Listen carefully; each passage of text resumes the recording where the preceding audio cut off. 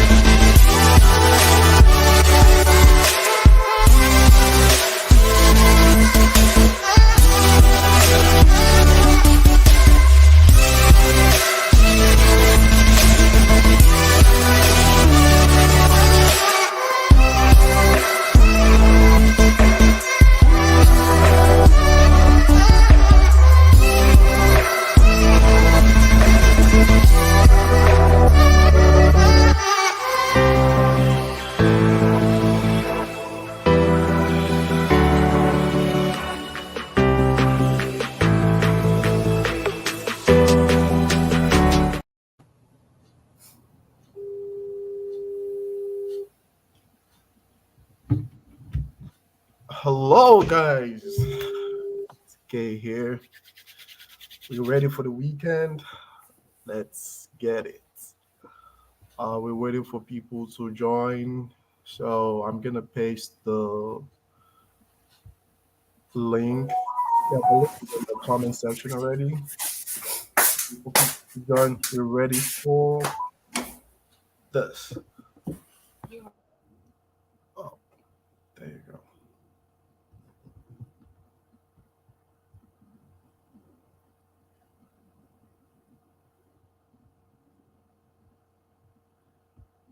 Yeah, it's gonna be a long weekend. We have a preview for Manchester City, Brighton. We also have a preview for Chelsea, Arsenal. We want to know your take. We have Spurs, Fulham, and we have the Merseyside Derby. That's the early kickoff Saturday morning. Saturday morning here, probably noon wherever you guys are. So yeah, we have after the long international break, we're all happy to be back. Happy to have our Premier League back. Oh, up and let's hear your thoughts. Let's do this together.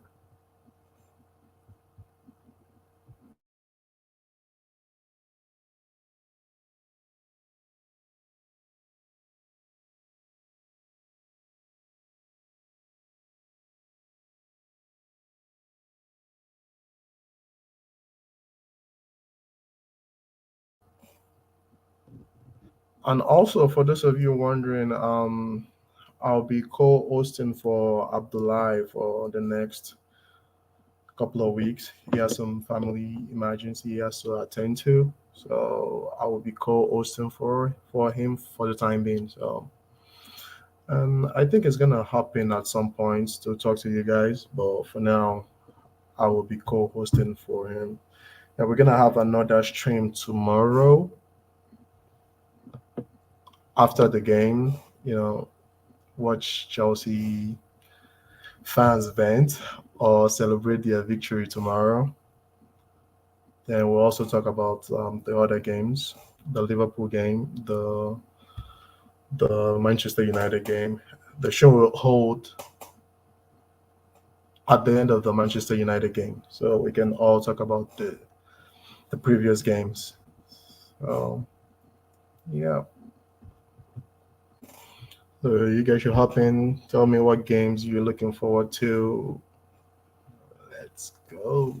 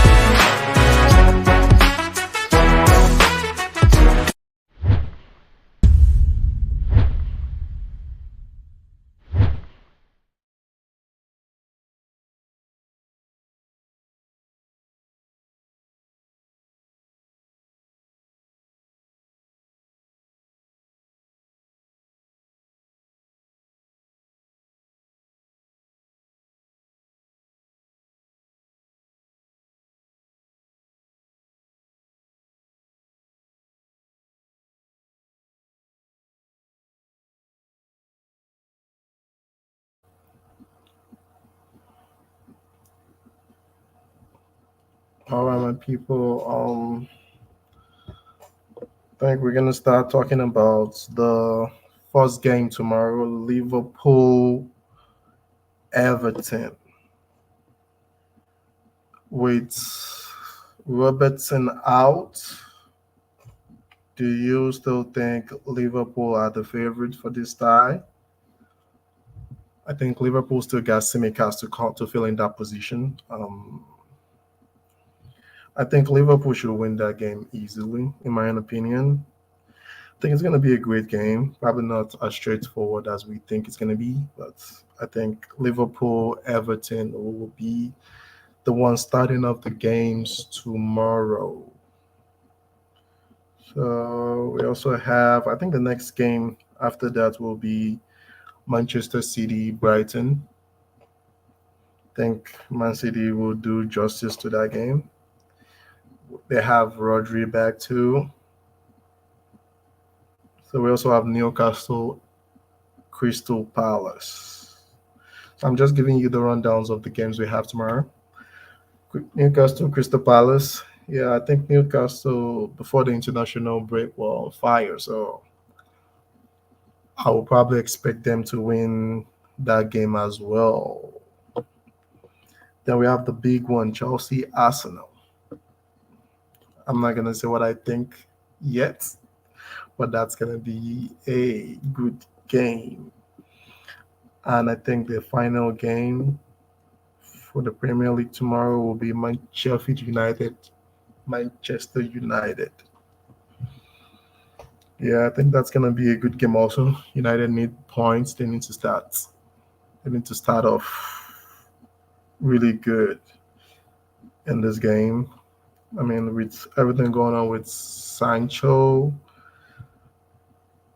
Ten Hag needs to get his stuff together.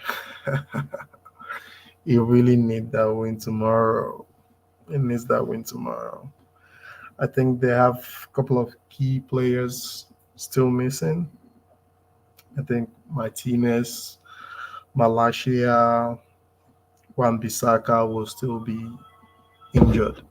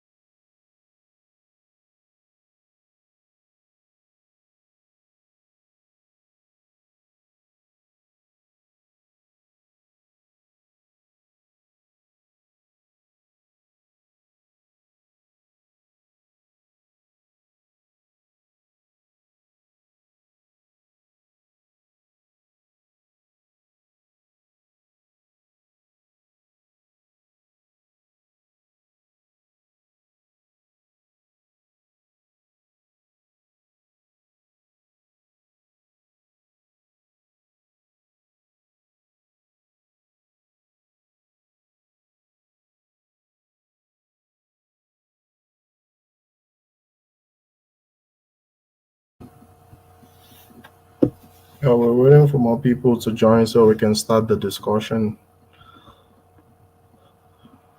The Premier League is finally back this weekend. So What games are you looking forward to the most? For me, I'm excited about Man City, Brighton, and Chelsea. Yes, no, I think that will be the games of this weekend. I think Liverpool, Everton will be also be a good game, but I think Man City, Brighton will just be very entertaining. And with all the dominance Arsenal have had the past couple of games against Chelsea, Chelsea will be looking to get one over Arsenal. I don't think that has happened in a while. So that will also be a good game to watch. I'm really excited to see what Pochettino will have as his lineup. I think Cole Palmer is back. And I think Modric too. Modric, Sterling. Uh, and during the press conference, I think he said Amanda Broja is out, and I also think Jackson is also out, if I'm not mistaken. If I'm not mistaken. Yeah, you guys can quote me on that, but I'm not sure. I think he said Jackson and Amanda Broja are both out for that game tomorrow. So I'll be wondering what he has up his sleeve. Yeah, I think Arsenal pretty much have everyone fit. I think Bukayo Saka should be coming back in, should be fit for the game tomorrow. Also, Martinelli should be fit for the game. Gabriel Jesus. It'll be interesting to see what midfield he uses. Is he gonna stick with the same one that played against Manchester City with Jorginho Rice as his double pivot and Martin Odegaard right in front. I think I think it might stick with Rice and Partey for this one. Yeah, that's gonna be an interesting game. Yeah, we're also talking about our predicted lineup, the lineup we think Pochettino is gonna use for the game. Also, I think for the very first time on this show, we'll be talking about Manchester City extensively. See what people think with Rodri back, how Manchester City will fare. The past couple of games, they have been not so good, not so good, but hoping they get back to the best form that we know they can hit. Brighton will also be a tough nut to crack because I think they have Ivan Ferguson will be back too for that game. So that will be another tasty feature. Also, another big one this weekend would be Sevilla Real Madrid. Sergio Ramos coming back home. I think we'll touch on that a little bit. Sergio Ramos, the legend of the club coming back to Real Madrid. You know, they'll have Jude Bellingham. The guy's on fire right now. Jude Bellingham. They'll have Vinicius and Rodrigo. I think that will probably be their front three. At their standard midfield of Tchouaméni, Valverde, Cruz, or Tchouaméni, Valverde, Camavinga. Let's see. Ancelotti might decide to play Camavinga as a left back. I don't know. He doesn't trust his current starting left back. So that would also be an interesting game to this weekend.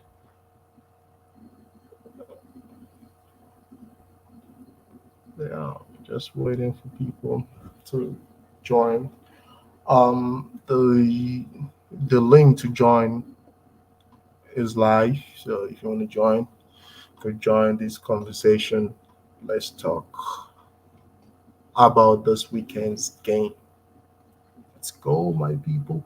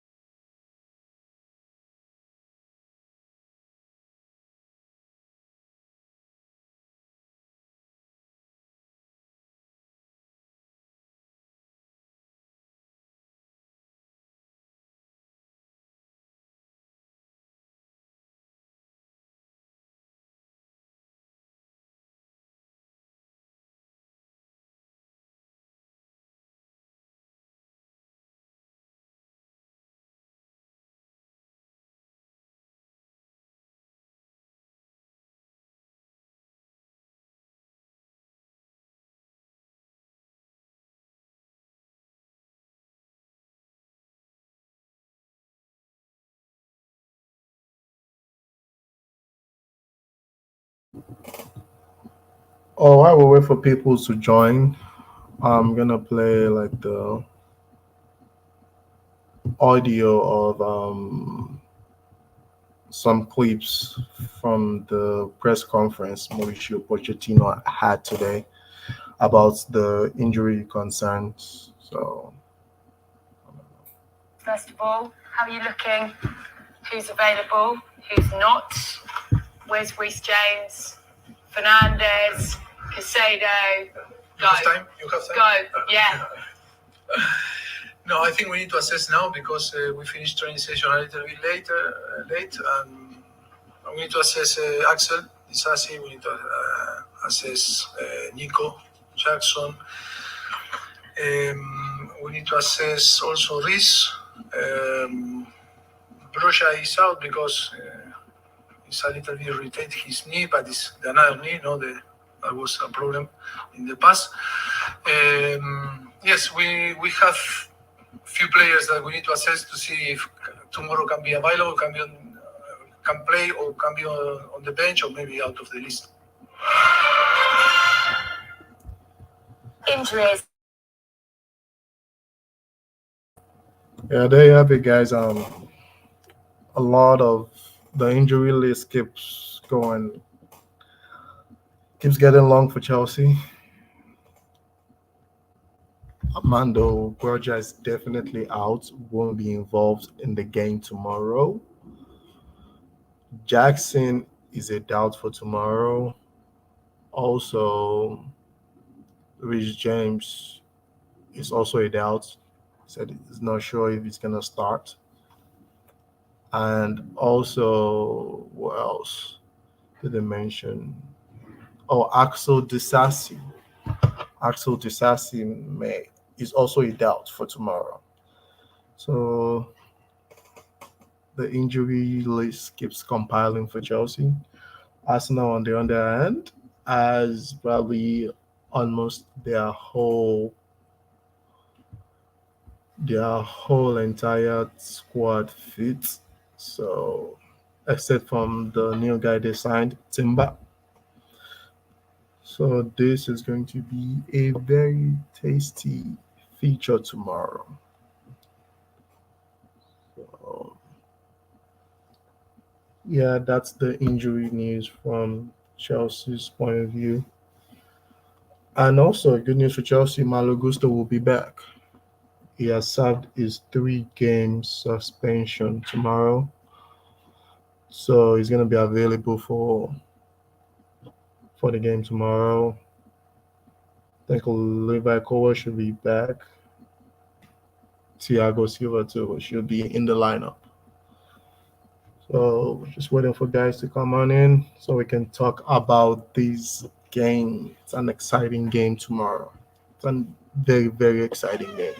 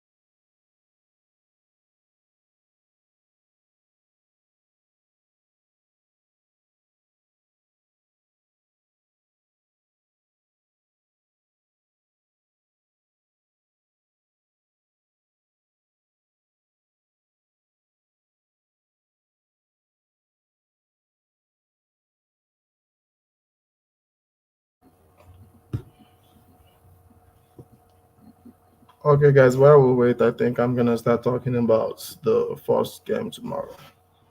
Liverpool, Everton. Liverpool should be the favorite to win this game because if you check Everton's run of form against Liverpool, they've always been awful. And even this season, Everton has only won 2 games. They've lost 5 games, 1 draw. So I think Liverpool should be able to edge this. I think my predicted lineup would be for Liverpool should be Salah up top, probably Luis Diaz and Darwin Nunez. Midfield, standard midfield trio of McAllister, Soboslai, and I think Gravenberch should probably start this one. And the back four of, Trent, Van Dijk, Matip, and I think Simicas will come in. And during Klopp's press conferences, it suggested that Joe Gomez can also play the left back position. But I think Simicas might just start this one for me. And for Everton, it will probably be their standard young Tarkowski, Gerrard, Markalenko, or whatever his name is. Back four, O'Neill, Onana, Dakore, Jackson, Harrison, sorry, not Jackson, Harrison, and Calvert-Lewin.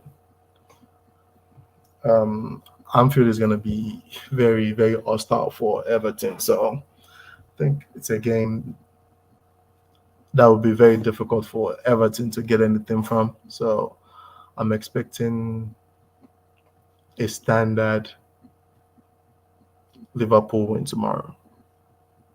Straightforward win too. So probably like a 2-3-1 win or 2-0 because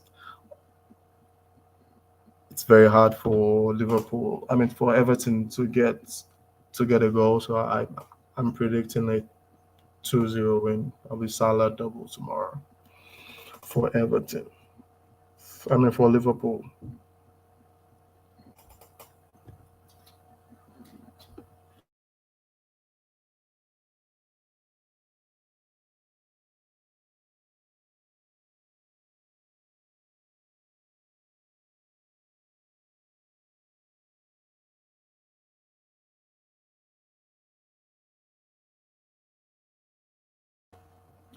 Yeah, up next we have the Newcastle Crystal Palace game.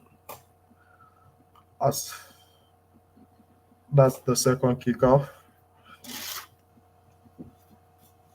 Expecting a Newcastle win. Expecting a Newcastle win before the international break. Newcastle were on fire.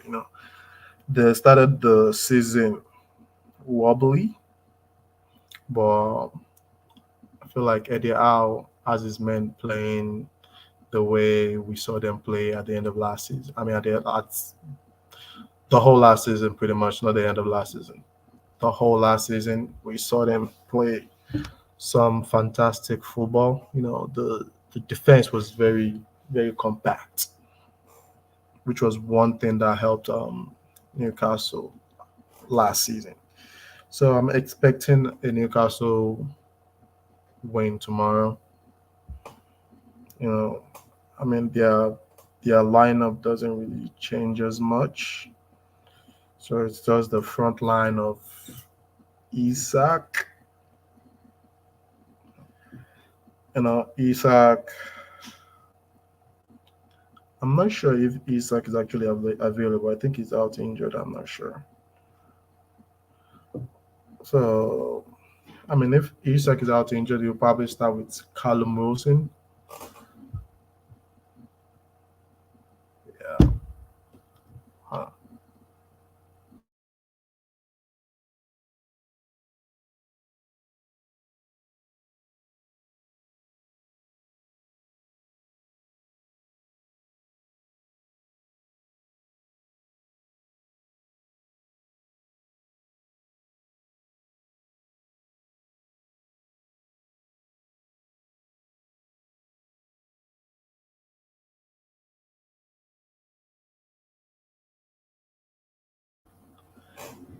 Yeah, we'll probably start with Callum Wilson and Gordon Almiron. Gimenez.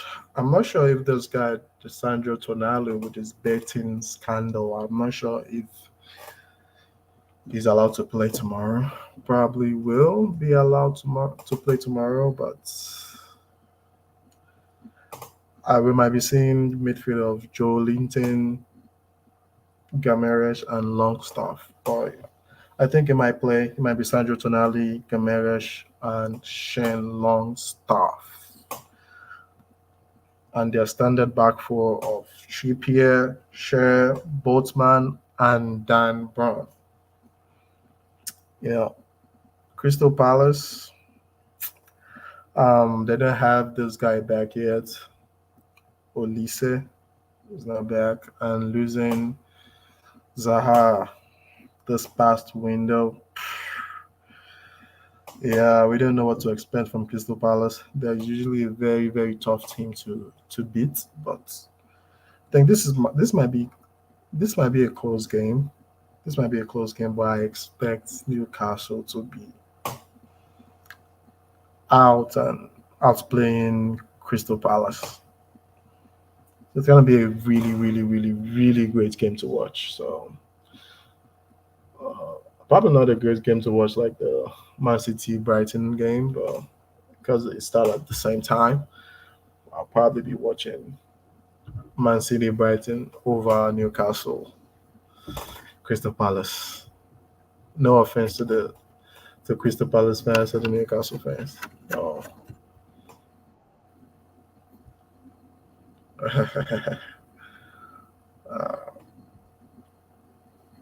Welcome, Blue Eyes.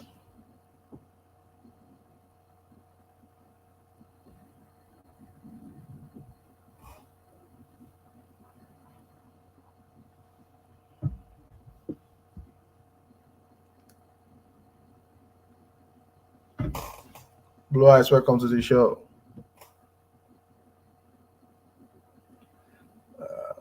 I don't think Blue Eyes can hear us yet, so yeah, and I think after that we have the big game tomorrow that we'll be talking about extensively on the show.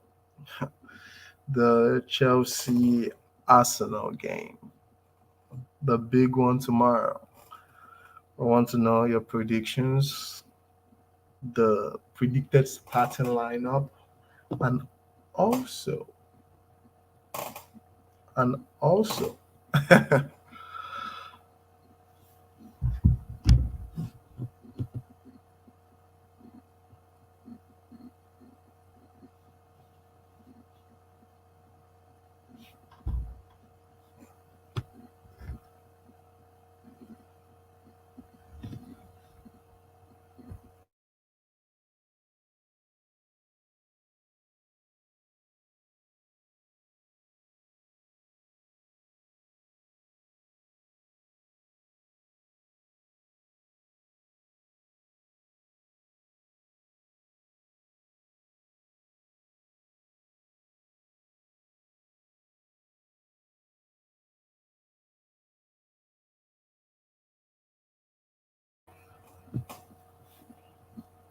There you go. There you go. Sorry, Blue Eyes. We just get a hang of this. Okay. We just What get happened? a hang of this. Did you sign? Did Abdullahi? Did you sign a 10-year contract with Abdullahi? What's going on? I don't put to pen this kind of contract. Did Abdullahi pull a third bully on you? Eh? No. I don't sign this kind of contract. I'm like, is that K? I'm like, no, that's K. No, we're gonna jump in. Out for a little bit. Is he okay? Is he okay? So I'll just be taking over instead of the show not to go on. So Abdullah is okay though. Is he okay? He's okay. He just had some family emergency. He had to travel somewhere else. So cool. So, but the show has to go on. He's saying the show must go on. I saw you now. We can't be missing too much. So is this the Man City K or the Chelsea K? What do we have today?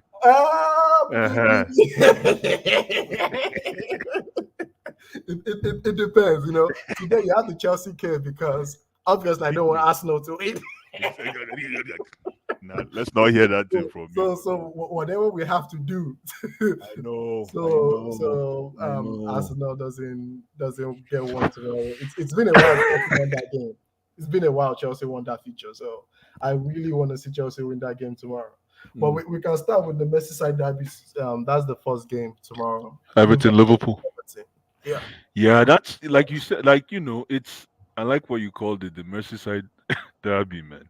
Yeah. Listen, that game, man, I think form is out the window. However, Liverpool looks good. I really think they are title contenders, man. You think so? I think so. They are title contenders. Yo, they look good, man. They're firing on all cylinders. Yeah. So again, however, though, this is a derby. This is a neighborhood derby. And Everton, on the other hand, I think Everton's midfield, the Corey, Onana, and what's his name that went to PSG and came back? Idris. Yeah. That three is not bad. I think that three can compete with Sanchez, my boy, Slobozian. Soboslai. Oh my God. Soboslai. that guy. Tactician. That's a clean tactician. Midfield tactician. So listen, I'm really excited about that game. I'm really excited because it's a midfield. It's going to be a midfield battle. And McAllister for Liverpool hasn't really, even though he's been playing well, but if you look at it, McAllister hasn't really found his. I don't think he has a position yet in that midfield. Is he a 10 or is he a 4? Is he a 8? What is he? I think the problem is because Liverpool were unable to get their man, which is like someone like Caicedo or like a recognized 4. Klopp has had to deploy him to be a 4. You know, I think he's more a 10 than a number 4. So that's why we haven't seen the best of McAllister yet. I think if they are able to get someone in that number 4 position and they can move him further forward a little bit, you know, same way this guy Soboslai has been moving around, I think they can actually get the best out of him. But where he's playing currently, I don't think they will get the best out of him. So Exactly. I find he's not like, you can see he's comfortable, but he's not really producing what we saw at Brighton. Yeah, like King Black was saying, he's playing with arm breaks. and rightfully so. You have to be disciplined in that role. Yeah, you do. You have to be absolutely disciplined. So, yeah, it's a fantastic question, that Merseyside derby. I'm rooting for Everton just because of the underdog thing. But NK is here. Nah. But listen, this boy they call Sloboslai. God. I cannot deny that kind of football, man. Sorry. He's a genius. I didn't know they have these people still play football like that in this game, man. He's a genius. I will tell you that right now. That guy is really, really good. Hopefully one day we talk about Klopp. Hopefully. Because it's very hard to talk that guy, about they piss me off. It's very hard to talk about Klopp, but I think it's time. I think it's time. One day. Not now, but yeah, man. It's battle of the midfield. Mo Salah,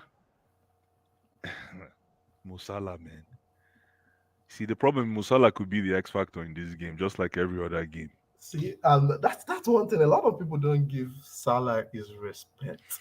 No, Salah is the X factor for them tomorrow. He can open up any angle for them.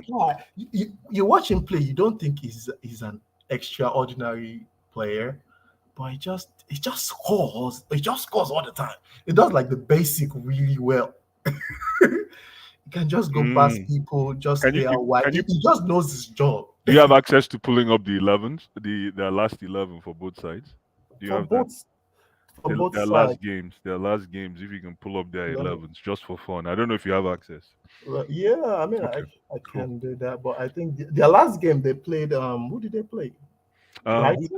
Who play? Yeah, they played Brighton. Yeah, if you look at their last games and look at their last 11s, it would be nice to see head-to-head how they might stack up. Now, Okay, let's hear what Nana has to say. Exactly. While I pull up the thing. Yes, go ahead, what's man. up, guys? Hope you're good. Abdullahi, I'm praying for you, brother. I hope your situation resolves itself.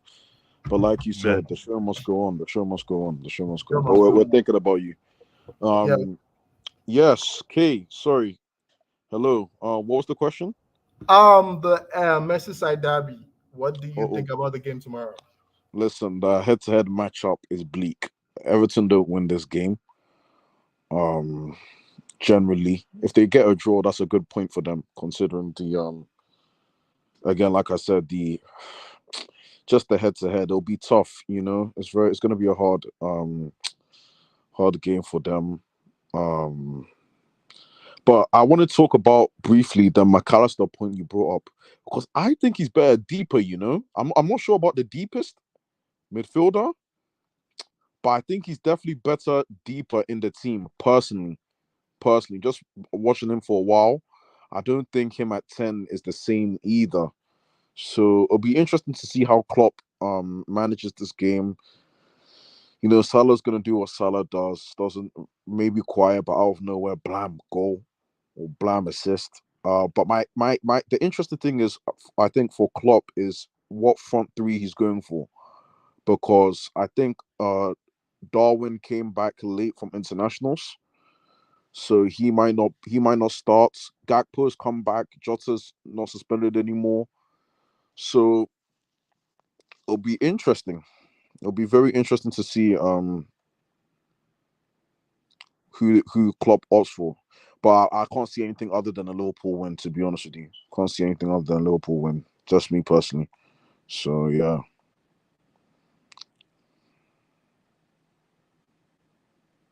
Okay, are you here or interesting. Yeah, I'm sorry, Blue Eyes, man. Here. I think the McAllister factor. I think he has to play a little further forward. I don't think he needs that defensive role, that sitting DM. I don't think Liverpool really plays with a DM for right now. I think they just play with 3 central midfielders. But I just want him, like, not to have that defensive role at the back of his mind. I think we'll be able to see like the best McAllister we can get. That's just and therein lies I think if what's his name, Sean Dyche. If Sean Dyche is serious tomorrow, he can exploit that vulnerability. That's where I'm going with this. Okay. I mean, with Robertson out too, I can see that happening. You know, they'll have Robertson. Oh, okay, yeah, but I think he's going to be out for a long time too. So. Yeah, but that midfield. That's why I was saying that the fact that McAllister, but Nana said McAllister operates better from deep. I can see why there's that school of thought, because he's going to be more careful. He's going to be always available. He's always there. And with what Liverpool is doing now, you need somebody that can give you that kind of reassurance. So I get it. But what we saw at Brighton and for Argentina is that he moved up how many feet more? He was just like, if he was playing for us now, which position will he be playing? Who do you think he will be playing in front of? No, I'm just thinking. He wasn't really a 10. No, he wasn't a 10 at Brighton. He wasn't a 10 for Argentina. He was an attacking 8. Not a 10. No, he was an attacking 8, I think. And even with Argentina, he was kind of like that 8.5.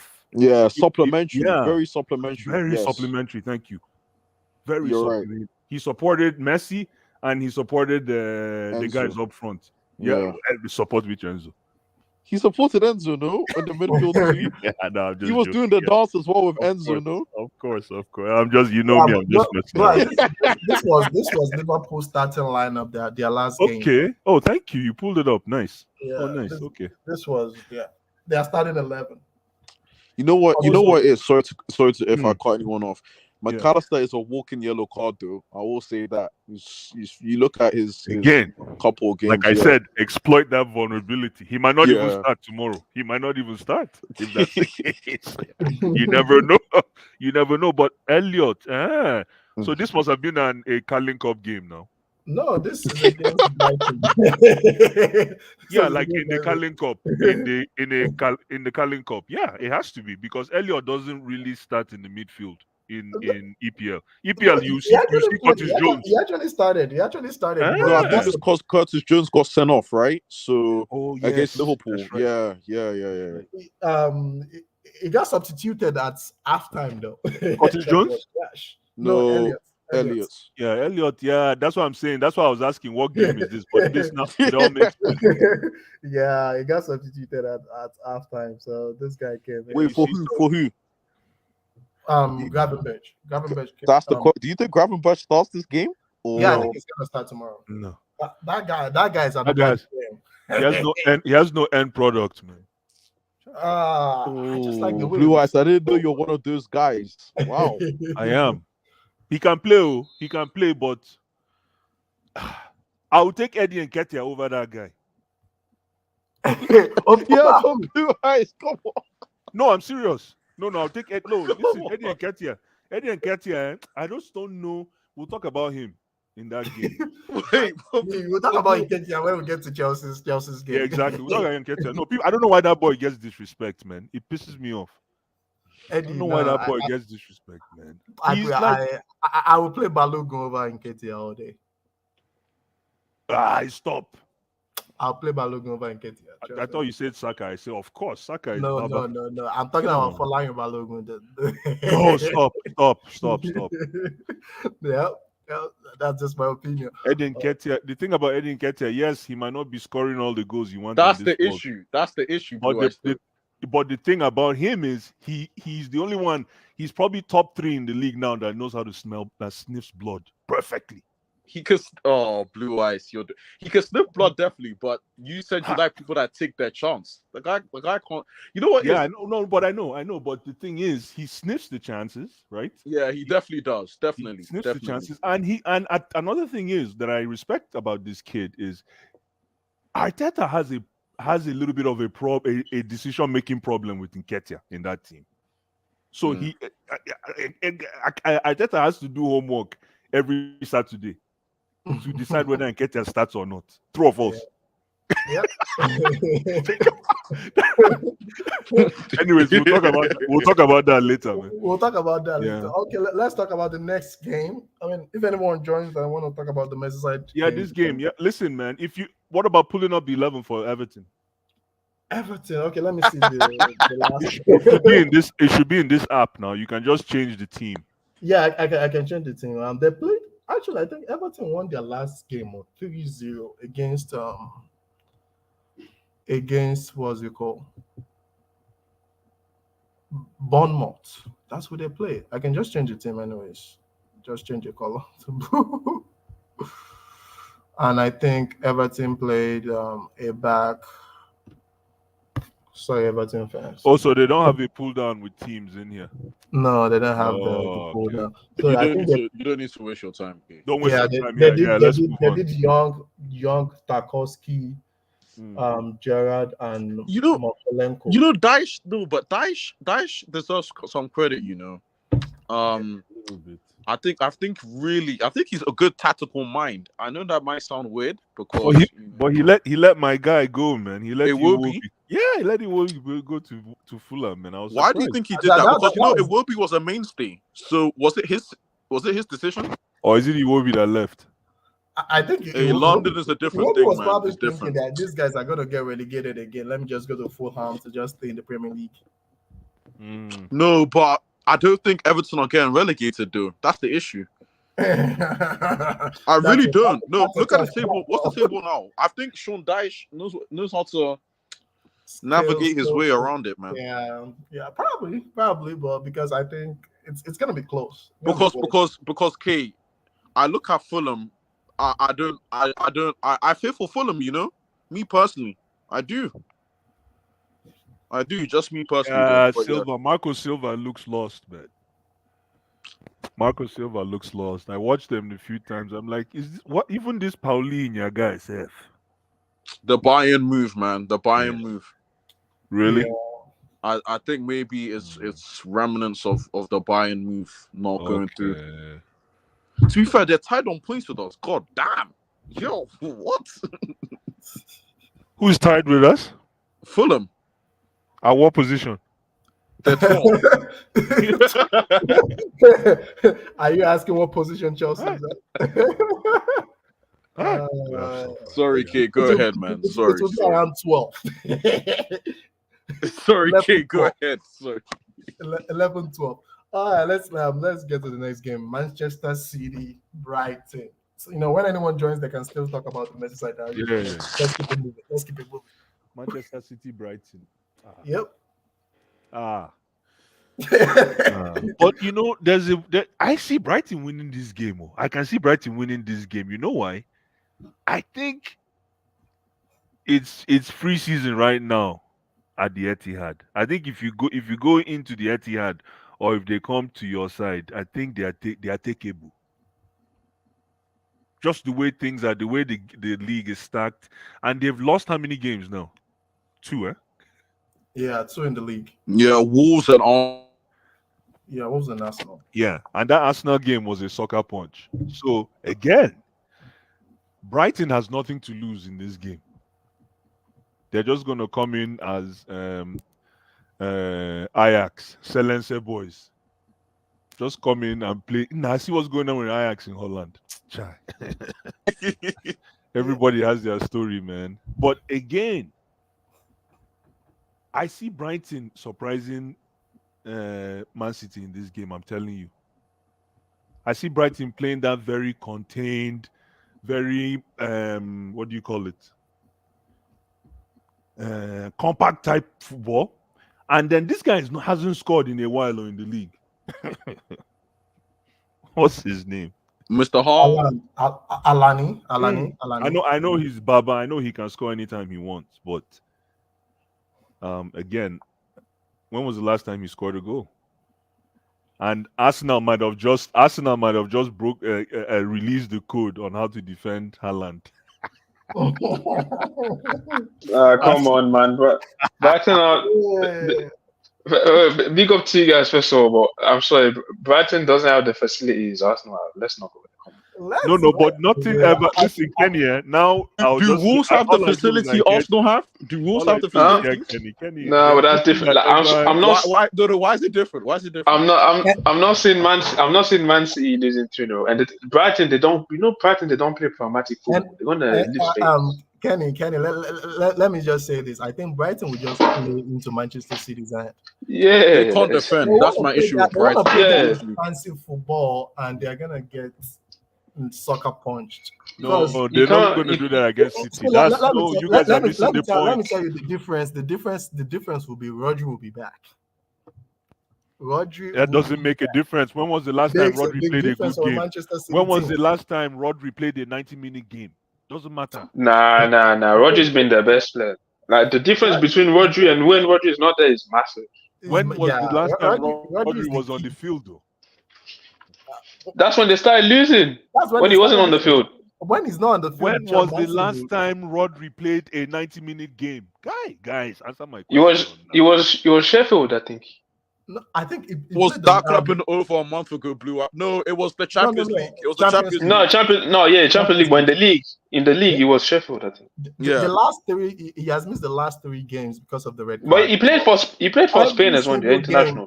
Every single game, okay, so he's fit this season. Yeah, he's fit. It's not about fit. It's just the red card. He's fit. Okay. Yeah, it's not injury. Every single game Reggie played. My bad. So it's gonna be. I think it's gonna be an easy City win tomorrow. Like lie. Watch, boys, watch.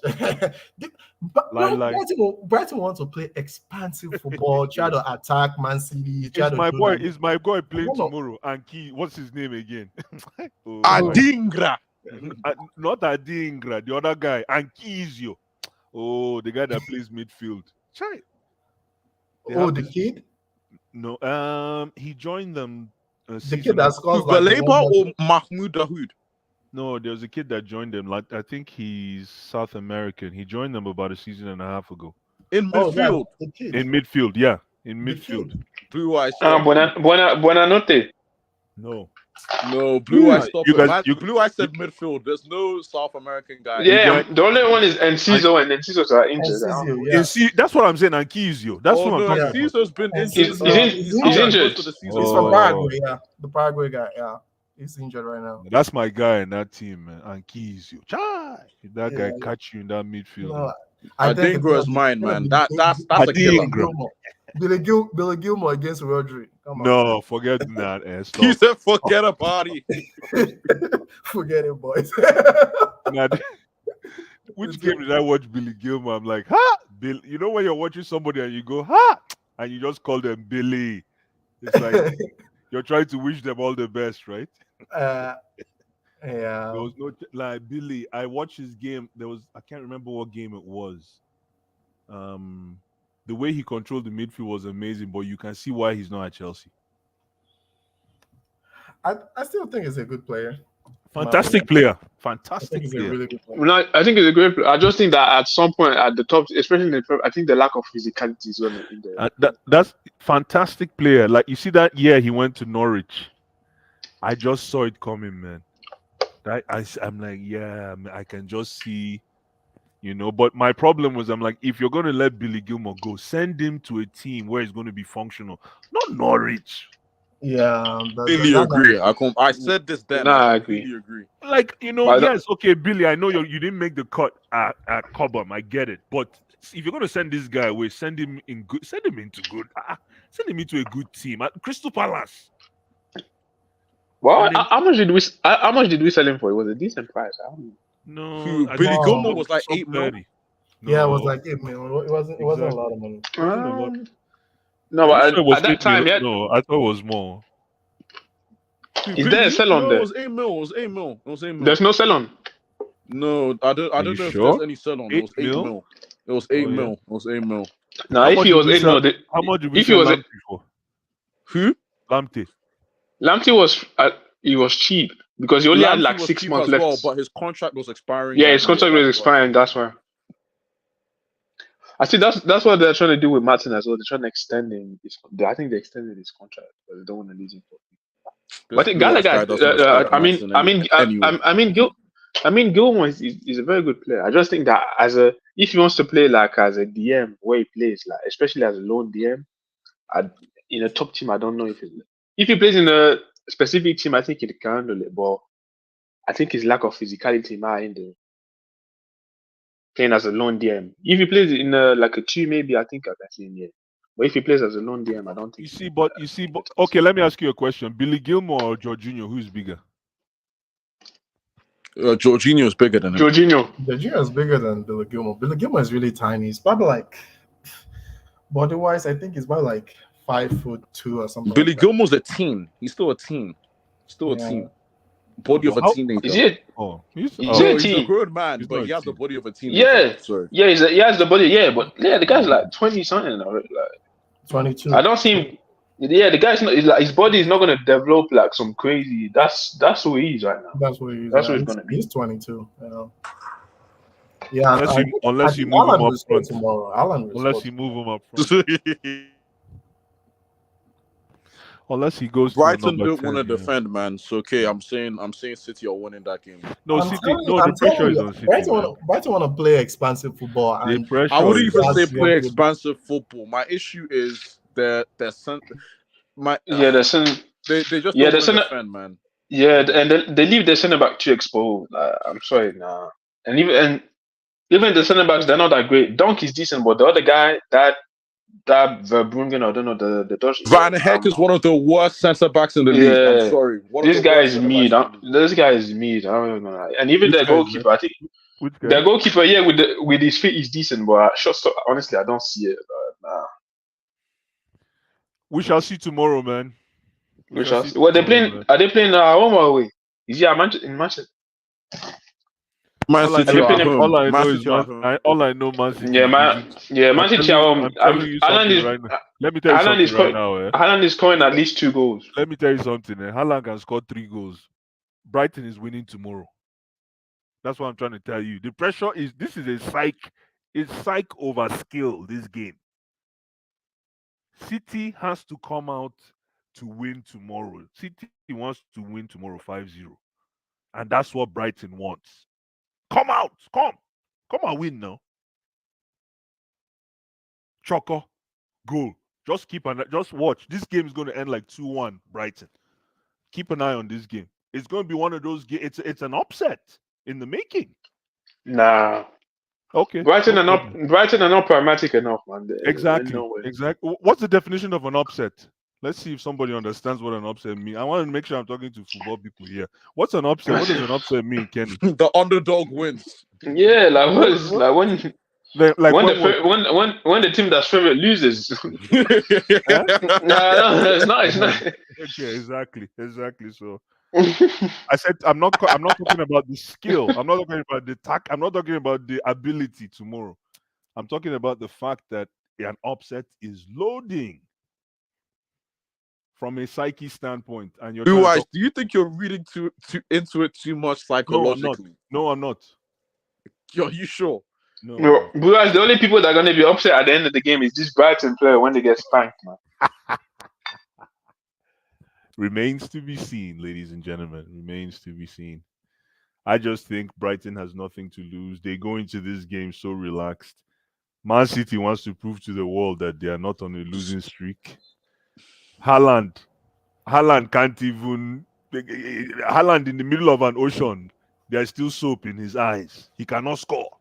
Blue eyes. I think Haaland is not having a great season yet. But you understand? So we have to now factor in all these variables. You know that this guy is still the top scorer in the league. You know that. I know. Hey. Nobody's arguing that. I'm not arguing that, but I'm saying in the past 2-3 games, in the middle of the ocean, there's still soap in his eyes. Okay. That's all. Can I just ask a quick question? Sorry. Yeah, go ahead. This is to the panel because I know someone's gonna react. Kovacic. Listen. Kovacic, without Rodri, I don't think anyone wants to see him play, man. I'm sorry. I'm not Kovacic's biggest fan, but without Rodri, he can't function in that midfield. I'm so sorry. Oh my God! You started talking about Kovacic and see who came up. In black head Kovacic is like, I gotta hear this. In black head Kovacic is like, I have to Eric Blue, yes, upset loading, Eric Blue. I see you, my brother. Upset loading, for sure. Now Eric Blue is showing up, man. It's funny, Eric. Very funny. Came black. You had Kovacic. I don't think Kovacic has. Hey man, I hope we're going to talk about Victor Boniface later this show. Probably later this season. This is just a quick. Oh my goodness, guys, go and watch this boy, Victor. Is he good? Boniface is having fun right now, man. My brother, he's having fun. He's too much fun. He's too much fun. I say, if we don't buy this boy, no, the boy is happy. No, the boy that he's playing backyard football now. I say, who is this boy? Why is he not in my club? I say, why is this boy not in my club? But then the Premier League, I don't want Boniface. Yeah, let's show, man. Let him have a full season first. Blue eyes. So what should we go and buy that Stuttgart striker that's like 13 goals in 11 games? That's different. To the new guys that just joined, we've talked about Merseyside derby and Manchester City, Brighton. If you guys want to have your take real quick, so we can move to the main one, Chelsea Arsenal. And I know that's why we're all here. Man, the Merseyside derby is probably the worst derby out here. Like Liverpool, it's not even a derby. So Kenny, you go, then King Black, then Cruz can go about the Merseyside derby and Manchester City, Brighton. This Merseyside derby is like, I'm sorry, this is no derby, man. Liverpool just dominate this guy. I'm sorry, man. They'll spank them, man. I don't even. Liverpool are dominating this guy. Right? It's not even a contest. I'm sorry. And Everton, I don't know. I've seen that Everton they've created a lot of chance. That's what the stats say, but I don't know. As I see them, I don't know. I don't trust I don't trust Calvert-Lewin. I don't trust the other striker. They got that Portuguese guy, that Beto guy. I don't trust them. Man. I'm sorry. I need to see it. And he's in Liverpool. He's at Anfield as well. Everything against spanked. Getting spanked. For your mind. So, bro, It's never been spanked in a derby game, though. I don't remember. It's normally been a 1-0. Nah. Are you listening to this guy? Are you listening to this guy? I remember Liverpool giving them 3-4 when Origi used to spank. Nah. When did Origi leave, though? Come on. What do you mean? Even after Origi left, I think last year they lost like 3-0. I think. It's a lie. So what was the score last year? Get the verification. What was the score last year? I don't remember, but I remember it being loose. I could be wrong, though. Some comment section, please. Someone in the comment section, please. Sorry, Kenny, go ahead, man. Sorry to cut you off.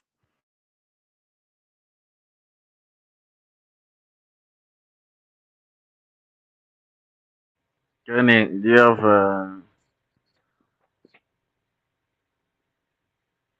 what's going on? Oh, Kenny, are you there? Is my internet broken? well, can you hear me?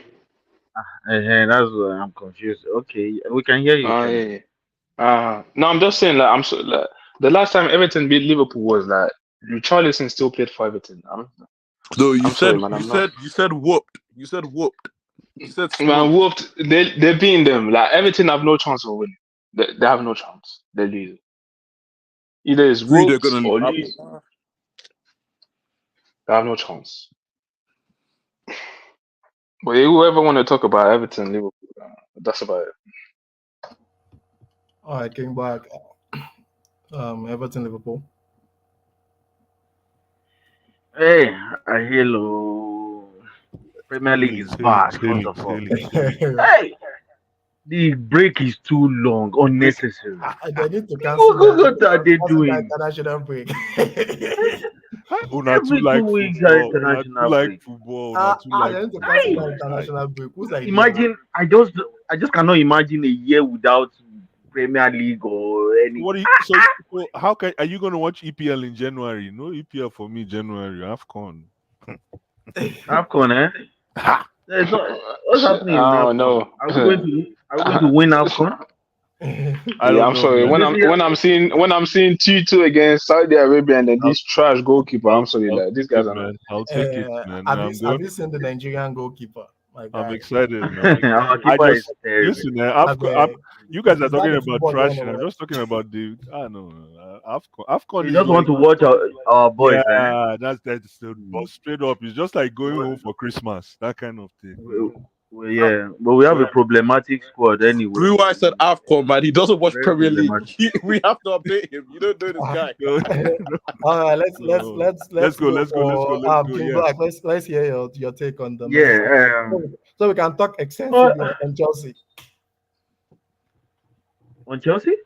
Yeah, I mean Messi side. Then we can go to Chelsea. Okay, Liverpool, everything. Yeah. Look. That game, I'm just seeing a lot of surprises this weekend. In my mind, like I don't really see definitive wins that people have, especially games that people actually write the other opposition off. I just see a lot of surprises coming from international break. You know, everyone is looking leggy, and these small teams will just come rush you. You know, injuries and all those things. I think there will be surprises. This could be one of them. Be like a 1-0 win or something to Everton, but at the same time, we know what Liverpool can do on their day with just Mo Salah alone can change the game. So it's difficult. It's gonna be. I don't know if it's gonna be tough because there's no player to look up to in Everton. I mean, the level of football now these days. Honestly, back then when you play Blackburn in the Premier League, you know you are scared of some certain players in Blackburn teams that could hurt you. You're not scared of Doucouré? The what? Is it still in? He's cooking. He's cooking. Wait, is it still? Is it in Everton or Watford or something? He's been playing for Everton for the past couple years. That guy's been around for years. I can't even tell where he plays. Honestly, Honestly, No. I don't know. He's been playing. He's been playing well for them. He's a very sound Yeah, midfielder. it's Very actually sound. is a decent midfielder. Actually, he can get the Mm. job done. It's more like this Onana. They have Onana as well, right? Yeah, that They one. have No. Midfield. They have Gay Idrissa as well. Gueye.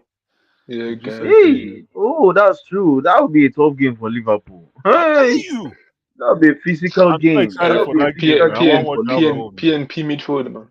I want to see Yeah, if they can stop play that some boy. power. If they can stop that your boy, King Black, Slobozian, Who is that? So Soboslai. Boozlai. Hey, Ah boy. I don't know why I just didn't buy the boy. Anyway, I'm seeing a very difficult game. There might be a surprise anyway. I think Everton might win.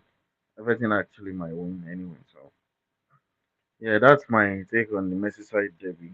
Anyway, but Everton used to have once in a while have a big player up front, like a striker or something, one way or the other. But these days, these years, they've not had anyone. So I'm surprised to see how Shondaish is going to do it with that team. Anyway, He was supposed to be I Calvert wouldn't use Lewin, it. but he's Yeah, always like injured. even the Calvert Lewin, I was never really, they used to have Calvert-Lewin, some man. players once in a while. They used to have some of these stars. I don't know how Everton is being run, Tim honestly. Cahill, Leon It's quite Osman, poor. those days. Yeah, like Lescott, Yakubu. Osman, Oh, this my boy. goodness. That What Naismith about guy. you? What is this What did guy? you talk about Arteta?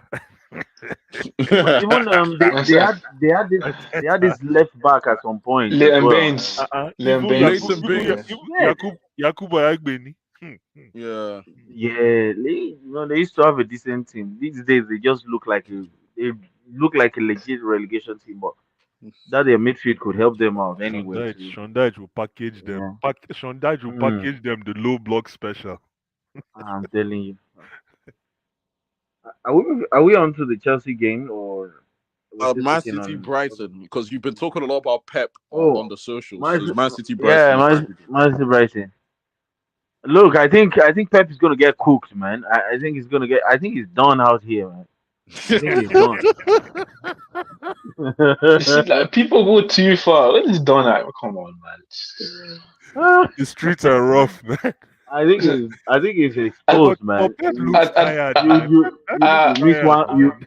You miss uh, one number 6 and you lose 3 games in a bounce. Like, come on, the, man. Come on. If Graham the guy Potter just came misses back a from injury, player man. and is it Actually, back? that's a very good point. You lose it, Yeah, your if number Graham 6, Potter misses, and you if Graham lose 2 Potter games. loses, Exactly. yes, if That's a Graham good Potter point. loses 6 key players, everyone will say he's trash. He can play with those ones he has. How can you lose 1-6 number? Just one person, Preach! and you Preach! still have Don't say another preach, person. because what I say here, Yeah, Wait, let's wait. not do that, man. Let Let's me not do cook. that. Let me finish cooking. So I'm just saying, like, no, banter aside, like, it's going to be a difficult game. Let's see how they play. Let's see how they play. It's going to be tough. Even the Brighton team, I think they are kind of losing hope on Dizabi, like maybe because of some subsequent big losses, and I know it will affect the players. Dizabi is not flexible at all. That's my problem with him. That's why I don't want him anywhere near Chelsea. Don't near my club with that type of tactics. Once things are going bad, you should find a way to change it. You know, they are just it's so bad that even if he has conceded 2 in 10 minutes, this guy will still want to pass out from the back like the same way he just did. He doesn't learn at all. So I don't know. I don't know if he's going to be able to cope. But then Man City don't press, and the whole system kind of have changed lately. They don't really press as much as they used to when they had this fluid front line. And then they had KDB who knew when to press, how to press, who knew the time to release the ball, the long ball, the crosses. They don't have that quality, and they're not gonna have that for now. But So is the KDB a road press? Is KDB a presser, King Black? he knows how to press. He's a hardworking guy. The problem with him, he had multiple injuries, kind of slowed him down. But still, you can see, he used to press ahead. Even Haaland is in front, but he presses ahead of Haaland sometimes. It's just No, sometimes no, where sometimes where like Pep might just decide to, okay, let's press with Foden this time, because Pep kind of like, because he needs that pressing. Pep's game is all about retrieving the ball and keeping the ball more than just what I can do with the ball. It's like as much as I have the ball all the time, I am more likely to win the game. So that's it for him. So I think if you take that out of his game, then individual quality he has to rely on. And if those guys are not available, this is why they'll be passing the ball around their own box for 90 minutes. But it's going to be a tough game though. But let's see, because Brighton just look lightweight. I think they'll play well, but one way or the other, I think Man City they'll beat them. It'll be like a 3-0 or something at the end of the day. But I think they'll play well though. Brighton is a lightweight team. It's more like they don't have those physical. They don't have the profiles that can bring the best out of the kind of tactics that this guy Mini Pep wants to play. Yeah, so that's it on my Brighton Manchester City predictions. What do you guys Hey, are think? you there? What do you guys think about this guy, Jeremy Doku? Doku is a Liverpool, Chelsea. Let's say our level right now is that type of player that we're supposed to bring in, and let's see how he's going to come and shuffle the team with Sterling and all this guy. It's not in the ilk of Mahrez and these guys. That level. But he's the reason why He- he's the reason why they sold Cole Palmer, right? I think it's just about Pep's ego. It's just Pep's. No, It's no, just no. Pep's ego. They don't For even me, play on, Pep is they don't showing play on the ego same with a side. black player. Yeah, no, they don't play on the same side. no, like Oh, No, they don't no, play on the same Pep. side. Pep Okay. no, No, Pep Okay. just I feels thought that like was the every reason. I player. thought that was the reason. Sorry. No, I think they Cole got him Palmer because just they knew they needed a winger anyway. So with or yeah, they need without it. Cole Palmer, they were still going to bring someone in. Or is Because he supposed to replace Mahrez? I think No, I think Mahrez is I, Mahrez is the other side as well. no, No, they I Mahrez wanted think plays that on the right. direct. They wanted the direct. I'm Yeah, assuming direct. Blue Eyes. Yeah. They wanted the direct of I a think bit I more, think a different profile. Blue Eyes. I Okay. think that was Sterling's replacement. That was it's That makes sense. yeah, stylistically it's very very similar to Sterling, and that's what he wants. He wants a player that just takes the ball and goes through the defense immediately and just put a cross in quickly and not just waste time dancing around. So I think he wants that type of Sterling a winger like But Sterling. against Arsenal, He hasn't had that. what Arsenal did to Poku, Hey, Joku. My goodness. No, they just made him look like Yeah, they a below marginalized that average. guy. They Yeah. marginalized that guy. Yeah, man. You can see there were special instructions. Pep put him in the midfield now. He just put him in the midfield. As the master tactician in everybody's eyes. Can put and NK and this guy, the god is a god to Kenny. Not me, honestly. that's not me. But as of now, he's number one. Of course, in the Premier League, he's number one. I didn't want him to touch that. I didn't Yeah, want he's still him the to best. touch Champions He's League. not a god, but you got to respect what he's done in the game. I'm sorry, man. Of course, Kim of Black course. doesn't want to respect him, man. I don't know what's going on with Kim Black, but This guy just won a treble. I don't know. You guys are acting. I don't know what Kim Black's doing. I don't know his problem. No, he won the treble with the most sophisticated team in the world. Oh my god! Like, with guys like he didn't win a treble with. He didn't win a treble with Leeds. Like, he didn't win a treble with like a who Leicester. wins treble with Leeds? Obviously, you need good players to win trebles. No one is saying that he doesn't have great players. Why were fans going after Ancelotti at Everton? Why were they? Didn't they know that there were no qualities in Everton? Nobody cared. No, They were no, like but no, No, don't but- say no. If you because fail, you fail, and they will Yeah. attribute it to your ability to do what you. yes, Yeah, and Guardiola, and they, Guardiola hasn't it's gonna be failed. it's gonna be attributed to what you do with what you have. Yeah. So if you lose a number 6, why can't you use the second number 6 if you are the good Huh? manager of all time? No, but wait. First of all, nothing. He made a mistake. But he made a mistake against Arsenal just because it doesn't How mean do you like know? Did he tell you it was a mistake? It wasn't a mistake. but if you watch the game, you can clearly see that playing Bernardo Silva as the deepest of midfield, he ended up being a mistake. No one said it's How done. did he tell you it was Talk a about mistake? Kovacic. Talk about Kovacic. No, That's what I'm Kovacic talking was about. cool, but let's be like he played Rico Lewis as well. I'm so like Man City's midfield options, they're decent, but it's compared to no, but when we were slapped with Team C of Man City last season, it had nothing to do with either Rico Lewis or anybody, right? It was Pep. But whenever you beat Pep, it becomes a mistake.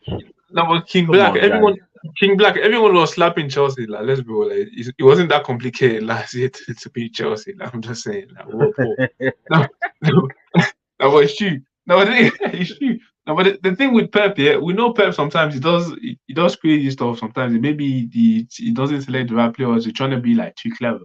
But at the end of the day, the guy he's come here, he's dominated the league. The guy's won a treble at Man City. I don't just because right now he's having 2 bad games, people are acting as if this guy is just some trash. Like, the guy is still the best. Man City are still the favorite to win the league.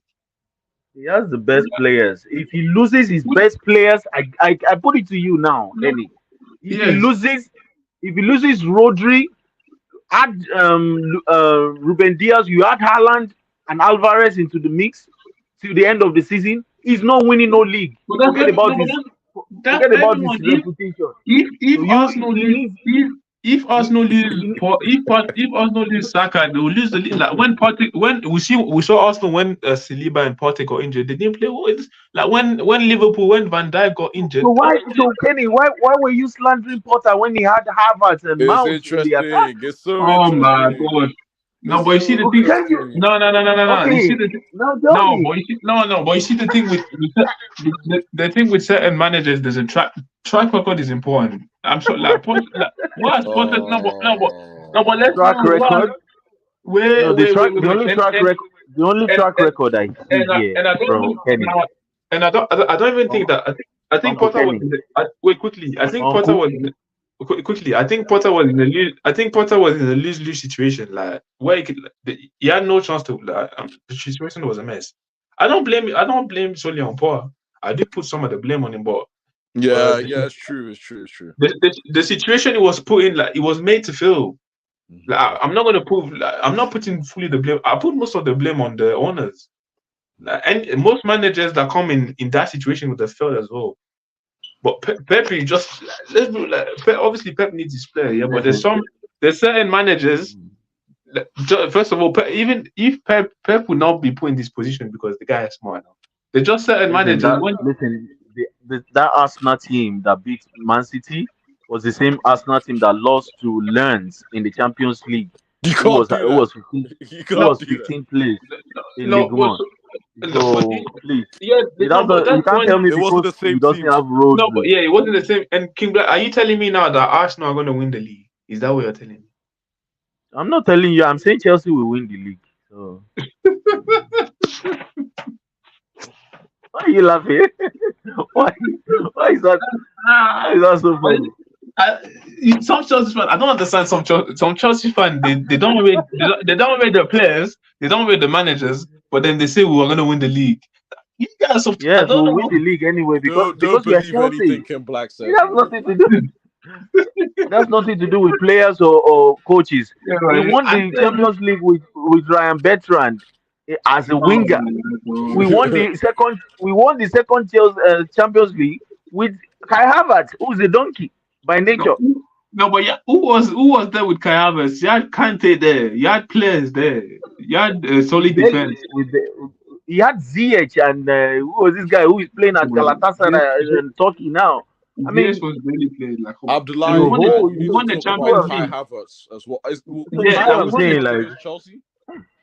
It's a Chelsea thing. Like there's a culture in between Chelsea. I just hope Todd Bowley He's not destroying the culture totally. Because But, for us, it doesn't but matter like who the coach, who is at the dugout. Like, bro, on a very good European night, let's just go there and perform. That's how it is. But so we are not Arsenal. In Europe, they are trash. let, So let's win the game tomorrow and trying to get back in the top four we are before winning. We Tottenham. are winning. Are you worried? Like, it's an easy win. Easy 2-1 win.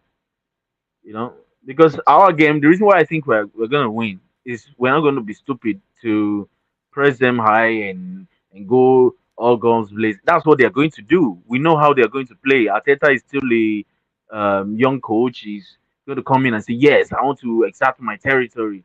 On this team now. I beat them last season. I can beat them. He's going to come in with a different level of arrogance. And what we're going to do is just keep it, just stay disciplined.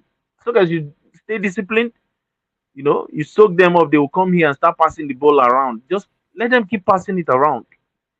And then when we get the ball, what we can do with the ball in tight spaces, quick successions, and on the break is how we're going to nick the game. So it's not going to be a fun game to watch anyway. Like the way I'm looking at it. Which game Arsenal are are you? going to come out of the game like Which game are you referring to? yeah, the Arsenal game, the Arsenal Chelsea. It's not going to be a fun game. It's not going to be fun Why? to me. Why? I think the only thing that will make it fun is if we get 3 points. You get what I'm saying? It's not going to be like a game where we're like high performance all over the pitch kind You of don't game think so? because You don't think so? I don't. Yeah, I don't think so. I think we're going to be cautious. Like I think they we're going to be cautious. They'll come. Maybe they'll pick their moment. Like let's say the first 15 minutes, they'll be all over the place. They'll be all over us. And after then, they'll be cautious of not conceding. So they will also push back, and then we'll start knocking it around. We don't want to make mistake on break. We see yellow cards and all. It's that type of game. There's going to probably be 2 yellow cards. It's that type of controversial type of game. If anybody's going to nick it, it's a 1-0. It's not a game where you are seeing goals. I've seen Yeah, but Arsenal games sometimes this goals, season. Yeah, that I sometimes do. goals I don't is think not it's going to be that the as game good is as fun. yeah. So Sorry. to me, if there's no goals in games, what's fun about the game? Look at the Arsenal Man City game. Can somebody tell me that was fun? That was horrible. No, that was a fantastic That was a game. horrible game. I enjoyed that game. No. I can't I even enjoyed remember when Man City, for like 70 minutes, Man City didn't even look like they were going to take a shot on target at all. No, So, Arsenal had a plan, man, and it worked. Is what I'm saying. Now, I like when coaches, well, even though I have no respect for Arteta, but I like when coaches apply their strategy and actually see it till the end, and it gives them their 3 points, especially against a top side like City, right? If you look at that game, that's exactly what you're saying is exactly right. It was so boring, but it was. I think it was so designed for me. yeah. I think it was just tactically. That was Exactly. Arteta's plan anyway. Yeah.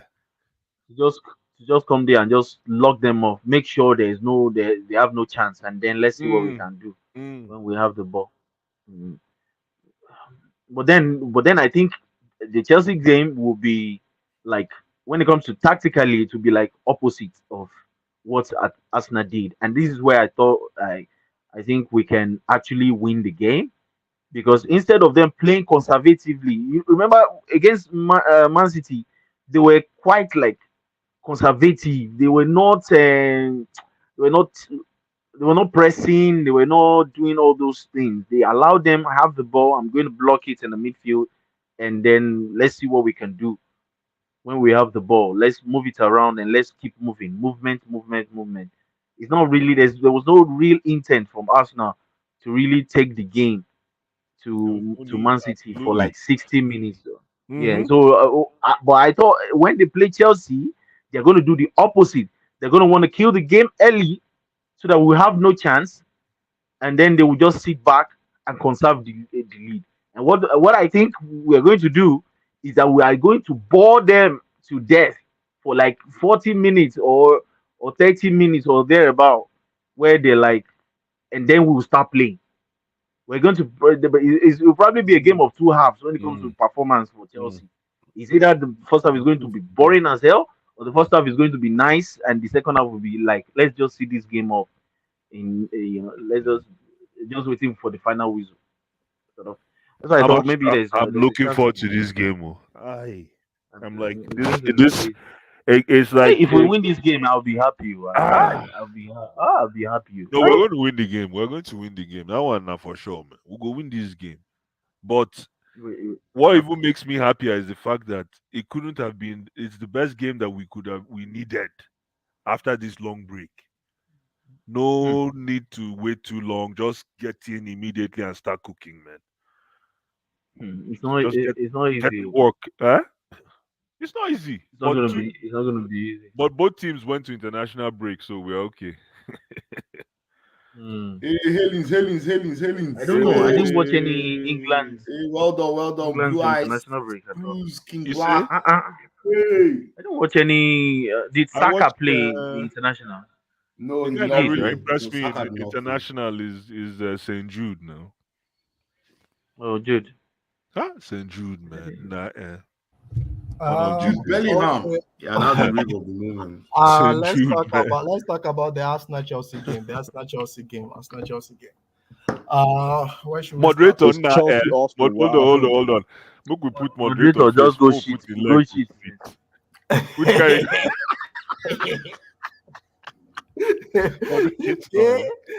guy? Moderator. Moderator, people in the comments say you should read the comments first of all. So start with the comments, please. Okay, let's read The the people that you had, can you read the comments? The people in the comments are complaining. You okay? I will join in 10 minutes. Eric Blue said loading here. Big up, Offset you loading. okay? Big up, Luca. Big up, Blue Studio, like the vid. Nunes is back. Balogun is better than Nketiah. I said that earlier. You're supposed to pull up Where the comment on the screen, but probably I don't know how you do that. But you're supposed to pull up the comment that you're reading on the screen. Oh, okay. Let's see. Oh, Balogun is better than Nketiah. There you go. He's like a workman, Chicharito. Where's Oga Abdul? Abdul came in late today. He said it's 10 minutes. Took like 3 hours. How you doing, my man? Alan Nabino. Alan Nabino. Upset coming this weekend? I don't think so. I think it's gonna be an easy win for the favorite. All right, I think that's all the charts. Let's talk about the main game. Chelsea Arsenal. How are we feeling about this game? Okay, let me hear how we're feeling first before we do like the predicted lineup. And CK, this game, it's sad when I saw the stats, right? Chelsea has not beaten Arsenal at Stamford Bridge in the league since 2018. Under Sarri. That was the last time Chelsea beat Arsenal. Are you serious? Serious? Arsenal has been dominating this feature. Arsenal has your coach, Tuchel. So if Chelsea, remember that Boxing Day massacre in 2019?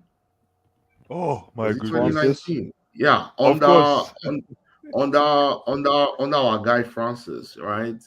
Yeah, that was the beginning of all this rubbish, right? Because Chelsea beat them very well. But when that didn't that Eden Hazard massacre, wasn't that Boxing Day as well?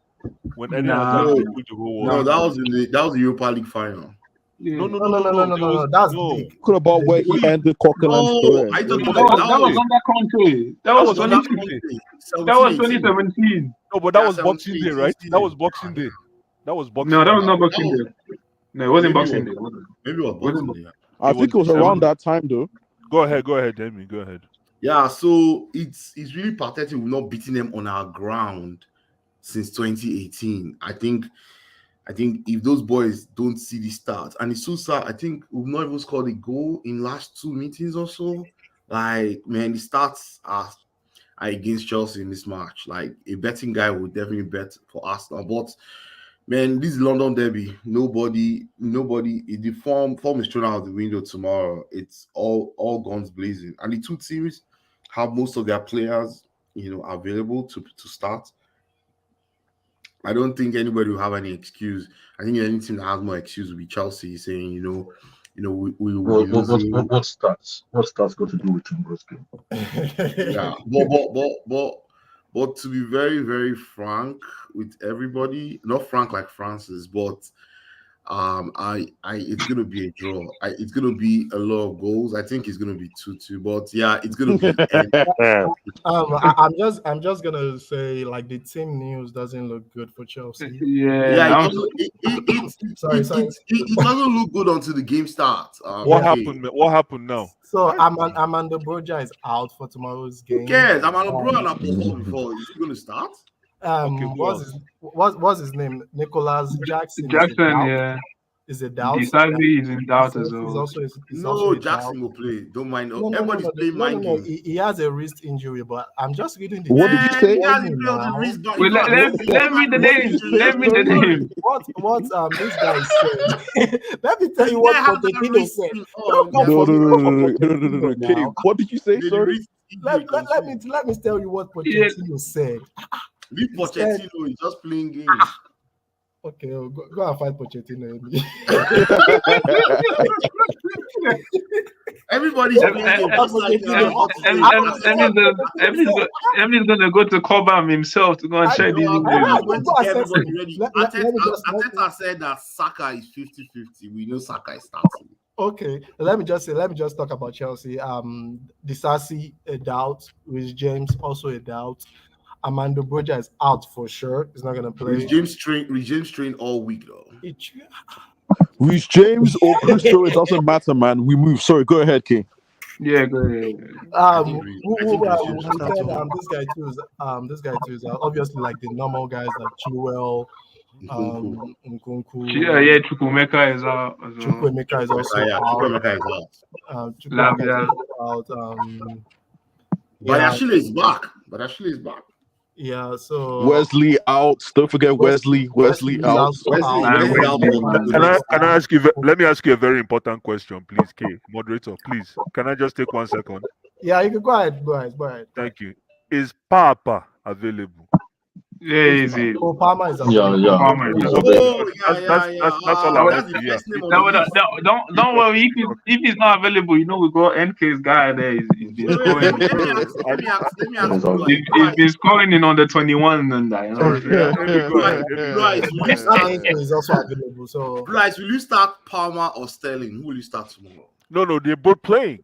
Amy, don't do that. Don't go there. Yeah, Butcher is touch your bench. Let my guy play, man. Guys, let's everyone. Sterling, that means Modric or Connor don't start. Modric is on the bench. Modric has to start. I want to hear everyone talk. Amy, so you know football. Oh, okay. I want to hear everyone talk. So, one person has to go to the bench, right? So I want to hear King Black's take, then NK. First of all, how they are feeling about the game. Then we can start going about the starting 11. Then our prediction. Okay, King Black, go ahead. Then you only want to hear 2 people. Like your general feel. I'll be quick. Abdul will go, Kenny will go, Cruz will go, like everyone will go. I just want to hear everyone's take about the game. I'll be very quick. Yeah, go ahead, King Black. Do we lose King Black? Yeah, the connection is weak. Yeah, I think. Let NK go then before King Black. Yes, sir. See, the thing is,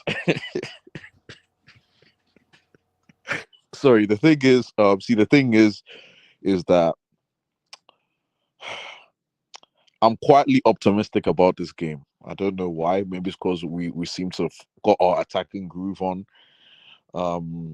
Players are in the attacking final third. We're converting a few chances based on the last 3 games. So there's a quiet optimism. Yeah, I know people are watching like a clip. I don't care. It's going to be a nice test to see where this team's at. Enzo Caicedo, the pivot, to see where that's at. defensively, I hope Disasi could play, but just to see defensively how Levi and, I'm low-key hoping Reece James doesn't play so I can see how Gusto fares against Martinelli or so on and so forth. But I think it's a test. I'm looking at this as a test for Chelsea.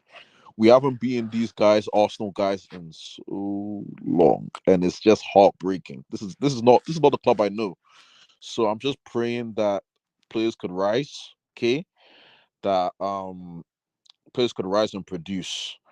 Mudryk, listen, I'm not hating on Mudryk, but in my opinion, it has to be Sterling, Palmer, Nicholas Jackson, Conor Gallagher, Moises, Enzo, and then you run it with Colwell, Silva, Disasi, and then it's either Gusto or Cucurella. He'll probably play. I have a feeling he's going to play Cucurella, at right back. But if it's Gusto or Cucurella, I'm content. And then Sanchez at the back. So, listen, there's no reason why I don't think we can win that game, to be honest with you. As well as Arsenal have played, and in terms of away from home, they haven't conceded a goal away from home this season, guys. They have not conceded a goal away from home, and they scored 6. And I think they've won all their games away from home. So, listen, it's going to be a tough game, but quietly optimistic. That's just me, though. I'm done. All right. Let's go for Cruz. Let's hear Cruz take. Then Abdul. Is Cruz here? No. Okay, Abdul can go then. Yeah, big up. Can you hear me? Yes, we can hear you, Abdul. Go. Yeah. So can you hear me? Sorry. Okay, sorry. Cruz, go ahead. Oh, Cruz, yeah. Go ahead. Sorry. I don't know what's playing up. Yeah, pick up everyone, man. Hope everyone's good. Blessings. Hope you're all good, man. We're good. Good. Blue eyes. Hey, tomorrow, man. Bro. Yeah. Tomorrow. Hey. I don't know, man. I don't know. Look, it's everyone sounds confident. I'm liking it. I'm liking the energy. NK made me. I had to sit down. I had to think. Okay, maybe I'm being a bit pessimistic, man. Can we get a win tomorrow? Hey. Because for me, it's gonna be tough, man. It's gonna be a tough game, bro. I'm not gonna lie to you. This game at home, like that. I don't know what the record was. It 2018, and I know because this is the game for me every season. I look for, man. I'm not gonna lie. Like this is the game. Everyone has their teams that they don't like to lose to. For me, it's Arsenal, man. Arsenal are the team. These I pricks, hate. bro. These pricks. That's the fixture I look for. Home and away, Arsenal. Next is Tottenham. But Arsenal, man, look, this little thing they have over us needs to stop. I mean, if you go back in time, obviously in our modern history, in our peak times, there was times for 3-4 years we weren't losing to these guys. I mean, when I say 3-4 years, I mean like 2 in the league. Then say the next time we get to an FA Cup semi, we'll beat them, knock them out. Then next season 2 games plus a Carling Cup final. It would just be relentless. Like we would just dispatch of them. And now, when we're playing them, we look weaker than them. We look less intense. We just look like the B team. We look like what they were when they had the dominance over us. And I can't accept that, man. I can't. I've not accepted it. I mean, it's damning. It's actually damning. It's actually really damning. And that's no excuse of the young players or older teams that we've had in the last 3-4 years, whether it's been transitions, new squads, new players. I mean, the Lukaku performance away from home, I think was the last time we beat them, no? 2021. It was. Yeah, it was. 2021. This is That's madness. embarrassing, man. It's the disgrace. Honestly, this is a must-win game. I know, like, obviously it's a new squad, new young players. I think this, for me, has to be the measure. I know everyone will have their own opinions on what we've done the last game and if that's the measuring stick of how good this young squad is, but this is the game. There's no more things that, they can do it. I guess they, because everyone's right now, the stick they're beating us with is that we done it against Burnley. We beat Brighton's B team. We beat Fulham. So this is the game. No excuses. International break is back. Squad people who didn't go. We had a lot of our squad that didn't even go. Let's be honest. A lot of our players, and some key positions went, but a lot of the other guys didn't go. Kukurea would be fit for this. I don't think Levi Colwell played. Did he play? Yeah, He played the first international game. I don't know about the second. The first, one. yeah, he played, so Yeah, he got minimal minutes. He should be fine. The defenders, I think the Sassy was not risked. I think they're saying he should go because obviously he pulled out the squad. Jackson pulled out the squad early. Mudryk, I think Cole Palmer pulled out the squad early. So a lot of these guys have had about 7 to 10 days rest if they went, and some of them obviously are touch and go, Caicedo and Fernandes, and I know that. But Arsenal should have a few players that went as well. But I'm thinking now a lot of them didn't play as well. So Saka didn't play. So look, it's just for me. I'll round up like this is a game we have to win. This is a game we have to prove that this team can compete. I think we have to start fast. I do not want to see a performance where we go there, where we're at home and we're sitting back soaking up pressure. We do not have the fitness. First of all, our team is not very fit. I don't know if people realize it's not the fittest team to soak up pressure, and Arsenal will destroy us if we do that. We need to start the game fast, give everything. That first half an hour, the fans need to be rocking, the players need to be going for it, and we need to try and score early. The first goal in this game will tell me everything. If we concede first within the first 10, 15, 20 minutes, then I think it's game over, man. I'm not going to lie to you. So we really need to start fast. Then when we get towards half time, maybe take the gas off and then come back out for the second half, and later on in the game, maybe go for it again, depending on where we are in the game. But I want to see a front foot, high-pressured, high-intensity game from these young players, and I want to see them really go for it. I'd rather lose 4-0 than lose 1-0. We need to break the duct. We need to do something to change the course of our season. Let's be honest. If we sit back and lose, our season's over anyway. The season's that really puts us in. Like, if we lose tomorrow and Fulham and these teams, when we go back down to 13th and Man United win, this puts us back to 13th, 14th again. So for me, that'll be the season off. I mean, tomorrow we have to. This has to be the win, because then if we win tomorrow, that will allow us to go into those next big games, thinking, okay, we beat Arsenal. Can we beat Tottenham? Can we beat Newcastle? Can we beat United? But if we lose to Arsenal, then we need those points to get out of 13th and 14th. And then you're looking at the board and you're saying Tottenham, Newcastle, Man United, Brighton.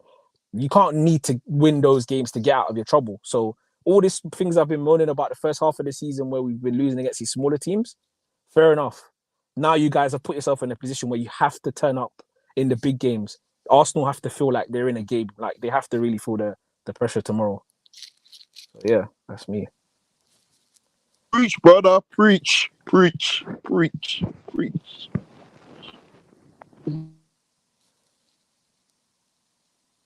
Abdullah said, "Blue Eyes, your love is coming back tomorrow." We shall see. I think he's referring to Jorginho.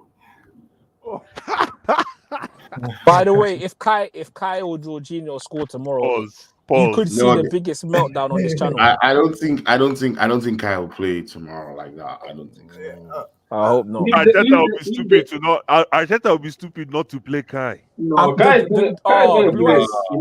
He might not start, but it's definitely gonna play. No, you know what? It's a psyche where thing. will he play though? It's a psyche thing. No, I'm not saying he's gonna start, but he's gonna play because. So are you telling me that let Abdul go? The Blue Eyes will. Yeah. Listen. If the game is tied tomorrow, they'll bring. Hold on. Let Abdul go. Then Blue Eyes. Abdul, what have you done tonight? It's Abdul Blue Eyes then Amy. No. Big up everyone. No, let Amy go. I'll go after Amy because I talked before. So make Amy go. I'll go after Amy. Okay. After Abdul, Amy can go. Yeah. Big up everyone. Good evening. Thank God it's Friday. I hope we are all well. I'm happy to be back. To be honest, number one, I'm really tired of all these international breaks, man. We play 3 weeks, we go international break. Somebody has told me, I'm not sure, that there's another international break coming up in like 1 month. Yeah, there's another in November, the last one for the year. I don't know why. Are you serious? I don't know why the heck we're playing all this international. Another one in the middle of November, yeah. It's totally making me sick, man. Anyway, so it's unfortunate that this game is coming immediately after an international. There's no how you want to say it. It's going to impact tomorrow's game. And I'm sure some people actually arranged it that way because that's how they wanted it. Politics of the game. But we move. So the thing is, this game is going to be a test for both teams. It's going to be a test for Arsenal because they've not played this new Chelsea before. They've not played this Pochettino's Chelsea before. Arteta has not gone head to head with Pochettino before. So it's going to be a test for Arsenal.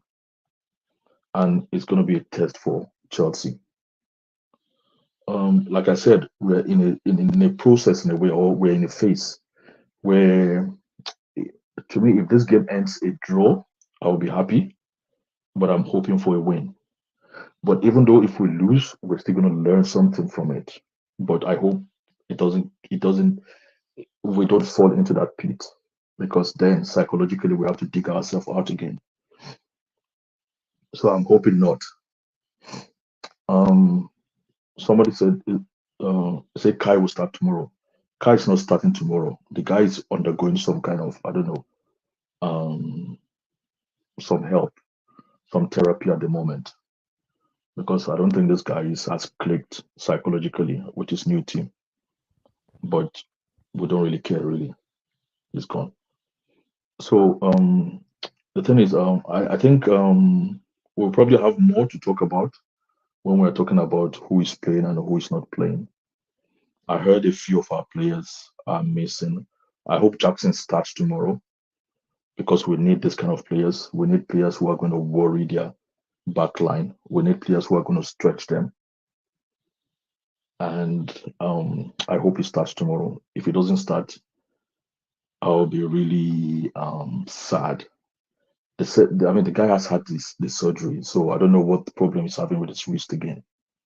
I'm sure he will be willing to play with another cast like he did in the last game. No, but you see, the thing is, Abdul, the thing about that wrist is if God forbid the person falls on it, yeah. So you can have as much protection as you want on it, but falling on it is the problem. Because Yeah, that could even. Sorry, go ahead. Yeah, they said he had surgery, but then there's a problem after the surgery. That's what I'm hearing. So I'm thinking, what's the problem again since he's had the surgery? You know what I mean? So I don't know. So interesting. I hope it's not something that's going to prevent him from starting tomorrow's game, because Broja is out. So, but that's another thing. What's the name of the other young kid? David Sanchez. What's his name? David Silva. Which one is that? The 17-year-old. Washington. David Washington. Yeah, David Washington. No. I hope not. I hope not. I hope not. And I just want to say to NK, I don't know if NK is still on the line. Okay, I think NK is dropped off. I just wanted to tell him that, can he see how people are forgetting his man stylishly? People are not mentioning him again. Stylishly, people are sort of like putting him to one side. So I don't know if he has his direct contact. He better tell this guy to get back into the gym. Wait, who's that? Start work. Noni. So he better get back to the gym and start working his balls off. Man. These guys have to sit up, man. They bought Noni for 45, so I think they will want to keep him in the club. He's got to kick down the door, is all I have to say to that young man. Emmy, we're talking about just from football, from football perspective. Obviously, we don't know what's going on inside. Yeah. So stylishly, people are forgetting about him. They're mentioning Palmer now more frequently. So Palmer is the most important player. He played well during the international break. You mean Palmer? Oh, Nana said he's backstage. Nana said he's backstage. Okay.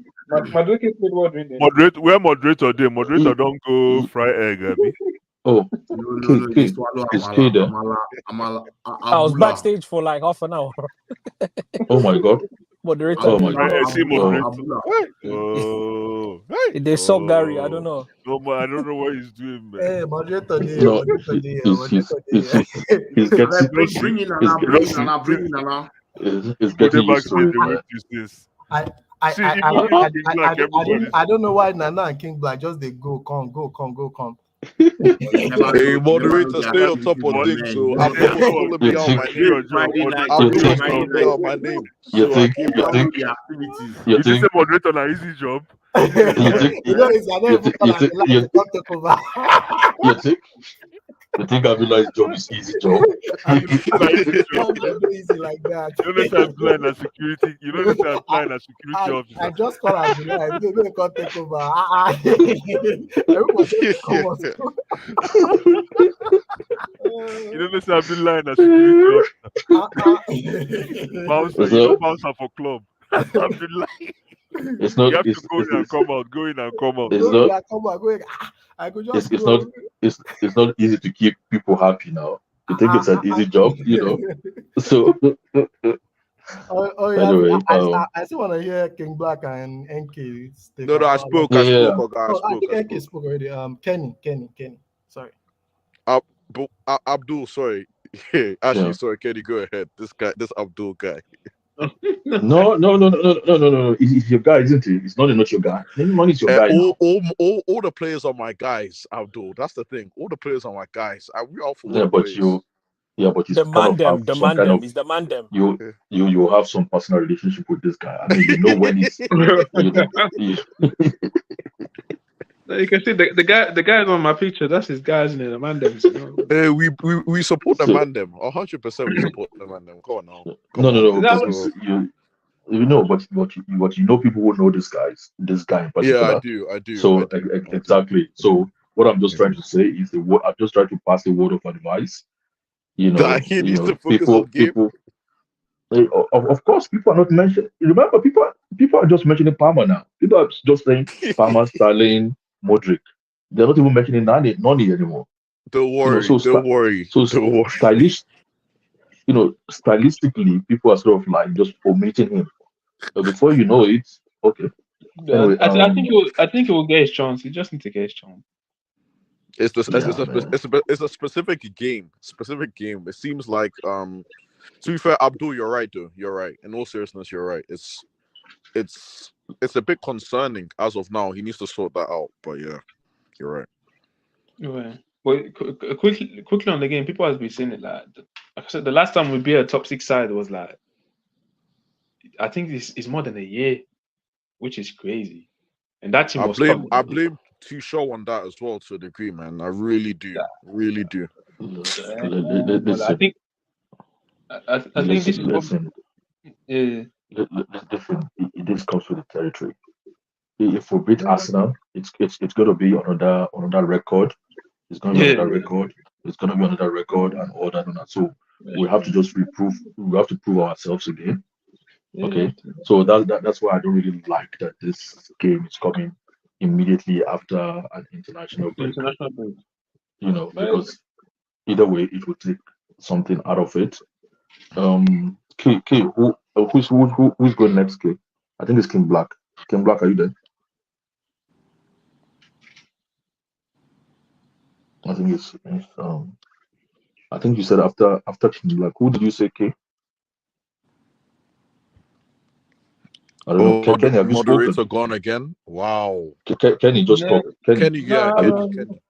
No, Kenny, just go ahead. Go ahead. Honestly, I don't have that much to say. Just like you have to beat them at some point. But it's been 5 years. My brother's an Arsenal fan, you know. For 5 years now straight, man is laughing at me. Even today, he was calling me, talking about, you know, you might better behave. Honestly, I want Chelsea to have that. No, we need to have that fear factor back. Like, right now, people are just laughing at us like a laughing stock. Honestly, I can't even blame them. When I hear Arsenal fans talking about they're gonna smoke, like, honestly, I can't even blame them. We've been so poor. So you need to. We need to do something to them because I live amongst them. I have a lot of friends who are Arsenal supporters. They're actually just annoying me now. Seriously. It's because real quick, for me, I think tomorrow was gonna be it's a do or die. I really want Chelsea to win that game. Chelsea has to win that game. I don't know how they're gonna do it. Wait, should I ask a question? If Chelsea don't win tomorrow and they lose, is that end of the season? That's the total end of the season for Chelsea. If Chelsea don't win that game tomorrow, Because then it's not the end of the season. Come on. Because then Chelsea will already be 11 points behind the top, right? It doesn't matter. Just finishing in a respectable position. If they can finish like top 6, 7 around the bracket, you have to be top 6, top 7. And then should I also say something? Chelsea has not beaten the top 3 team in the Premier League since 2021. The last time was against Mancity when we beat them before the Champions League final. Just for the record. So let me just say my own take, because it's been a long time Chelsea has beaten a top 3 team in the Premier League. Yeah, Chelsea just have to. I don't care who plays. 2021. I don't care who starts. I just think I need that point so that Man City can go back on top. Chelsea needs to win tomorrow.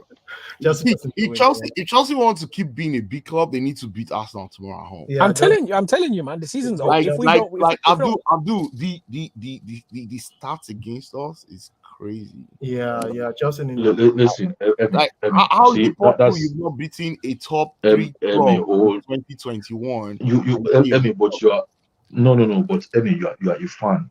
You're not supposed to be. I don't think you should be talking like this, because this is just extracting something out of context. Where have you been for the past 1 year? This has not been normal. Have not been the same for our club. So the situation and the circumstances under which our team has not been playing to the max or what is required of them. That's the record. I don't dispute that that's the record, but that's not the truth, because the truth that's not the truth is going to happen. You mean that's not the whole? No. What I'm saying is, like, whatever has happened in the record or in the history will not impact the outcome of what's going to happen tomorrow. So sorry to come in, Abdul. I have to go to the story real quick, but Abdullah will come in and finish the show. But no you guys are on autopilot, so okay. So you guys can talk about the lineup you guys will want, the prediction, and Chelsea Arsenal. Abdullah will be here soon. Okay. All right. Emi, Abdullah, I'll be back. Oh no, K. I'm here. You go check backstage in case people are waiting. No.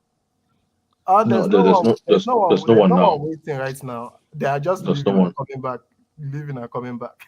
Nana said he's backstage. Let me see. No, that was before, Abby. That was before. Yeah, there's no one backstage right now. I mean, okay. They'll just have to wait till I be like. Okay, cool. No man, no yawa. Okay, yeah. Just talk about Chelsea Arsenal and the predicted lineup. Okay. What you want, and I will. Okay.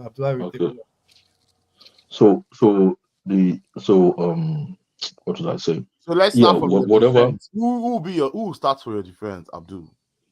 For me, it's the defense. To me, it's going to be the last back four. Just say so that will be Sanchez, Cucurella right back, Disasi, Silva. Disasi is 50-50. Well, man, if it's okay, well, yeah, he's almost injured. That's what they're saying. If I'm saying if it's available, Colwell. If it's not available, then it will be Colwell, Silva, Cucurella, and Cucurella at left back and Malo Gusto at right back. So Malo Gusto comes in if it's not available. That's for me. So you say Malo Gusto will play right back and Cucurella will go to left back and Colwell will come to the middle and with Silva. With Silva, okay. That's if Disasi is injured, but I hope he's not injured. Really. Okay, what about your midfield? My midfield is the original midfield three. What's his name? Gallagher, Caicedo, and Enzo. I don't think the traveling will impact them that much because these guys are still very, very fresh and young. So, and I don't think any of them are injured. And I asked one question on Twitter I think Nana responded to me. I said, why is it that Conor Gallagher has become undroppable? Because there's something I think I found out about his game over the break. People are focusing more on Conor Gallagher with the ball, but you need to study him without the ball. I think without the ball and winning the ball, I think this guy has quietly and consciously modeled his game to N'Golo Kante's game. That is why he's becoming undroppable. He has modeled his game to N'Golo Kante's game. The way he wins the ball, the way he defends, that is why he's becoming undroppable. But most people are not seeing this because they're looking at the Conor Gallagher of old and they're looking at Conor Gallagher with the ball. So in that respect, he's becoming more and more undroppable. And if he's fit, which he is, going through the season, you might start calling him anything you want. He's not going to be dropped because those three actually helps a lot in controlling the game and controlling the midfield. And Caicedo is suddenly getting back to his normal Caicedo rhythm because Caicedo did not have a preseason. So he's getting more and more fake and it's getting more and more like the Caicedo we know. Enzo, we already know what he's going to bring to the plate. So I doubt it, especially after the international. I doubt it if he's going to disrupt the midfield and change something. I really doubt it. So that's who I would take as the midfield. I think Kemi has dropped. Can anyone hear me, or I'm just? Yeah, I can hear you. Yeah, I can hear you. Okay. So that is the midfield. In my own opinion, I don't know, maybe you guys have contrary opinion to who is starting for us in the midfield. Up front, if Jackson doesn't start, we're going to have a problem. Trust me. Because apart from the goals, Jackson brings everything you will expect or you would want from a striker. So if he doesn't start, that's a problem. But then that probably means either Raheem Sterling or Cole Palmer will start as the striker. If Cole Palmer starts, that guy is not a striker. Cha. No, I've seen him play first line before for Mancity. If he starts as a first line, it's like not having a striker. Then it means we are not going to be that effective, really. So maybe Raheem Sterling is going to start as our striker, and then we're going to have Cole Palmer from the right, which is very good. And we're going to have Modric from the left. Cole Palmer, I watched him in the other game the other day in the under 21. Actually, looking at him, it looks like Noni looks more impressive. But I think it's because he's playing with more and more confidence. He's getting more and more belief as he's playing. So he's not even rushing his game anymore. He's just gliding through. So, but the kid can play ball, man. The kid can see a pass. Most players, they can make a pass, but this guy can see a pass. Passes that most players in the world will not see. This kid will see it. So it's likely he's going to start if Jackson doesn't start. If Jackson doesn't start, then I would think Cole Palmer will start. Another thing is I was watching a documentary on Modric before he even came to Europe. I think about for an hour 30 minutes, and These kids, if anybody thinks these guys are playing, they are not playing. This kid is not playing. He's not playing at all. And I won't be surprised if we start doing some things in the game. These guys, they've studied and they know everything about greatness. They've studied greatness into two.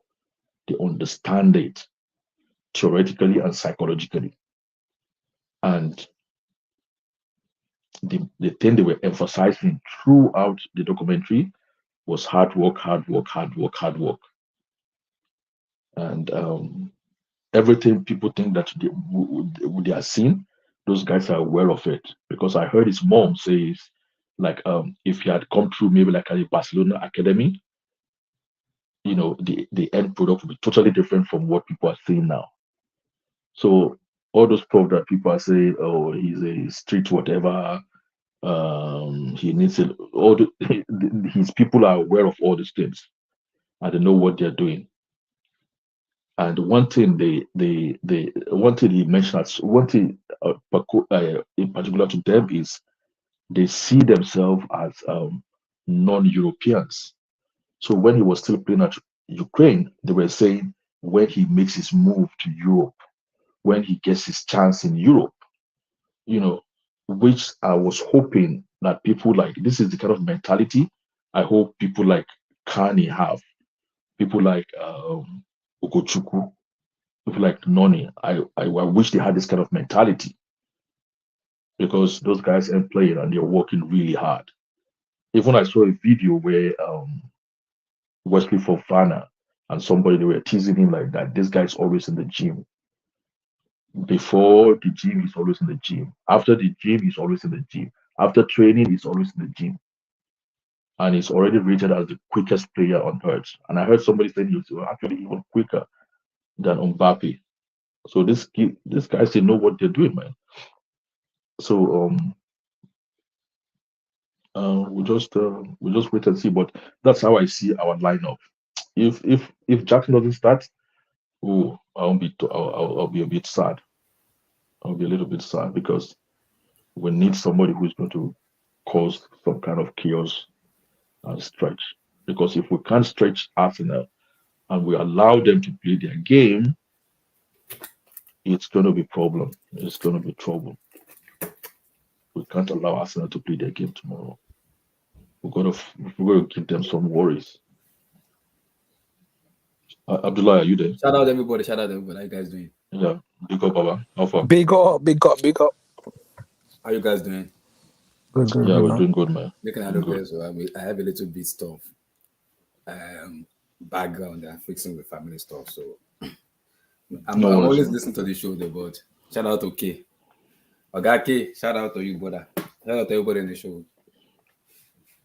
Welcome. Yeah, well, I've been listening to the show. I was just laughing on Danny when I was listening. I know Abdullah, he wants to win this match. I know you want to win this match. I've been having this conversation with an Arsenal fan since before the international break closed, and even when the break was even over. We see how they talk. I was just laughing. I'm like, okay. Tomorrow is the day. A lot of people have already tagged me yesterday on Twitter.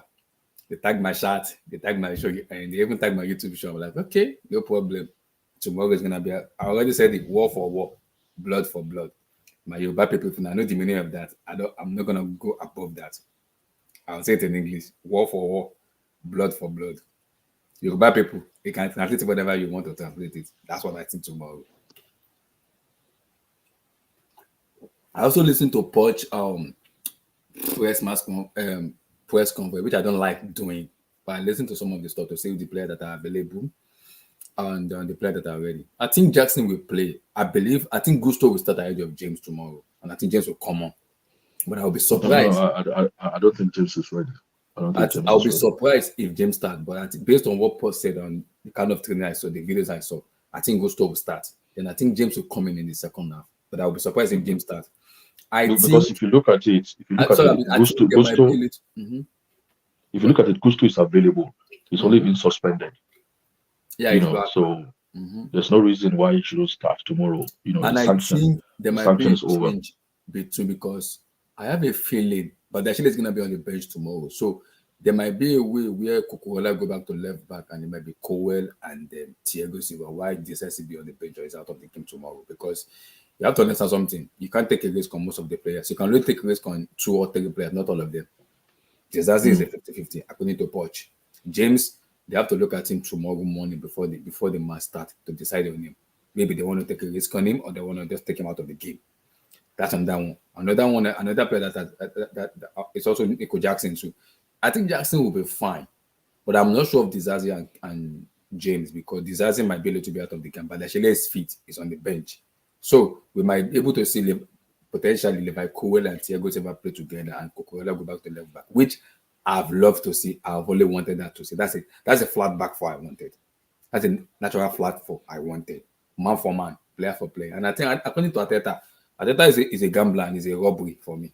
He's saying Saka will not play tomorrow. I will not be surprised if Saka starts tomorrow. What's wrong with Saka? He said he's not fully fit for the match because of the injury. No, but he had injury, so he didn't play the last game. Yes, he had ligament anterior injury. Okay, well, he might not be fit, but he will probably be on the bench. Is Arteta is a gambler, so a gambler like Arteta, would I trust him to whenever I say something on press conference? No, I don't do that, so I don't trust that. He's a gambler, so we'll have to wait and see. So, Blue Eyes, how you there now? Oh, guy, everybody, how is everybody going? The black eyed guys there. So, it's tough for me for the lineup though, because the lineup is a little bit weird. I already saw the pressers. I already know who is gonna start. I already know who's gonna start tomorrow. I already know who's gonna be on the bench tomorrow. So I'm not that the issue I'm gonna be having is Modric and Sterling. Who starts? Who's on the bench? That's the dilemma we're gonna have tomorrow. So are you saying Palmer is going to start? Yeah, Palmer is starting tomorrow. He looked okay for me based on what I saw. He looked very sharp and ready. So I think it might be between Sterling and Mykhailo Modric. Between 2 of them, somebody's going to be on the bench. So and I think why is the 2 of them not going to start? Because I believe Poch is going to go with more of experience with regards to Raheem Sterling, because of his form. He might just bring in Modric as a joker, maybe 65-70 minutes as a joker to run, just to terrorize the defense of Arsenal. And you remember, Modric has a point to prove tomorrow because of his transfer to Arsenal. And Arsenal fans has been abusing and costing him a lot. So he wants to prove a point tomorrow. Even on social media, they have been cursing him. Why did Chelsea? A lackluster team, a robbery. I was like, my blood is blue. What do you want? So he's been giving them back to back. So he might have a point to prove tomorrow. We have to wait and see with regards to that. But I already know the lineup already. Based on what I saw and based on what Paul said, I already know the lineup already. I know who's starting and I know who's going to be on the bench. My dilemma is going to be, does he risk James after a long time injury? That I don't know. And does he take a gamble on put Sterling on the bench and start Modric? That I'm not sure. I'm not sure of that. But I thinking if he's going to start, I think if he's going to start Cole Palmer, he'll probably start him as a number 10, just behind the striker. You're going to tell me Gallagher is going to be on the bench? Not Gallagher. He might take out one of those. He might take out one of the 3 midfielders, maybe because of the travel they've gone through. You already confirmed it already. Enzo and Caso are starting tomorrow. They already confirmed it already. Nothing changes. Did he say they are starting? Yeah, he said that because he said what's today, Friday? Yeah, he said Enzo is ready. He said Enzo training already, so he said he's ready. No, but he said somebody just arrived yesterday. Yeah, Moises Caicedo arrived before Enzo. Okay, so Enzo arrived just yesterday or this morning? Enzo arrived yesterday. Yeah. So, but the thing is, the last time Palmer started, I don't think he's going to drop any of them. I'm just thinking how the formation. I have a feeling he might go with Mykhailo Modric tomorrow ahead of Sterling. No. The last time Palmer Cole Palmer started, Enzo was on the bench. So I don't know. Maybe he's. He started both of them. They started Enzo and Cole Palmer. He started both of them together already. Fulham. The game where we played, was it against Brighton? Brighton. That was a Carling Cup. The Carabao Cup. Yeah. Enzo was on the bench in that game. No, After what the, I'm thinking after is that, what I'm but, thinking is what I'm thinking is maybe if the international break plays on Poch's mind, yeah, then he's likely going to drop Caicedo or Enzo because they are the ones that traveled. Because Gallagher didn't travel really, and he didn't really play per se, you know. yeah. So So I think it's he gonna would be a he big would decision for Poch to yeah make. I already know what he's yeah. gonna do because, like I said, I can read what Poch wants to do. Because as a fan, if you look at the way he's been doing, I can see what he wants to do. So I know what Poch wants to do with regards to his lineup, his formation, and everything. So that will not surprise me when I see some certain players starting and some on the bench. It won't surprise me because it's Mauricio Pochettino. So I will not be surprised if I see some of the players starting. I won't be surprised though.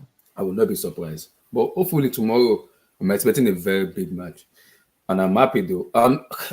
Shout out everybody. I think let me quickly give the update on the stadium developer. I don't know if you guys hear about it already. We've bought a new land beside Stamford Bridge, and Abdul, since you live in London, you can kind of elaborate more on this. We already bought a land already beside Stamford Bridge, and according to what I'm hearing, the capacity is going to be between 60 to 65. Potentially might go up to 70, 75, depending. The fan doesn't want to move away from Stamford Bridge. And So the thing is, I heard something close to that, but everybody's attaching that news based on the article some guy wrote about that piece of land being bought. Okay, so but the thing is, the club has not categorically come out to say exactly this is why we bought that land, that portion of land. Okay, the club has not come out to say. Okay, and nobody knows what they're going to use it for. Just like they've bought some piece of land opposite their training ground in Cobham. In Cobham, yes, exactly. So nobody knows like what they're using all these things for because there's been no categorical statement. I think this is just some third party writing some article. Okay. Is Matt Law. So Matt Law is a weird man. So he's reliable. As much as I hate him, he's reliable. So. But you know, Abdullah, we were talking about when they bought Battersea and they wanted to move to Battersea. When Roma wanted to move to Battersea, okay, they said there had been an agreement that time between Roman and the what do you call them? The pitch owners. The pitch owners, yeah. Okay. So that should not be a hindrance anymore in terms of renegotiating with them. Okay, because there's been an agreement reached at some point. Okay. But then maybe they have to renegotiate again if Chelsea wants to go somewhere else. No, it's two options, like I said. Sorry to cut, it's two options.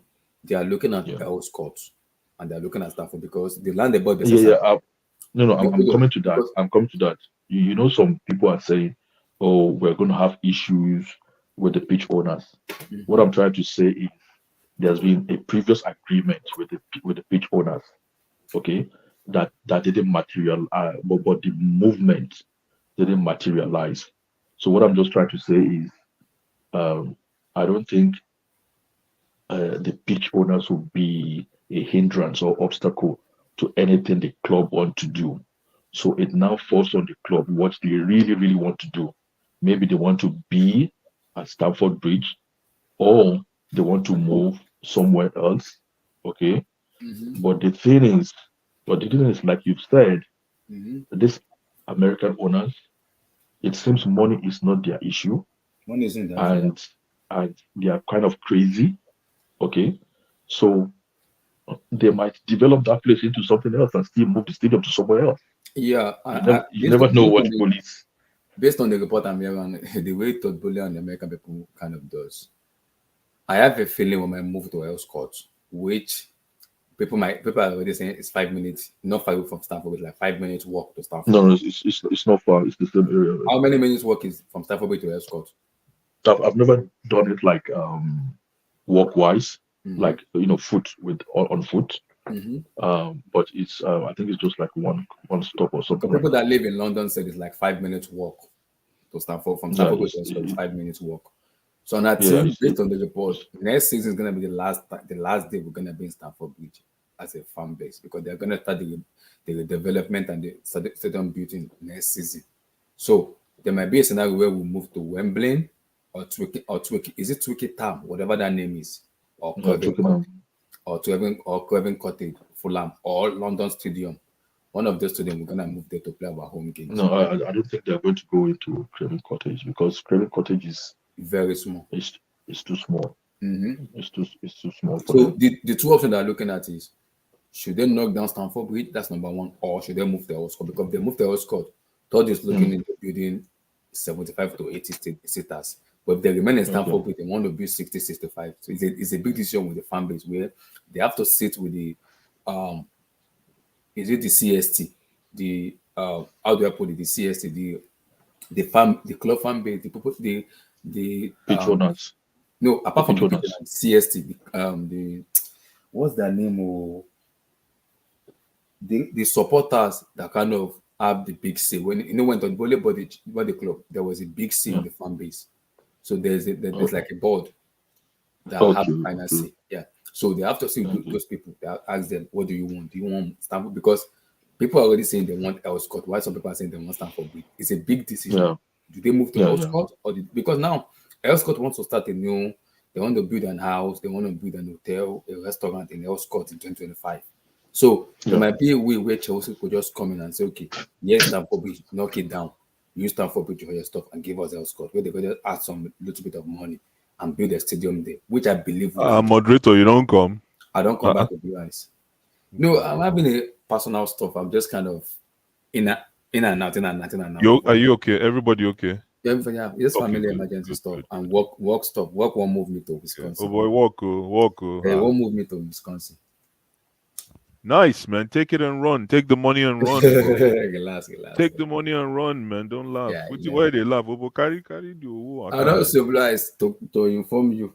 You have to be ready. Next month, your woman they come back.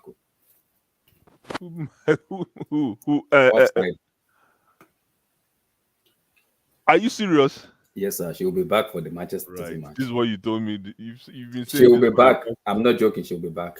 Chinigimbiri summer. She will be back. Sorry, man. I'm not joking. She'll be back for the Man City or Newcastle in between those two matches. She'll be back. We already had this for the past 2 seasons, man. Yes, I know. She's been busy with a lot of stuff, but she will be officially back. That'll be great. That'll be great, man. That'll be great. She'll be back. You might see her rant. I don't know. You might see her be normal. Chelsea has been making her ahead somehow recently. It would be nice to get her insight. Absolutely. It would be nice to get her insight. Yeah, but Kim Black, how you doing now? I did. Bro, nothing more than I thought they work something on that background, but we're good. Then what is carrying you to Saudi Arabia? No, Wisconsin, Darry. Go there and collect money. Are you listening to him? Don't mind him. Of course. Go on, go like the money and enjoy yourself. Of course, I will. I will. Sure, I will. If you read there, ask them if they want to send you to LA. Immediately. I will contact them if I won't go LA. Immediately. I will just contact them. You go hook up. Immediately. Now LA immediately. So that one easy. If I won't go, I will just call them. I beg. What's the address? Maybe only Wisconsin. The plans won't be affected. I can't hear you, Black. My network is somehow. I hope your plan for on the World Cup in America or something. It's not changing. Yeah, it's not changing. It's not changing. Okay. It's not changing. No, it's not changing. I told you already. I'm traveling around America, Texas, Canada, Mexico, Philadelphia, Washington DC. I'm gonna hook up with Emmy because Emmy lives in LA, so we might talk about the Mercedes Benz. Mr. Cow lives in Washington DC. We'll talk about it also to me, and we'll talk. I'm traveling. I'm going there. I'm going. We don't have any pitch in Chicago. They are weird, man. Lord have mercy on us. Traveling to Mexico and Canada. So Canada is not far from me here. So Mexico is a little bit far, but Canada is very close to me. I will say, but I'm ready for the World Cup 2026. So It's not bad. Traveling, we're gonna do that traveling. Don't worry. They are coming from Abdullah, what's Nigeria. your prediction for Arsenal Chelsea? Like I said before the international break, I hate doing prediction because Chelsea is an emotional club to me, so it's weird.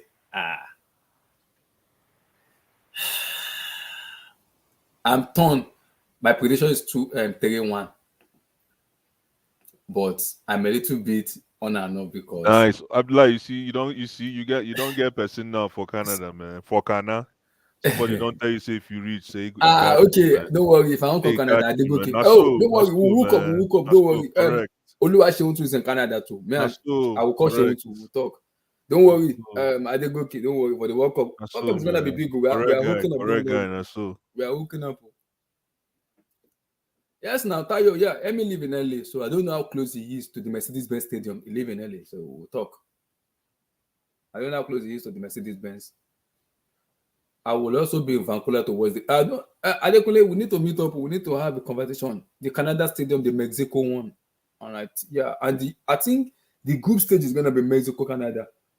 While the round of 16 will be All America, the Philadelphia at Washington DC, the Houston Texas Stadium, the AT&T in Texas. They will use that one too. The Philadelphia one, the SoFi Stadium in Philadelphia, they will use that one. The Washington DC, I've forgotten that name.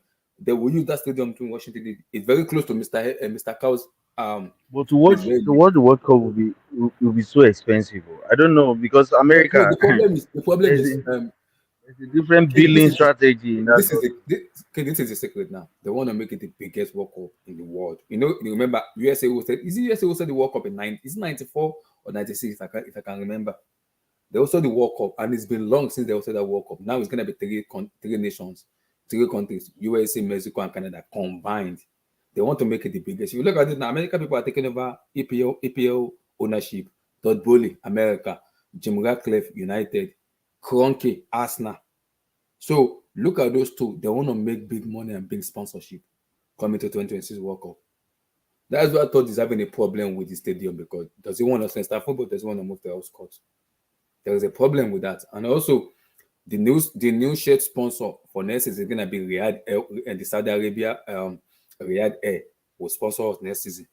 The Infinite Athlete is gonna be on the shirt, not on the jersey anymore. So they're looking into like 65 million a year. Is there not a chance to just buy a stadium instead of going to build a new? King, the problem is the pitch owner. Just go to Fulham and give That's them. a good question. Give them money. This is the problem now. Yeah, yes.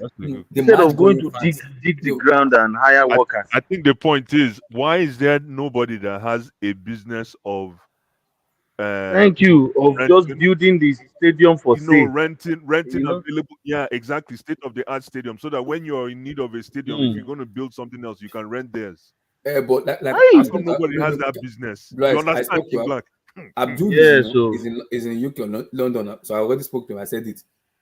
As an engineer, it's 2 options we have. Is either you turn it down, like you start from the fresh, or you build it stages by stages. What do you want? If you start from the fresh, it's gonna take you 2 years or 18 months to finish. If you start from stages to stages, that's finished 5 years. What do you want? And the match going fans and the pitch owner, they are too stubborn, especially Chelsea fans. They have stubborn head. The head is not correct. They are too stubborn. They don't want to move from Stamford Bridge. They want to stay there. I think. So what do you do? If they do it stand by stand, it will take 5 years. It's going to affect. It would take 5 years. Aside for the fact that it will take 5 years, it will almost be at the same cost of renting a stadium per game. No, the problem is there's a difference because a whole stand, like I don't understand it as much as people who have been No, let me just finish what I was trying to say. That a whole stand is going to have like how many people, how many tickets? That's how many tickets. It depends. There's going to be meeting throughout. Yeah, it's looking towards 70-75, but this is it now. If what I'm saying is a stand. If they are working on if they're working on one side, exactly. I think it's 4 sides, right? Yeah, so you're basically dividing the 75K, King Black. I think what you're saying, you're dividing the 75K by 4. That's your number. Yeah. Probably. What I'm saying is, you know, right now we are 40,000 capacity or 40 something in Yeah. Stamford Bridge, right? Mhm. So if they start working on one side of that 40,000, Yeah. that's That's an 10K. omission of some certain 10K. ticket. Yes, At least yes, that 10,000. That 10,000 multiplied by number of tickets that they are going to, that they will not be able to watch the game, right? Mhm. But anytime That's they do just for my own. anytime they do that, they always have redundancy plans in place to cover to sort of cover or cushion that inconvenience. They're not just going to dive into the red in the name of Yeah, because red. I'm wondering how that could be done, really, That's and it true. will not No, you're affect absolutely. I know. the match going fans. Didn't anybody? I thought somebody did No, that recently. No. So Real Liverpool, Madrid, and Barcelona done it, and Liverpool done it as yeah, well and recently Liverpool as done well. it. yeah. Oh, there you go. There you go. Even even Mm, even okay. guys, I'll do like 2 seconds. Even if you go and look at the earlier times when this new Chelsea was formed, when the Aaron Gullit first came, you will see that part of the stadium is actually being reconstructed. It was covered where there was no fans there. If you go and look at like when Aaron Gullit first came to Chelsea in the mid-90s, you will see that part of the stadium was being developed that time. So it really depends on. I think it's based on structural issues. You know, I think if we want to actually redesign Stamford Bridge, it will affect the pitch. Just so not only the stand. So and when it affects the pitch, obviously, you cannot play football on it. So that's why you have to move. So that's why people like Tottenham had to move to Wembley when they were doing their own reconstruction because it's still the same stadium. Okay, so they couldn't just expand it. I think that's just when you want to just do expansion, and that expansion, even Liverpool just completed the expansion a few seasons ago, and the same thing with Newcastle in the late 90s. They did expansion, and I think that's expansion. But I think when it comes to reconstruction, you cannot have any activity going on there or any event going on there. But the thing is, it actually That's what depends I was on. trying to render. Yeah, but it depends on what Bowley wants to do, really. Because I don't think money is Bowley's matter now. I think it depends on what they want to do from a business perspective. Do they want to remain there for whatever reason? Then they will have to do the reconstruction. Then that will take Chelsea fans long. Our waiting time will be so long. Okay. Or if we want to go to a new land and build a new stadium there from scratch, then the waiting time will not be as long as doing a reconstruction. So it depends on what Boli wants, but them guys have not really come out and say this is what we are doing, specifically. So that's why it's still causing all this debate and all this noise amongst fans. But we just have to wait and see. But I hope they take the option while we are not waiting for like 3 seasons, 4 seasons, 5 seasons till we have like a fully completed new stadium. And if they find a new land and they just want to put a new stadium, brand new stadium, it depends on how quick they want to do it. I don't even think it can. I don't think it should even take 2 years. I think if they want to do it within one season, they can do it, or maybe a season and a half, No way. which is a year and a half. Well, it's easy to say. It's easy to say no way, but it's just a stadium. They build bridges in China in less than 24 hours, which is structure. So I see. Why do you say no way? Is it because of the weather or what? Why do you say no way? If there's 24 hours. In Okay. in London, you won't be I able to build a stadium in I get your 1 point. year. In 1 year, Yeah, I get your point. logistically, you won't be able to do Yeah, it. because you can, I don't think you can walk on site where there's residential areas around. I don't think you can walk on site 24 Yeah, hours. there's certain things you can't work 24 hours because of the noise, Yeah, and then also when it yeah, rains, they don't they literally stop working. They stop working when it rains. I just remembered now. They built a massive hotel close to where I live in the center of residential areas, and they normally stop working there at certain time of the day, and they can't work there over weekends or something like that.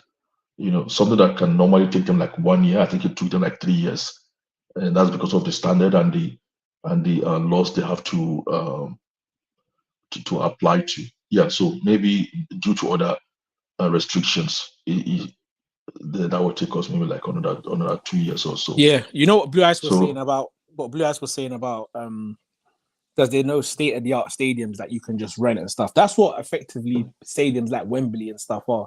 But the problem is Wembley's 90,000 capacity. So you have the huge. option of moving to, do you know what I mean? You can move to Wembley, but then you lose a lot. Tottenham can go there for 3 seasons and no one will know because they don't play big games there roughly. They're not a big side. If you send Chelsea there when we're expecting to win trophies or like compete or create an atmosphere, like you're gonna be drowning, man. I'm not gonna lie to you. Chelsea's a big club, but 90,000 is a big ask for any club, man. Like week in, week out as well. Exactly. And then the rent to go to Wembley for like however many years. No, it would but take. there should be like a 70 capacity, 70 type stadium, state of the art, somewhere in the UK there. No, there is. No, you're right. Okay. There are stadiums, but you know what it is? It's fans as well. Fans won't travel, and also in London, space is like a commodity. Like people, the amount of money land is here is just a joke. So like to put a 70,000 stadium, like where would you like the space even to build it? Like and the money that it would cost to have that land, then to build on it, it would cost more than you get even renting it out. I'm being honest with you. Like seriously, that's why they're using Tottenham Stadium to do concerts like NFL, Beyonce was there, Anthony Joshua was fighting there. Like they use those stadiums to like host those type of events. But like, yeah, you won't. It's a tough one for me. Like I just think they just need to just sort out Stamford Bridge, man. They need to buy. I think they bought some land. I know you guys were speaking about it earlier. I think they bought some land there, and from what I was seeing, it's looking like they're gonna go low. They're gonna build the pitch low, so they're gonna dig down because they can't go any higher. Because the problem is that if they build higher, they will be blocking. It's like a crazy law from like medieval times. Like literally, it's like a King Richard or I don't know, some crazy law. Apparently, it can't go too high because it blocks a building. Yeah, it blocks a certain view into central London where there's a clock or something. Like, bro, it's some crazy English. It can't get more British than this law, bro. It's like something so crazy, bro. So yeah, apparently they can't build that high, so they have to dig down. So they've bought like I don't know if everyone's been to Stamford Bridge. Like they've bought like the whole some land by the West Stand where there's like a bit of space and a few buildings. And what they're saying is what people are saying is they might do is that they might go stand by stand and then extend out onto take the club shop because the club shop at Stamford Bridge is kind of built into the stands. It's at the bottom. So like they want to like get rid of the shops, get rid of the hotel and push everything back. So the store, the mega store would become a separate place away from the stadium. The hotel would be further away. And then they could use that space to extend the pitch, to dig down and and build the stand up higher. So they'll dig down to go up, if that makes sense. But all of that stuff in London, logistically, in that area as well, it's such a tight area, man. It's like where our ground is so awkward, man. Like, it's ridiculous. Like, so it's going to be tough for them to do it. I think there's a lot of things that what is stopping us from going to a place like Earl Court and build a new stadium, just like Arsenal did? Arsenal moved to close to Holloway Road, not too far from High Bridge. Yeah. Their pitch is like under a mile. Their pitch is under a mile. The problem I think we're moving to Earl Court is I know you're saying the pitch owners thing might be sorted. I'm not too sure if that's sorted, but if it is, then I don't know. You know, like these things are, as they say, sentimental. Like unless fans are really unanimous and want to give up that pitch, because obviously when the pitch owners, you're talking about like people's ashes have been scattered all around the pitch, and when you're talking about pitch owners, there's more than just like they own a piece of the pitch. It's like very sentimental, like, you know. So yeah, I don't know. I wouldn't mind moving if it's going to mean we're going to get a 70,000+. But because that's what they did at Arsenal. You know, they just moved to a close by location, build a bigger and better stadium for them, and they moved from Highbury, and everybody's happy. So I don't know why we can't do that. I mean, they once wanted to do it, except the land we wanted to use then.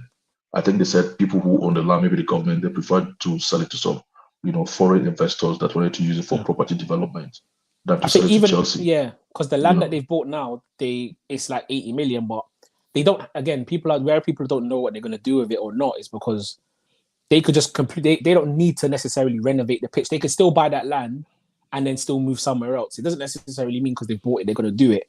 It may mean exactly. yeah, That's it can what just I'm be part saying. of the portfolio, because when you sell the club in the future, you can just say, when we sell it, we also own this as well. So they'll make the money back anyway. They'll make the money back anyway. So that's what I was trying to say to people, but everybody got confused and started making every noise. I mean, a loud noise, because some guy just wrote an article that they bought this piece of land. I said, but nobody knows what they want to use for that piece of land. I think they're keeping their options open. I think they bought it because it was up for grabs. I think they bought it, but like I said, I think it cost 80 million. But like I said, if they sell the club in 10 years' time, all they'll do is just include that piece of land in the portfolio when they sell the stadium. By the way, this is the stadium. If you want to take this, then take it if you want. Like, exactly. Yeah, which would be like a smart business move. Yeah, on their exactly. own part. These guys are businessmen. That's why I don't. Hey, if I speak, these guys, man. These guys. They know what they're doing. Of course, that's what I'm saying, man. I'm not worried about these guys, because these guys are serious people, man. They know exactly what they're doing. No, but they know what they're doing from a business point of view, from a financial point of view, in terms of they will get them. They will not make a loss at Chelsea, and they will make a profit. My thing has always been with them from day one is their footballing decisions and acumen and their approach towards making sure that we're a competing football side. That's my only thing. Like, I don't necessarily think that that's their primary focus. Like, so that's my only thing with them. Business wise, yeah, 50. Yeah, but the thing is, right? I as fans, I wouldn't worry about that, because these people will keep changing and tweaking their strategy until they get it right. Look, no, but the strategy, season ago, that's not an. But I hear what you're saying, but that's not an interchangeable thing. The first thing is, you bought a football club that won the Champions League a year ago. Your first thing should be thinking, let's steady the ship, and then let's make them compete again. That's what the focus for me should be.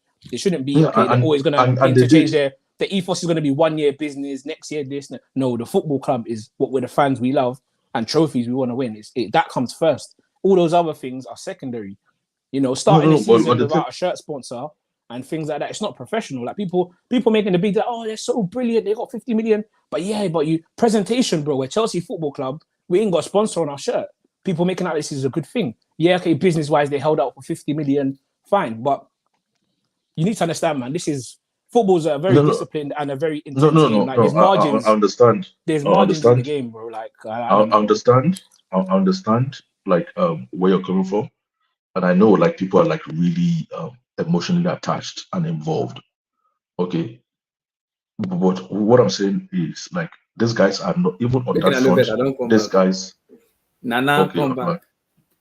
So, what I'm trying to say is, even on that front, these guys are not slackers, right? They came and they did what people that were advising them asked them to do. They met Tuchel on ground. Tuchel said, "Get me Koulibaly," they got him. Get me Raheem Sterling, they got him. Get me Cucurella, they got him. Okay, when that didn't work, they changed strategy again, and then they started buying what they termed as like talented young players and followed on the strategy. I'm telling you, if this strategy does not work in 1-2 years, they're not going to be scared to change strategy again. So on that front, I'm not even going to be worried. And I see no reason why we should be worried, because what they're doing is so difficult to do. Look, people like Phil Jones have just been got rid of last season. Phil Jones had been like in Man United before Alex Ferguson left. They couldn't get rid of it. It's not easy just to change strategy like that. Look at the dead roots that Man United have been carrying for ages. Mm-hmm. Because it's not so easy just change strategy and get rid of personnel like that. But we are so lucky in Chelsea where people can just just turn the switch off. Mm-hmm. So what I'm trying to say, like, what they're doing is not easy, number one, and two, it shouldn't be like what should give us fear because of the nature of how these people operate. I think the problem is Chelsea, especially the match-going fans. They don't like changes, and it's been difficult for them because of the structure they had with Stamford. So it's difficult for them to change. When it comes to changes, they have an issue with change. And the modern era we are right now, everybody is going to a new stadium. We have to Abdullah, except you're a very dynamic person, or maybe you are a very young person, okay, or you are desperate, most people don't want change in their lives. Okay. But the thing is, some people are so toxic towards change that it goes beyond just you'll be wondering, like, is this more than football or what? Yeah. Some people are so, they're so toxic to it that they will almost go like, try to tear everything down if just for simple changes. Like almost like a few years ago, we're almost not having a club. Not having a club. I wonder if Abramovich could sell the club, what we'll be saying now. Mm-hmm. Are we going to be having like some Chelsea FC in the third division now, trying to come up? People don't like, like people are not, people, they don't know, they can't really, they are not able to, they don't realize the magnitude of what we've just gone through. That we could have been dust by now. Chelsea Football Club would have been dust by now. Yeah. And then people are so adverse to change. Sometimes I'm thinking like, you guys don't know what just happened. I know people should, it's understandable people don't want to change. But why are you so toxic towards changing? Why are you so against it? Why are you so negative towards it? That it becomes like almost like a problem. So that's the way I say it. I hope everything works out fine, because if it don't, then people will come like, oh, we already said it. Oh, this, which I don't really mind if it's like opposing fans. It's when I hear it from Chelsea fans that I just don't understand it. Yeah, for me, we'll see everything pounds out though. We'll see everything pounds about. I'm saying like I'm confident because I know the kind of the American people who go when it comes to stadium. So I trust them to do the needful. Sometimes I might be a little bit scared, but I trust them to do, because like I tell people, Chelsea ownership are working on a lot of stuff. Sponsorship, stadium redevelopment, they have to sign players too. So it's a little bit complicated because now they are trying to work on the injury stuff, because a lot of players are getting injured. They are trying to find a way to stabilize the team so there won't be too much of injuries. And it's been happening a lot, even on that woman, but not this too much. It's been happening with last 1 or 2 years, which thought is trying to find a way that how do we fix this stuff with the injury, the food they eat, the diet, the ingredient they consume. So I have to be careful with this player. They're trying to find a way not so it won't affect them going forward. That's about a lot of things is going on underneath where the Chelsea ownership are trying to rectify and find a way to fix it. Well, hopefully everything stop and football just go football. Nothing more. Just football just go football, because we just have to enjoy football, because this one is a little bit well, we'll see how it goes. We'll see how it goes. Let me ask you a question. Mr. Moderator. Go ahead. If you had the choice to take an EPL Cup right now or a brand new stadium, which one will you take? I'll take a cup now, because the stadium can be built anytime. Because the reason I'll take it, because the reason I'll take EPL Cup is when you win matches, when you win trophies, you can convince the match-going fan base and the online fan base that stadium is coming up. Because when the fan base are happy, they will listen to you. When they're happy and they're winning trophies, when you tell them something, they will listen, because they know, okay. So then why are we rushing a stadium then? Because just Stamford Bridge is the oldest when it comes to stadium, is the oldest in London and even in the world, and it has to be rebranded back to the name, because based on the Chelsea name, how big it is in the market and in the world, it has to be rebranded. Santiago Bernabeu, the rest is 90 capacity. Bernabeu is 90 capacity. It's one of the biggest after Wembley, even close to Wembley, and it's gonna host the 2030 World Cup final. It's gonna be played in Spain. See, Abdullah, me, I would take a stadium, because stadium is a massive leap in the history of the club, I agree. or in the as an establishment. What did you ask? Stadium You is asked stadium, or what was it? Stadium or trophy? Or EPL Yeah, trophy. stadium or EPL trophy. Or EPL trophy. I would take the stadium because it's about time we settle this stadium matter. We have Look, to. if it wasn't because of the mood of the club, the mood of the fans, the mood of the country, okay, Roman will have built a stadium done and dusted within the first 10 years that he was at Chelsea. But look at it, we're still dragging at the stadium till now. So I would like this to be resolved as quick as possible, established, and then we can move on. We can go ahead and win the EPL. It's about For time. me, being competitive for me is more important than a new stadium right now. I don't mean like in 10 years or something. I mean the stadium could have just it could be done between now and the next 10 years. I don't know why they're delving into it right now immediately, I think except for the fact that Todd Mhm. Bowley and these guys they want to try to make they're trying to double and triple their investments as quickly as possible, and they know that No, building a but new stadium is the fastest route to that. no, King Black, can you believe all the big clubs, what you would term as the big clubs in London, all of them have new stadiums. Yes. All of them have new All of them. stadiums. What are we waiting for? And this initiation of a new stadium, we've actually been at it before some of these clubs started. Yep. Okay, the new stadium initiative, it's only Arsenal that started ahead of us. But now every other club has actually met us and Even bypassed us and left us behind. Madrid has finished their stadium, Santiago Bernabeu. It's always one thing or the other with us when it comes to this stadium. It's either the pitch owner says no, or the government says no, or an owner is banned from the country, or this. We've been at it for like 1 million years. Let's get through it as soon as possible and get it done. And I think that's a massive leap that these guys want to. And even St. James's Park, Newcastle is moving from 55 seater to 65 or to close to 70. Are they going to leave their current stadium? They're not leaving St. James's Park. They're just going to expand it. They want to expand it. Yes, they're not leaving there. Yeah, because I think that's another stadium. I think the problem the problem is stadium right. That's what the problem of this issue is. Chelsea don't want to move away from Stamford Bridge.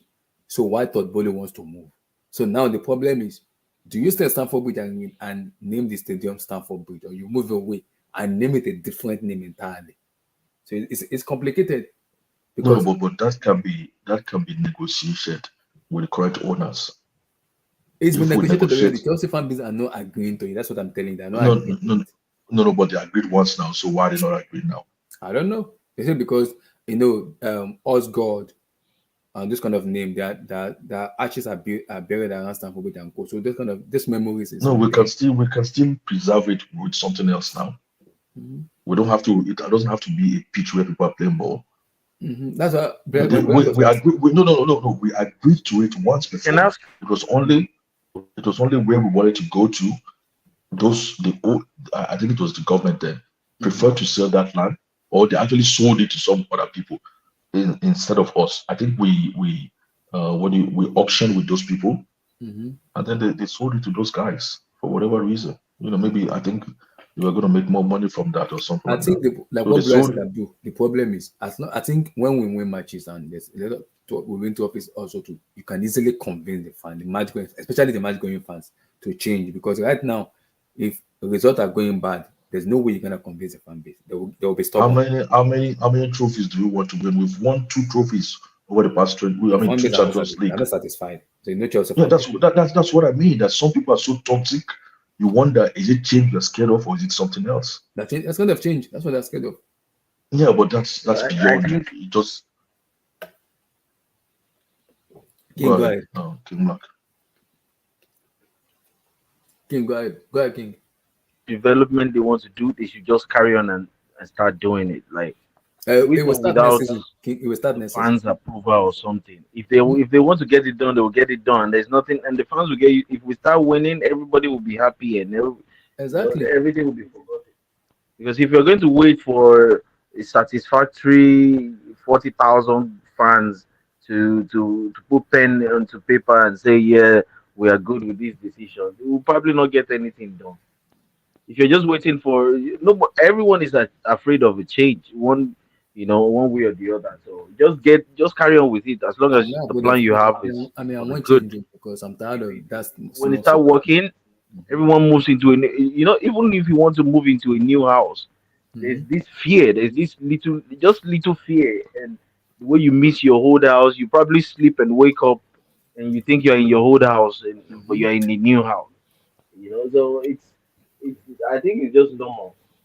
After some time, just get it done if you're going to get it done. If you want to build. If you want to buy. Okay. If the fans moan, let them moan. After some time, if you start winning, everybody will be fine. But look at it. But look at it, right? Other clubs have done it. Arsenal have done it from Highbury. Actually, Arsenal used to be at Woolwich Arsenal before, in somewhere in South London. Then they moved to North London. Totally change of region, and then they moved from Highbury to move to their new stadium now. Okay. Yeah, that's what I said. That's what I said. Even West Ham. the distance thing is not a factor. Even the distance Exactly. from Stamford Bridge is not Thank you really very, a factor. thank you Fans very will be much. fans. They will travel to go and watch the Exactly. games anyway. Exactly. So people are just like, attaching very, silly things, unimportant things to it. West Ham moved from Upton Park. They moved to London what do you Stadium. call it? The Olympic Stadium. London Stadium. The London Stadium. I don't know how they are able to manage that, because to me that's not even a football stadium. But have they not adapted? They adapted. They will adapt. That's what I'm saying. Because even if it's like 5 kilometers away from Oh my God, we miss Kim Black, man. Oh my days. Kuz, let me ask you, Kuz, let me ask you. Yeah. Do you want Stamford Bridge, or you want us to move away? Because the fan base there's a disagreement between the Chelsea match going fans, the patrons, and Todd Bowley. One third of the world is they want to move away from Stamford Bridge and go to Elscourt, which in Elscourt, that's a new place, a new kind of finished, well ready. You can start a stadium rebuilding, and it's gonna take you just 16 to 18 months to finish. Yeah. But the fan base, because of the match going fan, they want Stamford Bridge. But the brother said it, if you want Stamford Bridge, 60, 65. If you want to move away from Stamford Bridge, 75, 80. What do you choose? What do you want? For me, look, it'll make it easier for me to go to games so I'll definitely choose to move away because it's 80,000 capacity. But if you move away, it's not going to be Stamford Bridge anymore. It's going to be a different name.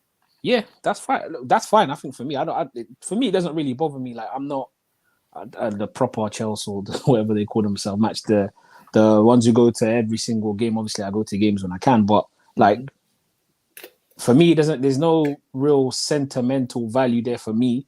For the people who own the pitch and what they were promised and why they scattered their ashes there, they obviously have some sentimental value to the club and that area. But if we're going to get 80,000 seater and make us more competitive, more space, more chances to get to game. Right now it's only 42. It's hard to get there. So especially when there's big games like tomorrow, it's nearly impossible to get a ticket for that. So yeah, for me, I don't really mind. But like I said, everything has to be done with football in mind, man. Like when you build a stadium, it has to be done with football in mind. Like I remember when Tottenham moved away, and obviously they've got like an NFL pitch. Yeah, and they've got an NFL pitch, but then the NFL pitch comes out, and then they put on the football pitch. So things have to be built in a new stadium to just be like to obviously make money from the stadium to be there when we were not playing football there, so they can have other attractions there. But also it's also a good footballing pitch, so the pitch is good. We're close to the pitch. We can create an atmosphere. Yeah, because like I said, moving into big stadiums like West Ham, yeah, okay, fair enough. They moved into one of the Olympic stadiums when the Olympics was finished. Yeah. But the stadiums, as far as any West Ham fan, that stadium is solid. They were pumping music. They were playing over the tannoy, over the. London they were playing crowd noise. They were playing crowd noise through the. Beautiful. I love the London. Yeah, it's nice. It's nice, but they were playing crowd music through the speakers in the ground because there's no atmosphere. Wow. So yeah, so you have to be careful when you move into a big stadium. That's not going to be a problem for us. So yeah, for me, I don't have a problem moving stadiums, to be honest. Because people that live close to like London, they said Elscourt is like 5 minutes walk from Stamford Bridge to Elscourt. No, Is it it depends. Well, it depends where in Earls Court they're going. 15. 5 minutes. It's 15. Yeah, That location. so they say Is it 15 minutes? Yeah, not 5 minutes. No way. Oh, 15 minutes? Not 5 Yeah. minutes. Yeah, but it's not a big difference. Like it's not on a match day. If you're walking to the ground, whether you get off at Fulham Broadway, some people get off Parsons Green. It depends where you get off, and some people just like to walk anyway when you're walking down to the game. So because there was a guy I was listening to. He said it's like from Earls Court to Stamford Bridge, it's like 5 minutes walk from him. Like that place is even much better than Stamford because in Earls Court, being in a stadium there is much better than Stamford because it's where bigger. we are now is bigger. Yeah, he said the person said it's bigger, more refined. Yeah, it's even more beautiful because if you visit them there, there's more atmosphere. You can do so many stuff in Earls Court. Yeah, the areas are not the areas are quite similar. The problem, like what he's talking about, is in terms of the space. Stamford Bridge's biggest problem is space. You can maybe build. Yeah, you could build another stand or make it a 60,000, but it's just going to be crammed.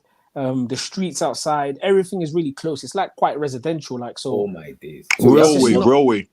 Yeah, so the railway. You have to knock out some hotels and some houses. Yeah, when you come out of the west stand, the east stand, you're like right by a wall that's near like the railway and the hospital, and like it's just it's weird. It's like it's not. So, but in Earls Court now, how big is Earls Court? How bigger is Earls Court? Earls Court is it's big. The area, the land available in Earls Court is bigger. Yeah, it's big. Okay, it's bigger. It's bigger than the land area of Stamford Bridge. Stamford Bridge, yeah. So the space that they have in Earls Court is a bigger free space. Like there's more space around the actual land. Whereas Stamford Bridge, where the land where we have the stadium, is built into like near houses and railways and stuff. So it's not much room to do anything. It's really bad. Because the reason I ask that is because if you're gonna go to Earls Court for me, I would rather go to Earls Court than stay in Stamford Bridge for me.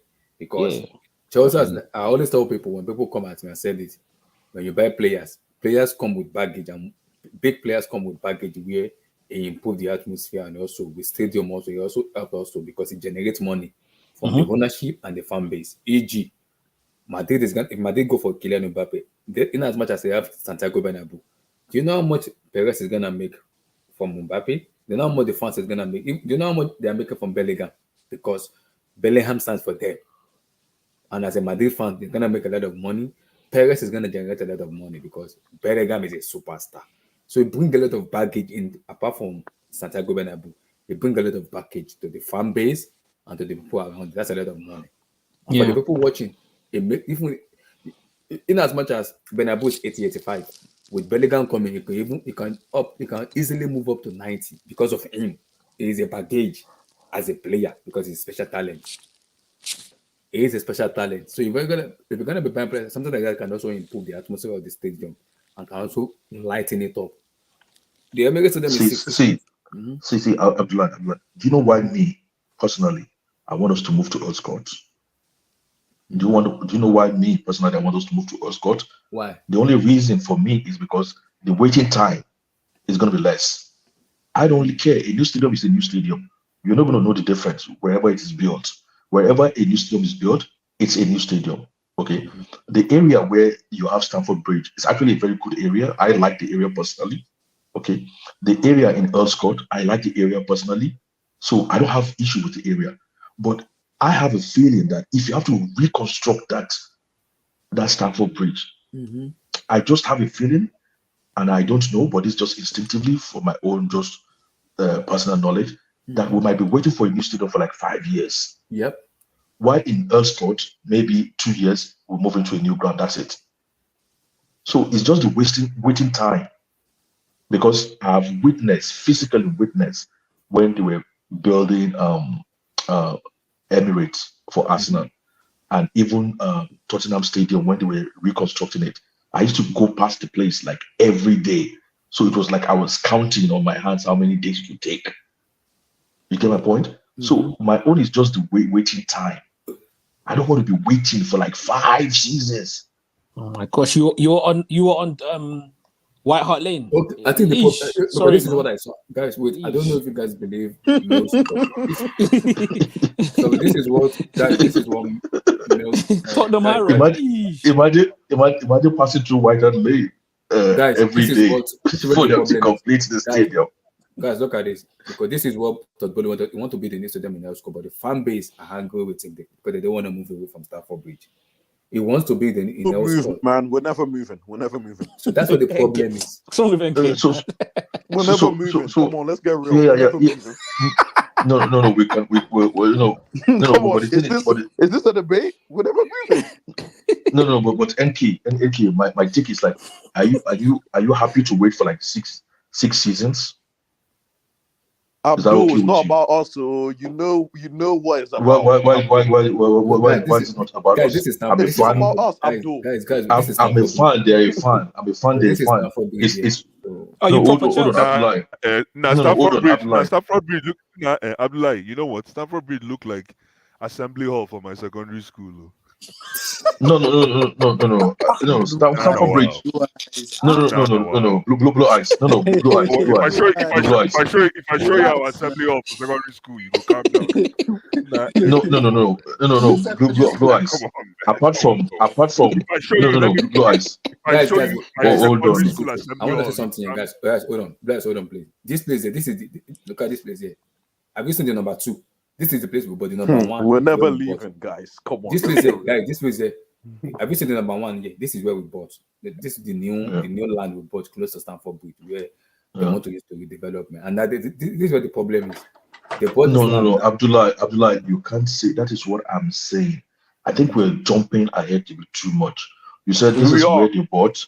No. You said Abdullah said this is where we bought for redevelopment. You don't know why they bought the place. That's what I'm saying. No, but you can't just say we bought it for. Abdul, sorry. It's in the discussion. What if they want to scrap Stamford Bridge and use it for like a training facility and move to like the new facility? Then why would they spend 10 million at Cobham? No, that's what I'm saying. We don't know. We don't know. Yeah, okay, I get it. We don't know. I completely agree. We don't know why they are buying all these places, but people are just pumping out speculation that maybe they bought it because they want to. Maybe it's a hotel. Maybe it's even a hotel.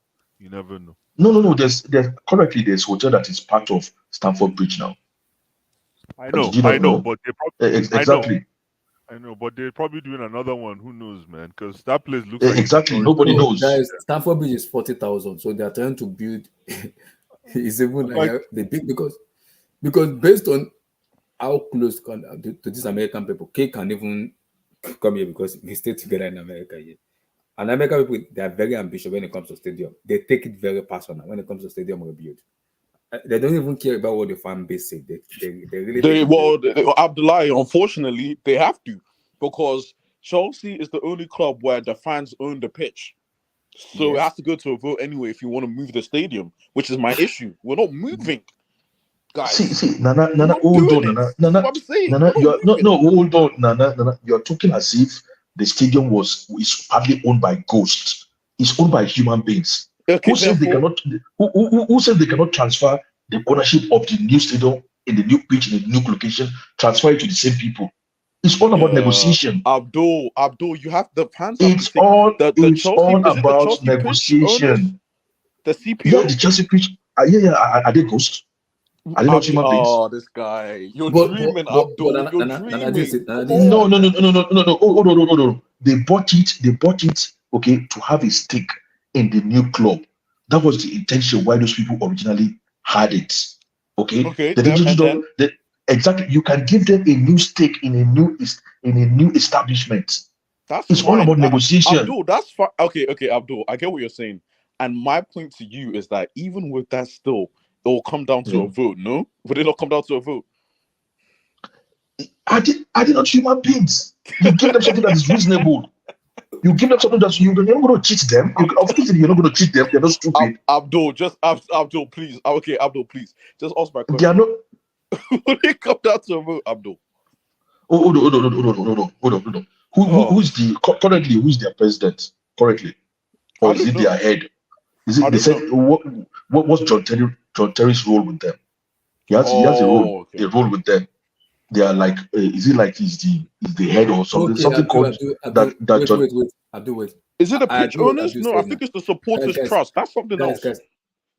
What Abdul said, the new land that just got close to Stamford, that doesn't mean They're not. The problem now is Todd Bowley and Baghdad wants to move to house court because they've already did a side research. How do you know this though? You guys are not talking football anymore. What the fan? See, this is where the Blue Eyes was asking me that question. Blue Eyes. I want the to ask, Chelsea. what's The everyone's Chelsea fan base prediction need to be convinced. They need to be convinced from the moving away from Stamford because Todd Bowley and the guy have already did their research. They're like, okay, this stadium is too small enough. And based on because we come from America, we need to build some bigger stadium that can cause competition for other clubs that are like Emirates, the Tottenham Hotspur Stadium. Anfield is gonna get rebuilt. The St James Park, the Etihad Stadium. Chelsea want to, like Todd already said it when they took over. I want Chelsea to be the biggest club in world football and have the biggest stadium. They are looking close to 75, 80 capacity, maximum 90. Please, who did you hear this from? That's what I'm hearing. I'm telling you fact now. These American people working. I'm telling you fact from the American people. I'm telling you right now. That is what they want to do. That's the ambition. I live in America. I'm gonna tell you the fact. I'm not gonna be just wishy-washy here. I'm telling you fact. No. Nana. Is that not what the sports stadium is? Is the sports stadium not 70,000? I'll tell you. But is it not 70,000? I don't even think it's 70,000 to be honest with you. I mean, somebody find out for us. It's close to the Emirates capacity. It's a couple of hundreds above it. Find out. Type it in now. I'll type it in. But sorry, just to also comment because I didn't comment on this. Me personally, I'd rather wait 6 years because if Chelsea can move to Wembley, I'm not going to say too much there. But I prefer Chelsea moving to Wembley for a couple of years. 62,000 capacity. There you go. For Stamford Bridge? No. Tottenham Hotspur Stadium, 62 capacity. I told you. Come on, guys. Yeah. But it's 62 not large. Only ones that it's large. That's what I'm saying. That's what I'm saying. Nana, I'm telling you for the fact now. Todd Bowley and Baghdad want 80, 85. They're looking at. They're never getting that. They're never getting that. They're never getting that. Stamford Bridge. They want to move away from Stamford Bridge. They're not getting an 80,000. Abdullahi. I'm telling you, they're not getting an 80,000 stadium. Maybe they want to move it to Wisconsin. Never happened. If they move into Wisconsin, I would love it. What do you call it? So much land. Wembley. So much land. Wembley. What is Wembley? Wembley's 90,000. I want to say Wembley's 90,000 though. It's close to it's like Santiago Bernabéu. Hold on. Let me check. No, Wembley's 90,000. Wembley's 90,000. Yeah, 90,000. Exactly. So Nana, I mean, Enki, how can you say they don't want 70,000? It's 90,000. No. 70,000. That's reasonable. Abdullahi said 85,000. That's not happening. I'm telling you that he said 80. He said 80, not 85. 80, 70 to 80 capacity. That's what I'm saying. Is 70 okay? I might be able to hear it. But 80, Abdullahi is never happening. Moving. Okay. You guys live in London. You guys can. What you guys saying? Sorry, I missed that. I wasn't. Listen. Go on. Abdullahi, sorry. Sorry what you're saying. You guys are kind of closer to Stamford people that live there. I don't know how far Elscourt and Stamford Bridge, but people are already saying it. They prefer Elscourt than Stamford Bridge because there's more space. It's ready. That site is ready.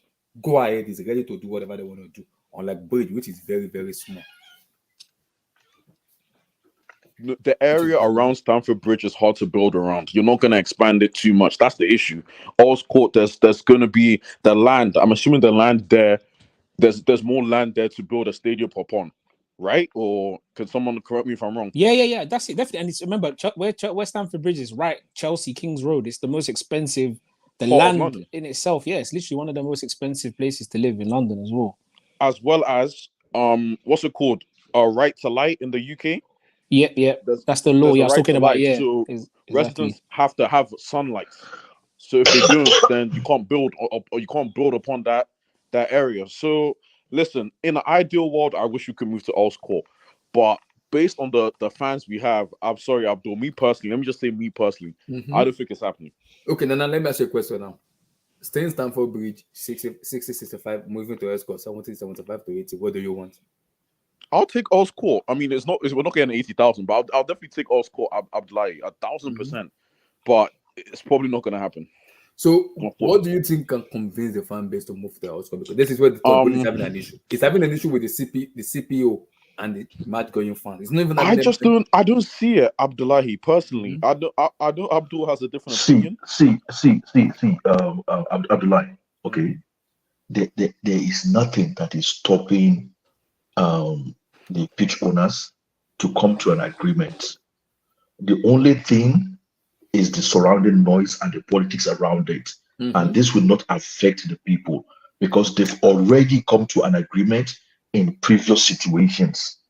So that take on it, I think, is just propaganda. I don't believe it. Okay, it's people driving their agenda based on political reasoning. Okay, these people are human beings. They had a stake in the club for a reason. That's why they became pitch owners. Okay, you have to show them that respect and appreciation. Okay, you cannot just muscle them aside. But to say that you cannot negotiate, with some, except they're not human beings, you can always but Abdul, okay? Roman had tried to negotiate with this situation for the last 15, 20 years. This is not. Yeah, but what I'm saying it was agreed. But what I'm saying, what I'm saying is it was agreed at some point. We just didn't get the land. So how were we? No. So how were we going to move to Madison Park? Cruz, I tried, man. I tried. I never heard that. No. I never heard that. But how were we?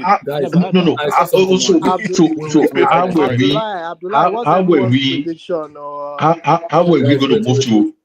Abdullah, what's everyone's prediction for tomorrow's game, real quick? Before you go back to my prediction is my prediction is 3-1. Now give me your prediction. Real fast. 1-1. 1-1. Okay. Cruz. No, I wish I could say Chelsea win. I just don't see it, man. I'll do your prediction. I think we'll get something crazy will happen tomorrow. We'll probably win like 3-1. Blue eyes. Cruz, King Black. What are you laughing? Abdul's too much. Blue eyes. Give me a prediction. 2-0. 2-0 Chelsea. Okay. I wish. You know this is recorded, so we're coming back here. We don't check receipts on this stream. If we check the receipts, there's Jeeps here. Jeeps check receipts. Please be keeping those receipts. Yeah. What's King Black's prediction? So when I start this show tomorrow, I will know whose head to go for. I beg. I think King Black is sleeping. I think my prediction, I think Arsenal will win. Even though I hate to say it, I think Arsenal will win probably 3-1. It's gonna be a spanking. It's gonna be. No, you're a traitor. I'm not surprised. I'm not surprised. After game, I'm not surprised, Key. After game, I'm leaving you, but I'm hoping that wouldn't happen though. You are a traitor. I'm not surprised. You are a traitor, okay. Have you changed your opinion on Cole Palmer yet? Guys. No. Player. Papa. So I have. This is Bridge, and this place is the place we just bought. Are we back to the stadium? Yeah, back to the stadium again. So I want to conclude something before we round up here. So is this place an apartment or an hotel or whatever it is? I don't even know. Because this is the place we just bought. This is where retired people used to live. Retired war veterans. It's retired pensioners. War army veterans. Yeah, exactly. Is that the place? Yeah, that's the place we bought. This is the place we just bought. Yeah, this is the place we bought. Close to that's the place. Yeah, that's the place. Yeah, that's the place we bought. This place. Yeah. So that's what I'm saying. For that piece of land cost 85 mil. That piece of land. Yeah, just that. Imagine. That's lovely. So just think. So how do we work this with Stamford Bridge together? So no, what they're gonna do? That's what I was saying to you earlier. So what they might do with this might become. I don't know. I'm brainstorming. I heard somebody say it as well. This might become the club shop, because if you've been to just on the far right of that picture, like if you look, well, you can't really see it in the shot, but the club shop is built into the stadium. So what they might be able to do is take the club shop, some of the offices, and some of the hotel that's attached to the club, get rid of it further on the other side, and then turn this into offices, club shop, and then they could then extend the stadium down. They could build down. It's very complicated. Obviously, I'm not into engineering or because but architecture. because architecture. based yeah, on my all own that stuff. experience, looking at this now, because it is going to be complicated. Because the reason I said that is because look at these spaces here. These are small spaces. I said the car park here. They have to demolish this place first. That's number one. This one on the right side here, this small place on the right side, with this blue stuff, they have to demolish also this place to have enough space to build it. When I build in a stadium, it takes maximum 18 months. If everything is ready, 18 months to finish. If you are doing it stage by stage, it takes 5 years to finish stage by stage. So what do we want stage by stage, or you want 18 months to finish? Because if you're gonna do 18 months, you have to demolish on the left hand side there, you have to demolish on the right side there. Then this middle one year, you have to demolish it to start from the trash, and that would take maximum 18 months to finish, which the ownership can do. The ownership can do it now. It depends on like. But Abdullahi, you need to tell the pitch owners, you need to give them your pitch because they're not gonna listen. Because according to the report now, gosh. Nana, according to the report, it's 75% of the 75% of the stakeholder of the pitch owner needs to accept what Odbole wants in terms of. It's never happening. Well, there you go. It will never happen. Abdul, there you go. Abdul, there you go. Because if this 75% No, Nana, think global cooperation. Okay, global cooperation. You are thinking more like a British person, so you think like, oh, they're not going to let go. They're not going to let go. Whatever, you know. See, this guy's ain't playing, man. You're thinking too small. You're thinking too small, NK. You need to think big. Abdul, is that what you're saying? Yeah. Local champion. Well, it's normal. You know, it's not a bad thing, but that's not the reality all the time. You know. Abdul, you're not a betting man, are you? I'd be willing to put my. I don't even have a mortgage. I'd be willing to put a whole mortgage down that this isn't happening. I'm willing to do that. No, but what are Dad, do you remember this name when we went to Qatar? When we did the Qatar World Cup, this woman here, her name is Janet Maria Smith. Remember the final, the champion, and the World Cup final when they were talking about the stadium, the name, this name here, this woman here. She was the one that did the final of the World Cup in Qatar that we're talking about. So Odbole has added her to the expansion of Stamford Bridge for her to work with Jonathan Gostin. Jonathan Gostin as an estate developer. So they added this lady here to work with Jonathan Gostin to build a stadium. Wait for me. If they are serious, it will take 2 years. But they are doing it with this picture and stuff. My lord, it will take 5 years to finish the stadium. 2030. Let's move to Wembley, man. Let's move to Wembley for a bit. Yeah, I don't mind that. That's what I was thinking, because then it will be easy to get a ticket, man. No. Yeah, man. Come on, move to Wembley. No. But another thing is, Abdullahi, if we move to Wembley, okay, maybe it will not take 5 years, because basically what it means is you can tear down the stadium and rebuild a new one. Of course, they're not going to tear down everything, but what it means is like you can tear down the stadium.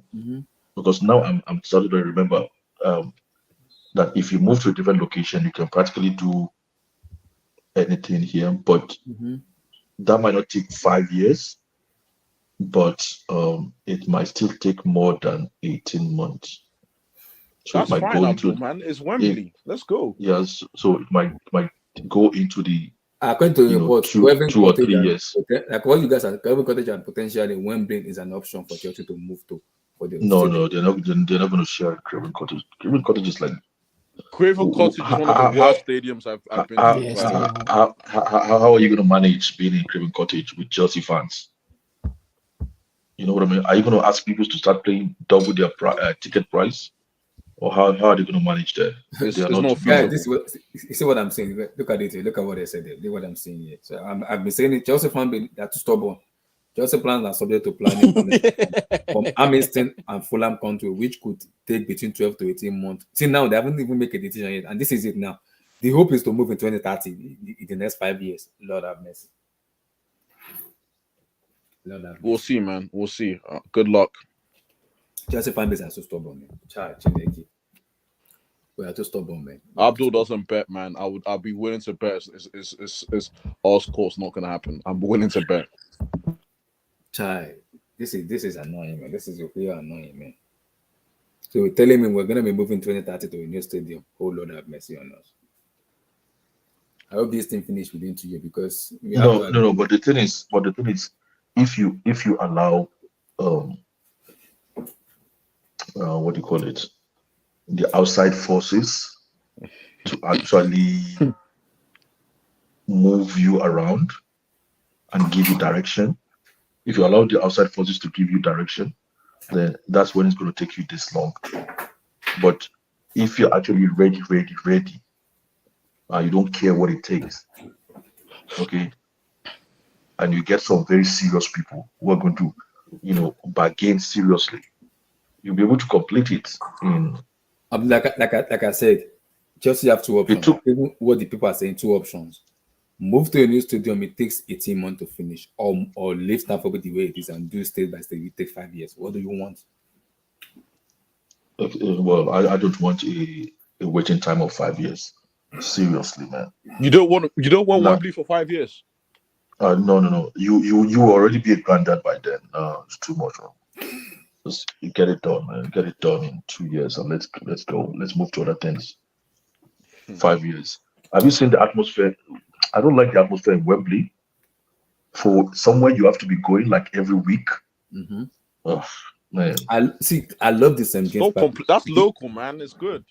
No, nice. see, it's local for you.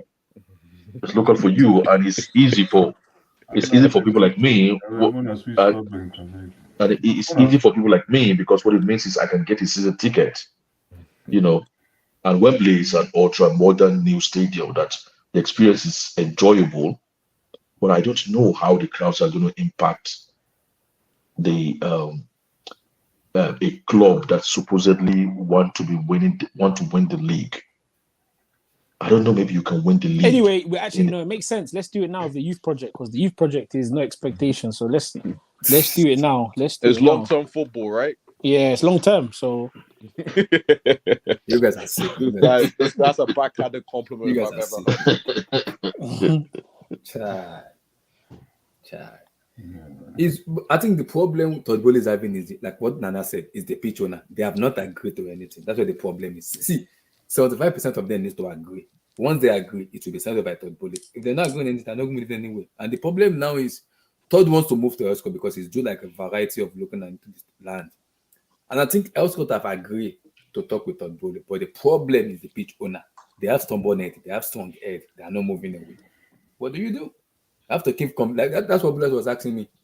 When you win Premier League titles and co, that could change their mind and say, okay, we are winning stuff. We want to move away. This stadium is too low for the standard of Chelsea. We want to move away. Abdullah, can I ask a question? Okay, go ahead. This is off topic. Okay. What's going to be the key to us beating Arsenal tomorrow? Thank you. Fantastic question. Oh my goodness, man. Thank you. For me, this is it. Blue eyes. Blue eyes. Let me respond. No, blue. Oh, hold on. Blue eyes. No, blue eyes. Maybe you dey watch. No, blue eyes. Maybe you dey watch the game. Are you not watching the game now? Yo, who's playing FIFA, man? There's somebody watching a game or something like that. Who's playing FIFA, man? What is this? This is the way Poch has been setting us up from Liverpool till FIFA. Our match before the international. FIFA. Because the way Poch has been setting us up, Nana, is we go more on a counter-attacking system. Where I think against Fulham only for me, that was where we kind of dominate more of the game. And I even think Fulham then even outpossess us, but we won 2-0. And I think against Arsenal, it's going to be key. We have to be disciplined and have to be focused in terms of defensive ability. I said who? I said who, though? I said who? Okay, who's going to be the difference maker? It's a whole squad thing, because I think it's a who. So are you talking about who's going to be the difference maker in terms of tomorrow? I do, yes. So are you talking about the difference maker for tomorrow, right? That's what I'm saying. Okay. For me, the difference maker for me is going to be Sanchez, our goalkeeper. He has to be outstanding for us. And we have to take our chances against Arsenal. Jackson. Fantastic point.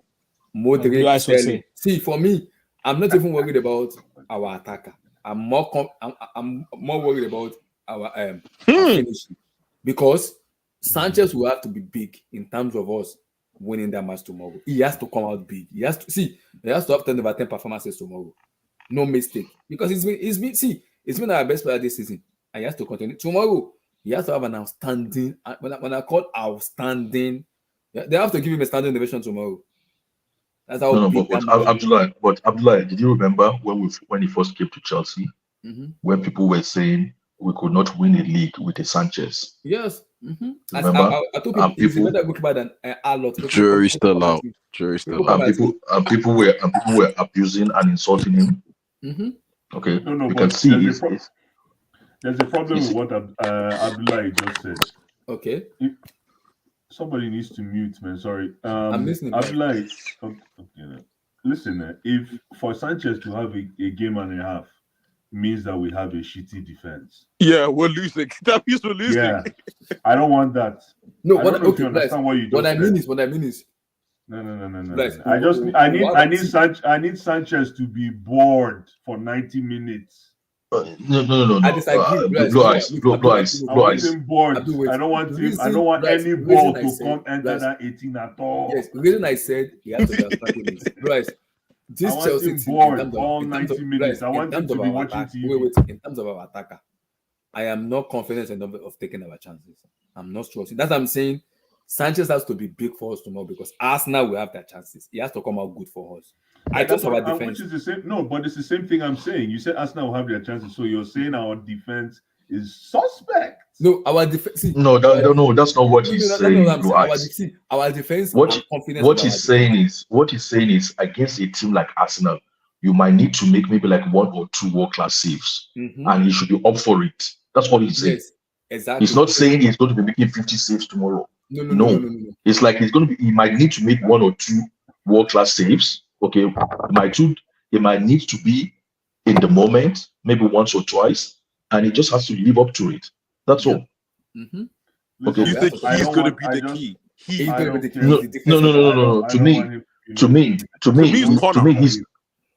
me, you're foul. It depends on. There's no key. For me. He's the lock. He's the lock. He's not the key. He's the lock. He's the lock. Blue eyes. For me, it depends on like how many leaders shows up tomorrow. If people actually roll up their sleeve, and to them the game tomorrow is like a war.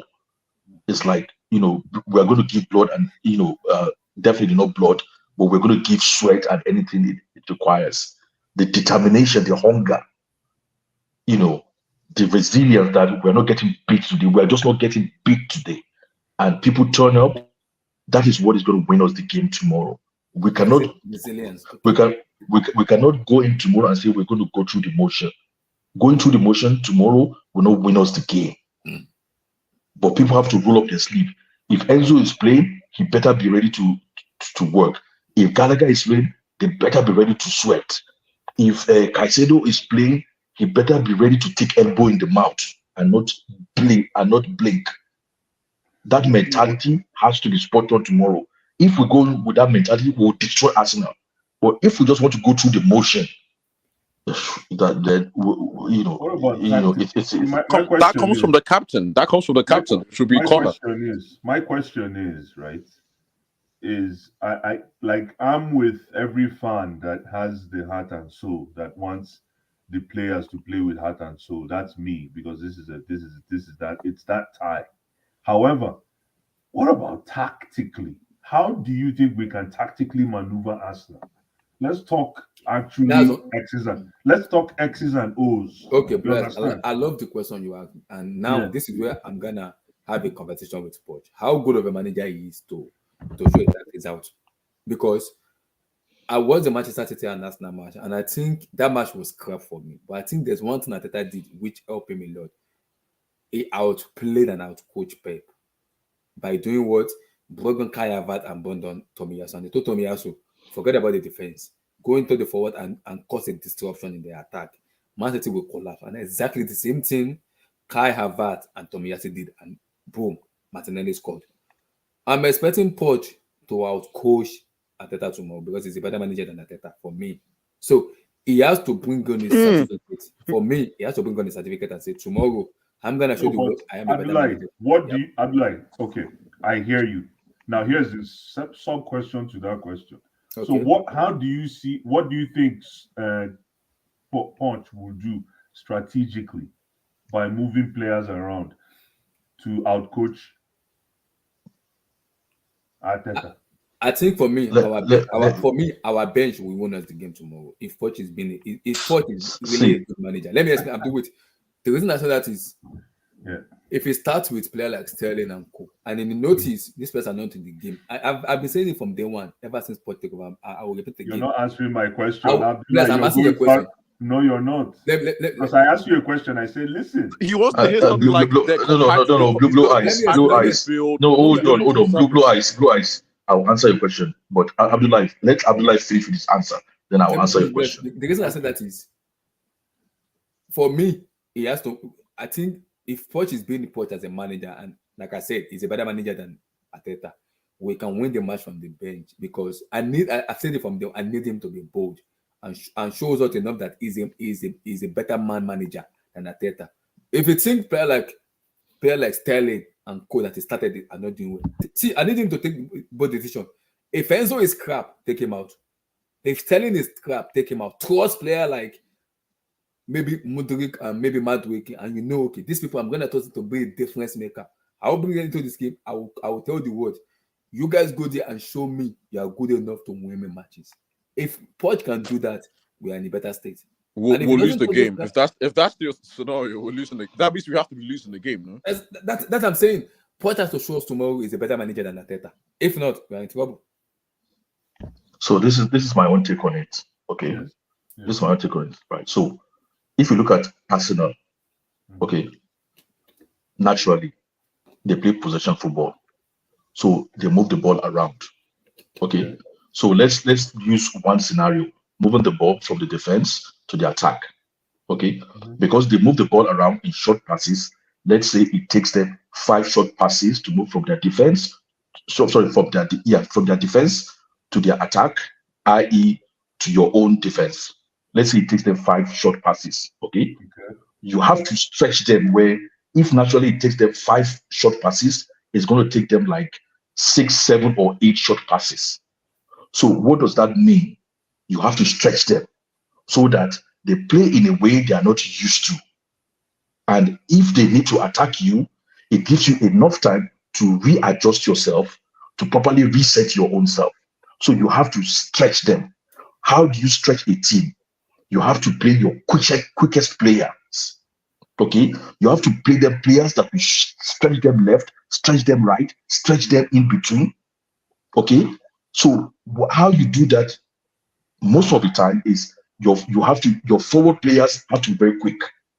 So in that respect, I'll put someone like Palmer on the bench, Raheem Sterling, Jackson, Modric.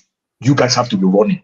When we have the ball in the defense, even if they're not going to shoot to you or make a long pass to you, just run so that you keep stretching them.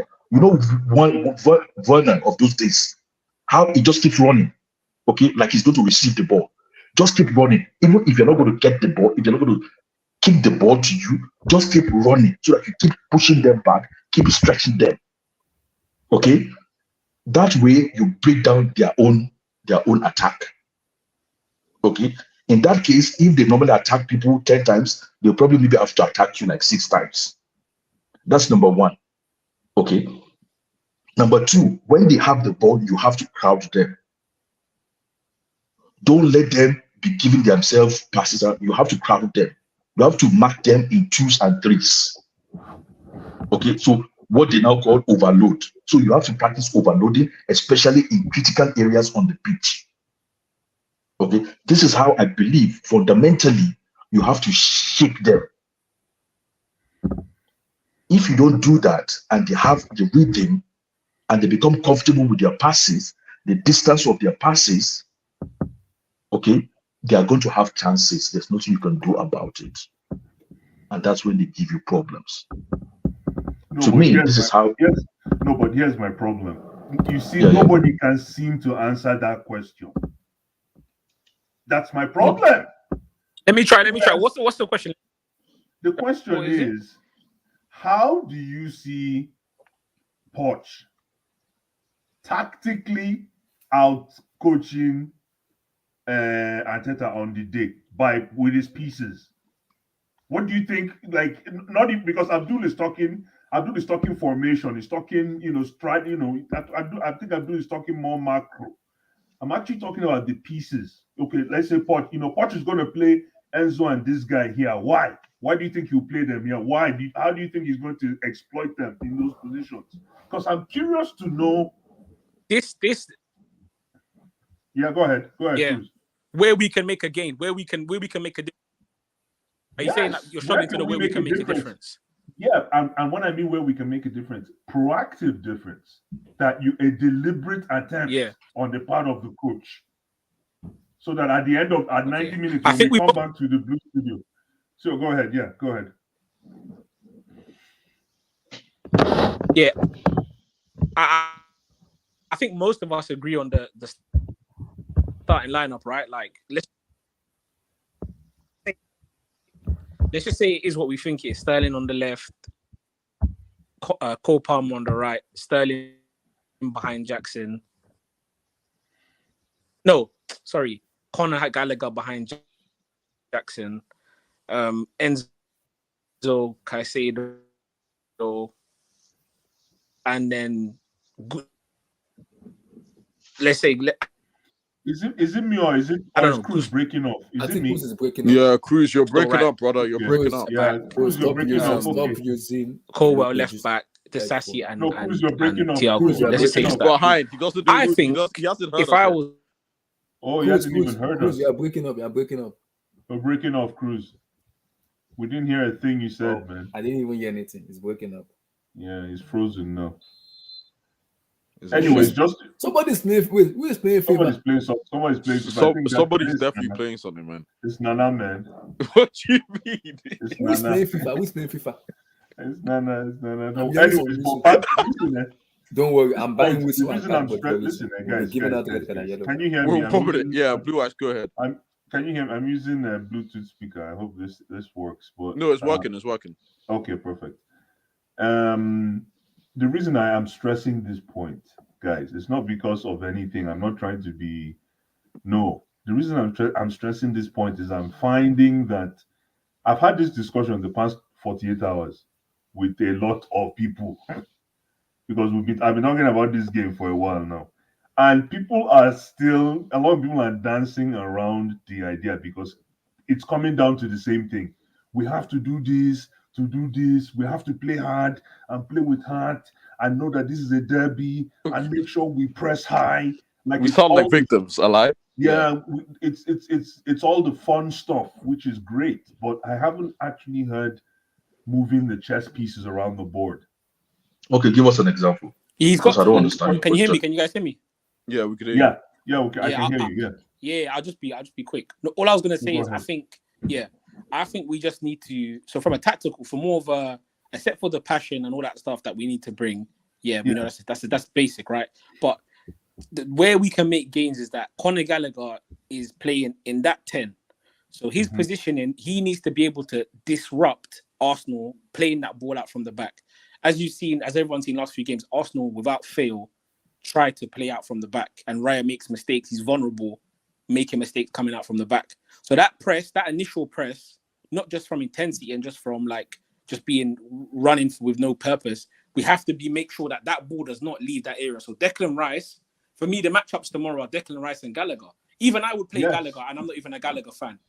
Declan Rice has to not be able to operate. You see, when Declan Rice puts people to, when he decides that I'm running that midfield, it's over. It's over, If he decides that he's going to just make Conor Gallagher look like a baby, then it's game over. Because the way he dictates that, he's so strong and so fast. That's what I'm saying. We can't afford to be like, let's sit back and soak up pressure, then catch Arsenal in the transition. Impossible. They're so physical. They remind me of... So what are you saying now? Are you saying that Conor Gallagher, do you want him to facilitate the attack from deep? Or do you want him to be at the top? I see. Chelsea need to play. Chelsea need to play direct football. When I say direct, there needs to be minimal playing out from the back and we play on their mistakes higher up the pitch. We don't allow Arsenal to get their foot on the ball and play out. That's what we normally do. That's why we get, that's why we get beat most weeks because of that reason. We let teams play. If you watch Chelsea, we let teams play. We just let teams play out from the back, pass the ball, and then we're shocked when they're in our final third. I'm like, yo, nobody pressed the whole way through this whole move, and now they're at our defense. Saying, hold on, though. So you're saying that Conor Gallagher can disrupt Arsenal's formation in the midfield? He has to. I don't say he can. He has to. Conor Gallagher has to be able to do what he can do against Fulham. You see, Cruz, you're like me, man. He's the key. He's the key to this win. He's the key. Because Blue Eyes asking a technical question like, who, in what moments can I pick up? Can we pick up something? I'm not gonna say Cole Palmer's going to be the difference because he hasn't got that individual brilliance in this game for me to say he has. He's capable of it, but he's not. He's not. There's somebody you have to add to Gallagher. And as much as I don't like Gallagher, but I agree with what you said. There's also somebody too who, for me, can do that. Can also support Gallagher in doing that job. Is Moses Caicedo. He has to be on his game tomorrow because it's like this is where I understand what you're saying, but this is where Enzo. And anyway, I'm not having to go at Enzo. Disclaimer, but this is where I'm worried because this is what I'm saying. For you to play that type of high press football, high energy, and to try and like hunt the ball, you need all your midfielders. Like everyone should come off that pitch, understand, like working hard. If it's Arsenal at the end of the day, they're a good team. Like, and I'm worried that if they beat that initial press. And then it's just Moises, and he's looking to his left. Yo, Opanka, man. I don't know, man. I don't know, man. That's my worry with Opanka. Because I was even looking at Leslie, man. If you asked me my lineup, it would have been Leslie, man. I'm not gonna lie to you. So the thing is, okay. I understand, you guys' philosophy, okay. But what I'm saying, from what I can hear from Blue Eyes is, if Poch is standing in front of the team, what is he going to tell them? Are you saying he's just going to direct Gallagher and then just shut up? It's going to be more holistic than that. What is it going to tell the team, the entire team to do? No. Let me suggest. Hold on. Let me just clarify this question. No, that's not what I'm saying. That's not what we're saying. It's not about saying that Conor Gallagher is the key to the game, guys. No, I'm saying that if Poch is at home drinking whiskey, yeah, and he has a whiteboard in front of him, and and he wants to draft his 11, and this is why I'm putting my 11, and I'm going to put this guy here because I know he's going to do this. I'm going to put this guy. What is he going to do? That's what I'm asking. It's the midfield, man. For me, it's the midfield. My thing is, let's get this straight first. Yes, when he puts his, are you saying who is he going to put in his 11 and why is he going to put them there? Yeah, like what is the tactical reasoning behind his selection tomorrow? And where do you think he will tactically outclass Arteta as a result? I'm not talking about the speech he's going to make in the dressing room. I don't care about that stuff. No, I'm not talking about speech. I'm talking about instruction. I'm not saying speech. I'm saying when he's alone. And he's saying, okay, this is going to be my 11. I know I'm going to get at that here and here. What do you think he's saying to himself? Exactly. It's a hard question. No, I know. There's triggers. He has to stop. As soon as Declan Rice gets the ball, he cannot put his head up and make a pass. That has to be the mantra for the game for me. As soon as how does it counter that? What do you mean? How does he counter that? That everyone has to play higher? What do you mean? How does he counter that? No. You said you don't allow Rice to control the game. Yeah. So how do you counter that? How do you Gallagher and Moses Caicedo? So Gallagher and Caicedo. So Gallagher and Caicedo. Now we're talking. Yeah. So Enzo Fernandez needs to be on his up game tomorrow. This is what I'm saying. Now we're having a discussion. You see, that's Gallagher's job. Exactly. Gallagher needs to be on Declan Rice's first touch. When Odegaard drops into that half space that he picks up the ball. Odegaard. Oh, thank you.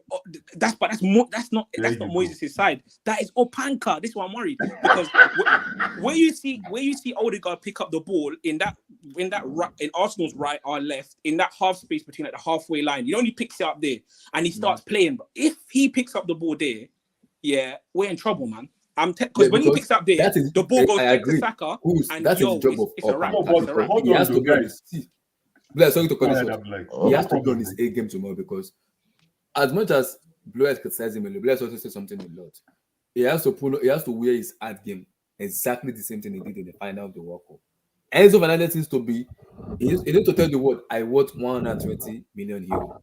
But you If know, not, Abdullahi, No, he doesn't need to do that. That's my issue. He does not need to do that. we need to stop this World Cup with Otanka, man. He needs to. Giving me pop He up. does not need to do that. because the reason I said that is Don't mind Abdullah throwing me under the bus. right. The reason I said that is Two-touch, Enzo, two-touch. I know Enzo has the quality to pick up a pass. So Declan Rice, another guy for me, has to be the job of Moises Caicedo and Gallagher. But again, Caicedo's job is not even it's not on other guy. It's Enzo Fernandez. Enzo Fernandez's job needs to be, I have to stop Odegaard anyway. No, that is over. That's his job. That is over. Cruz, I have hold on. Cruz, I have one more question. Okay, so remove Rice now. So when someone else in the Arsenal team has the ball, what do we do then? What is that? What do you mean? For example, give me a scenario. If Saliba has the ball, what are we doing? If anybody else apart from Rice has the ball with Arsenal, what do we do? So if you're saying if Jesus has the ball outside of our box, If Jesus has the ball, if Kai Havertz has the ball, if whoever, if Zinchenko, if Martinelli has the ball, so what do we do? I'm confused. What you trying to basically say your point? Are we only going to be conscious when Rice has the ball? And when anybody else has the ball, we're talking football. When you play football, there's certain teams don't just press for no reason. There's certain people who get the ball and there's triggers to press. When you watch Man City, Enough. Hold on. Don't ask me a question. You obviously when Jesus gets the ball, obviously there's different positions and there's going to be different players around him. So there's different zones and scenarios. Thank you. But when a team starts to build up from the back, there will be a certain time where the ball goes to a certain player or in a certain space or a certain moment. There's like pictures. The players have pictures. That's what they do in training. When they blow the whistle, stop. What's going on here? Blow the whistle, stop. There'll be certain pictures in it. This is when you engage in the press. So I'm saying as soon as that ball is at David Raya, and they're looking to play out, it's either going to be through Ben White, because most people will pass it to the fullbacks and try and play it through the midfield, which will be Declan Rice, or Odegaard will slip into that little gap, turn and get his head up. I'm worried about that turn and get your head up. I'm telling you, I've seen it. They beat us last season at their ground because they were just, Odegaard had, do you not remember that when they beat us at their ground? Odegaard was making runs from midfield. I swear to you, he scored 2 goals. Go and watch them. He scored 2 goals that were exactly the same. From midfield, drifted, one touch finish. So basically, no one knew where he was. So basically, tracking him, people were watching, like it was mad. Cruz, basically what you're saying is we should give special attention to Rice. And the balls. Let's say Rice when he picks it up because he's the deepest midfielder. The balls into the midfielders that play higher up. The 8, which is if it could be Kai Havertz or Fabio Vieira, or the 10 who is Odegaard, because they don't really play as a 10. It's like 2 8s. There's another very important point, gentlemen. It sounds as if we're strangulating the whole idea around Declan Rice. No. It's because Declan Rice is a key cog in that. No. Hold on. Let me just finish one last thing, just to add to what Cruz said. It's because Declan Rice is a key cog, right? That we're saying this thing about Gallagher. Doesn't mean he's the main guy. But more importantly, is you have to force Declan Rice to defend. Okay?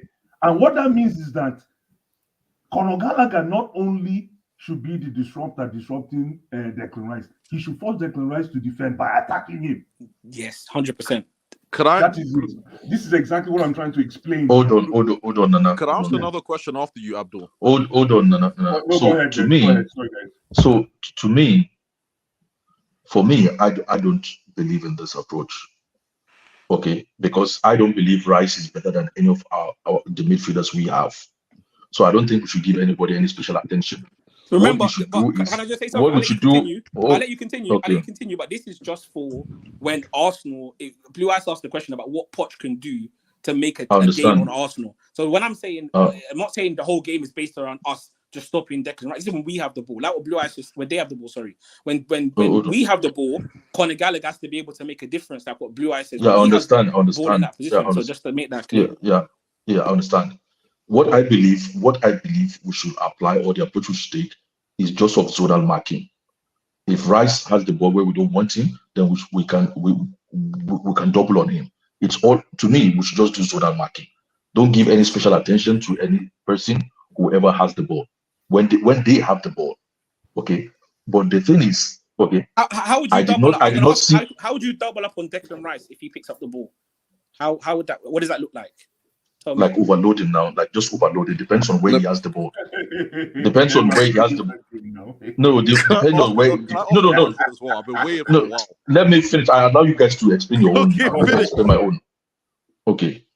So the thing is, the reason why I said that is I did not see Pep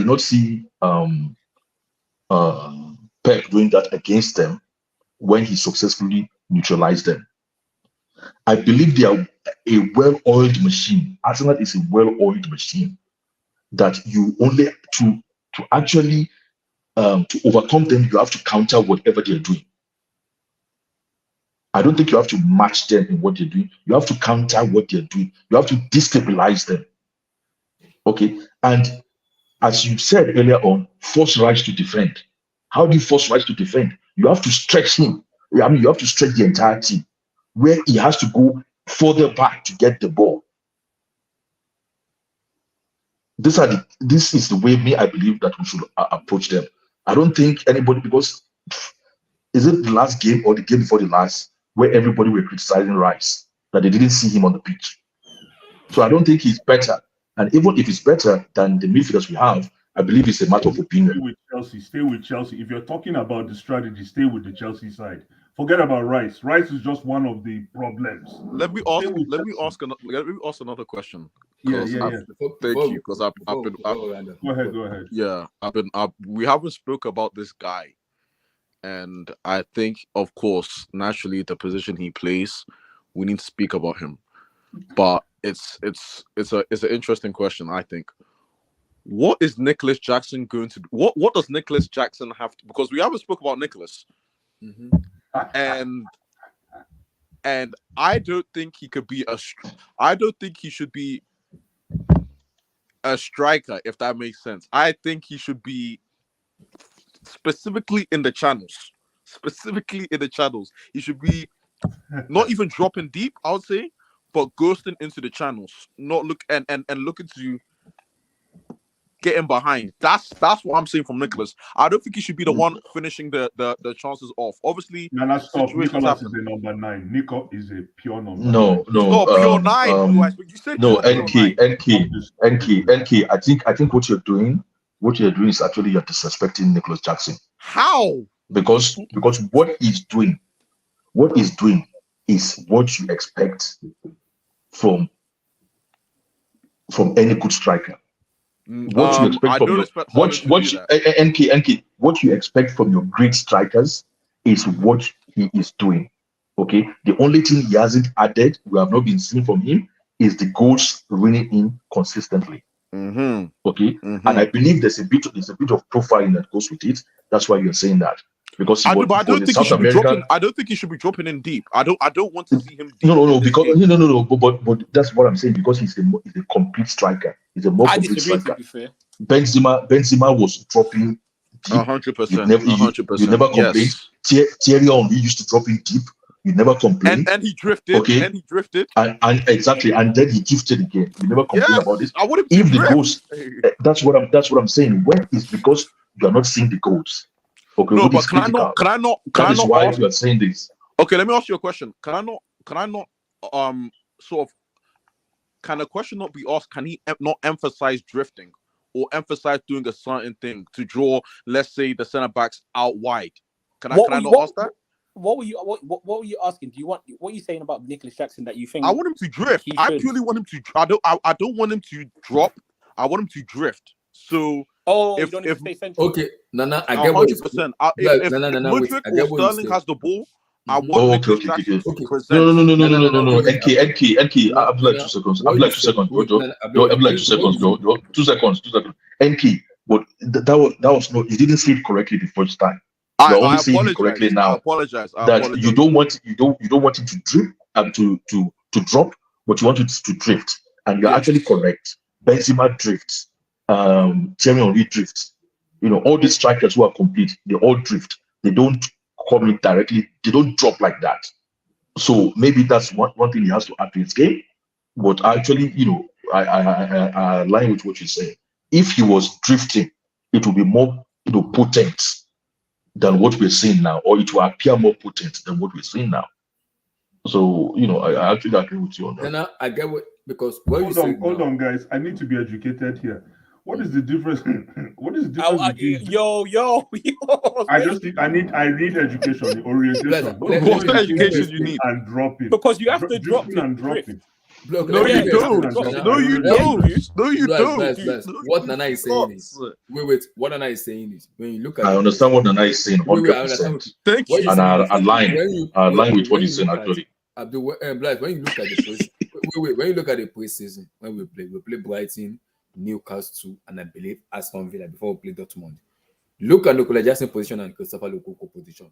Look at those two of them very well, because when Jackson dropped, wait. When Jackson dropped, Nkunku stay front. It was like, okay, you drop, let me stay. And when Nkunku come out of positioning, Nico follow him. And if you look at this partnership between Christopher Lukaku, Nico Jackson, and Mikel Amadi, those three partnership for me is key, because Nkunku has the brain and the ability to say, okay, I know when Jackson is, I can close my eyes and pass that ball to him. It will get into that position. Let me try again. Somebody please define the word drift in football. Okay. Basically, what Nana is saying is, when he drops, don't drop to the center. Drop to the right or drop to the left. Because Is that with the ball or is that without the ball? I don't know. No. You go and stay there to receive the ball. All that dropping he's doing to the center, he drops to the right or to the left. When he gets the ball from those angles, hold on. When he gets the ball from that angle, it's more potent. It's more potent than if he drops to the center. Because sorry to cut you short. It's more destabilizing. It stretches the defense a bit more if he does that, and that's what Benzema does. Listen, let me explain, Blas. Do you watch the preseason between Chelsea and No, is it Brighton? You remember the goal Mikel Amadi scored? Do you remember the goal he scored in preseason? Yeah, Brighton. Yes, maybe. Yeah, scored a goal. Wait, that is goal for us. The goal is scored in preseason. Remember that goal? No, in preseason against Brighton. Oh, okay, yeah, preseason. Yes, that goal. He scored against Fulham as well. Budrick, Blue Eyes. So did you miss the Fulham goal? Wait, no. What are you saying? I'm talking about the preseason. Wasn't that an own goal that was given to him technically? No.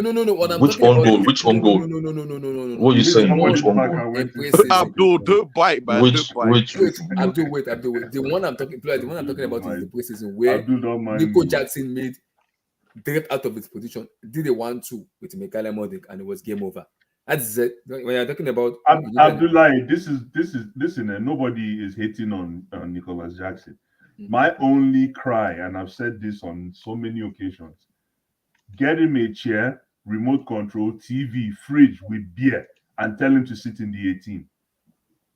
That's it. We win that game tomorrow. No, but it's more complete than that now. It's more complete. I know, my brother. I know. He's a more complete striker than that. But I need him. I mean, the reason I'm saying this, and this is just me, this is now me being selfish. I want him to soak up the energy in that 18 because he's a presence. And Saliba and this boy, what's his name? Gabriel, because I need my midfielders to cook. I need them to drift towards Jackson. I need them to drift towards Jackson to open up space for my midfielders. But this is where, but Blue Eyes, that's not going to happen. That's the problem, though. I actually think the way Jackson, we've seen him playing those first 3 league games, is actually when he was drifting in and dropping short, not drifting in, whatever it is, dropping short, drifting, whatever. Yeah. He actually needs to do. I think this is the perfect game for it because I don't think he'll get anything out of those 2 centre backs because again, I'm not blaming him, but that's my Gallagher's issue. Good. Yeah. No. Hold Yeah. on. You're, no, Because of Gallagher's role in the hold on. The reason I say that is even if he doesn't get us a goal tomorrow, right? But he can do that successfully by staying in there. But I know he'll get us a goal because that guy knows how to eat in the 18. Yeah, but we won't feed him in the 18, the Blue Eyes. We won't make it there. No, but the problem is if he stays in there, the initiative will be to send him the ball in there. I don't think it really. The problem with Nicholas Jackson is he's very good with his feet and back to goal technically, but in terms of his strength, heading, I haven't seen that part. Cruz. What Nana said, okay, is actually spot on, very technical, and very what do you call it? Football is a football approach very intelligent people use. Okay. One thing actually we forgot to mention is drifting helps them to break offsides. If you see a striker who's good at drifting, he's never offside. Okay. And all that stuff that we are saying. What's drifting? In a simple example, what Thierry Henry does. It's only intelligent people that know it, so let them intelligent. No, I didn't say it's. No, I didn't say it's only. That's it. Want to hear from an intelligent person so that we can understand. We're waiting. Oh, yeah, now give us. Basically,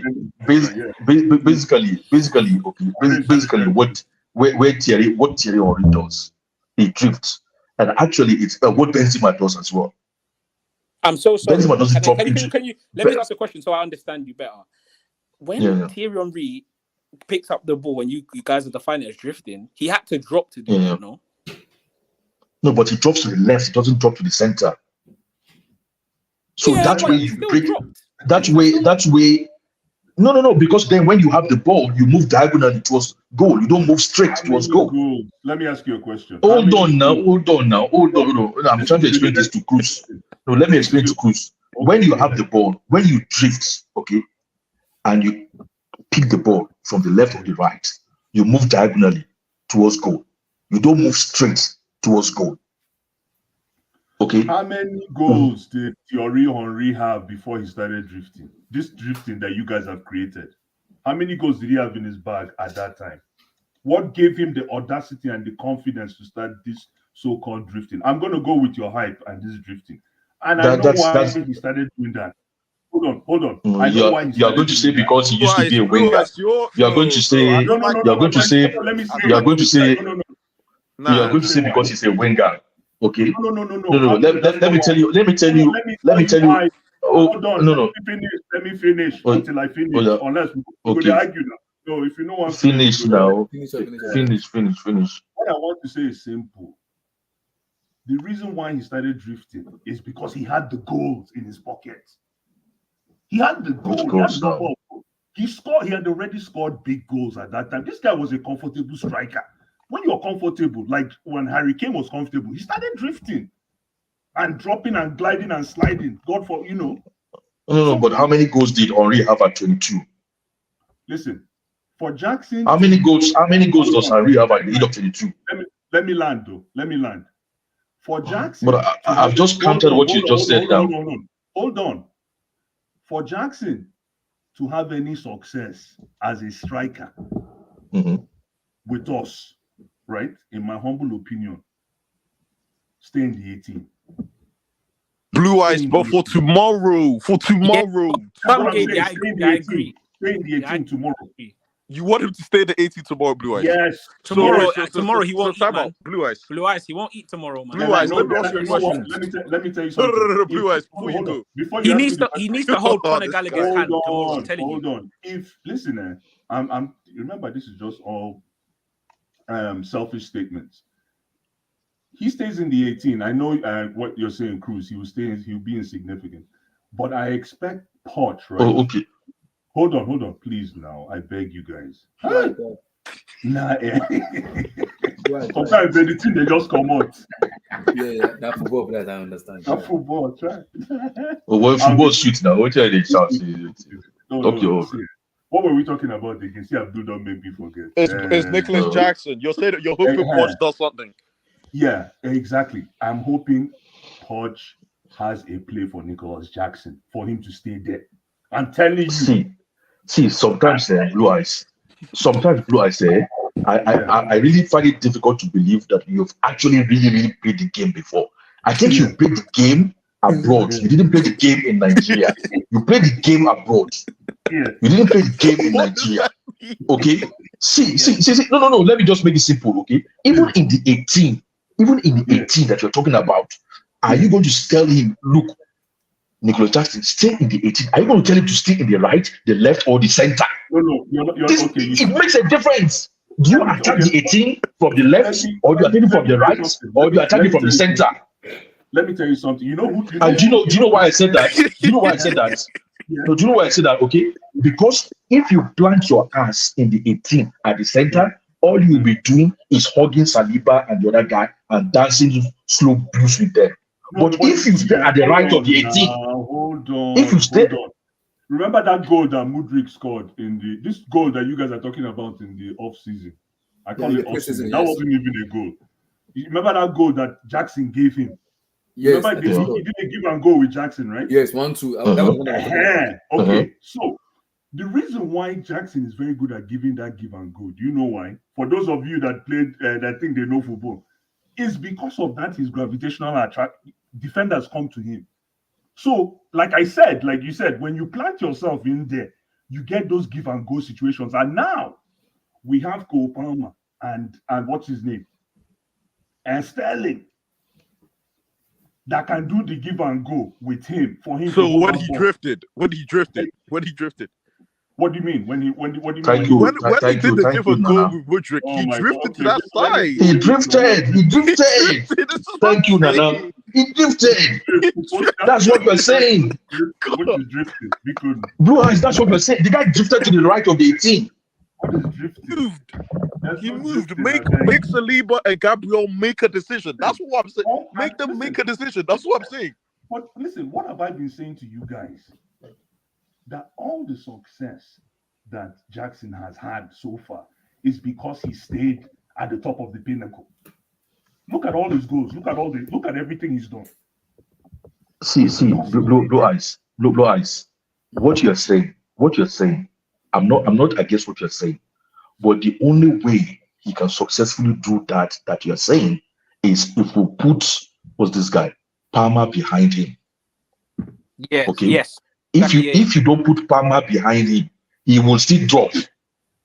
You know, no matter what you tell him. You know, my problem with that statement is because we just found it's a good statement, Abdul, but let me tell you why I have a problem with it. Is we just uncovered Palmer. So it says to me that we never had a plan for Jackson now until we found Palmer. Yeah, but we found Palmer now. Palmer is us now. No, we might as well make the most of him. Yeah, that's true. I get it, but Palmer just joined us. Now we're saying Palmer can stay behind him. This wasn't the discussion before. No, but Blue Eyes, it was. Cruz was here. I was saying Palmer should play 10, but we didn't actually know because we don't know him. Saying before Palmer came. Anyways, okay. But we had him injured. We had Nkunku. Yeah, I guess we had Nkunku. All I'm saying is I honestly, and I'm being very, very, very selfish with my statement. I need someone that will sit as an orange cone at the top of my attacking force. Okay, Blue Eyes. For my and I think Blue Eyes. I beg you. Blue Eyes. He's not entering that club. This is why I keep on telling Blue Eyes. Wait. He's not entering the club alone. What you are saying right now, doing somebody that does. Someone that does that. I just need an orange cone. You know, you're on the highway when you're driving, and you see that orange cone from far. The orange cone you are talking right now. In as much as I was very, very, very critical of it because it was you especially you and Abdul. You know when you're on the highway, you see that. Hold on. Blue Eyes. Talking about the orange cone and everything you're talking about. Simple football. That's simple football. That's what I'm saying. That cone, the person that can do it 12 times, that cone, I almost hit it. Someone that can do the job you're talking about, Blue Eyes, I can do it very well. In that much as I still have my doubts in and I want to see more of it, it's Connie Chukwuemeka. He's the guy you're talking about because he gives Jackson more time to do whatever he wanted. He can't stop and everything. I don't think he can play that position. No, I think Jackson he can. is the guy. He's been doing that even Jackson, before he got injured. Remember, Jackson is the guy. You know why I like Jackson? He has the ball control. Remember the goal. Remember the goal Chukwuemeka scored against West Ham. The person that caused that goal was Nico Jackson. He came out of his position. He did a 1-2. That's true. With Conor Chukwuemeka, and it was game over. No. But we can't drop Jackson for Chukwuemeka now. No. I'm not saying drop. No. It's not drop. It's a combination of play together with each other.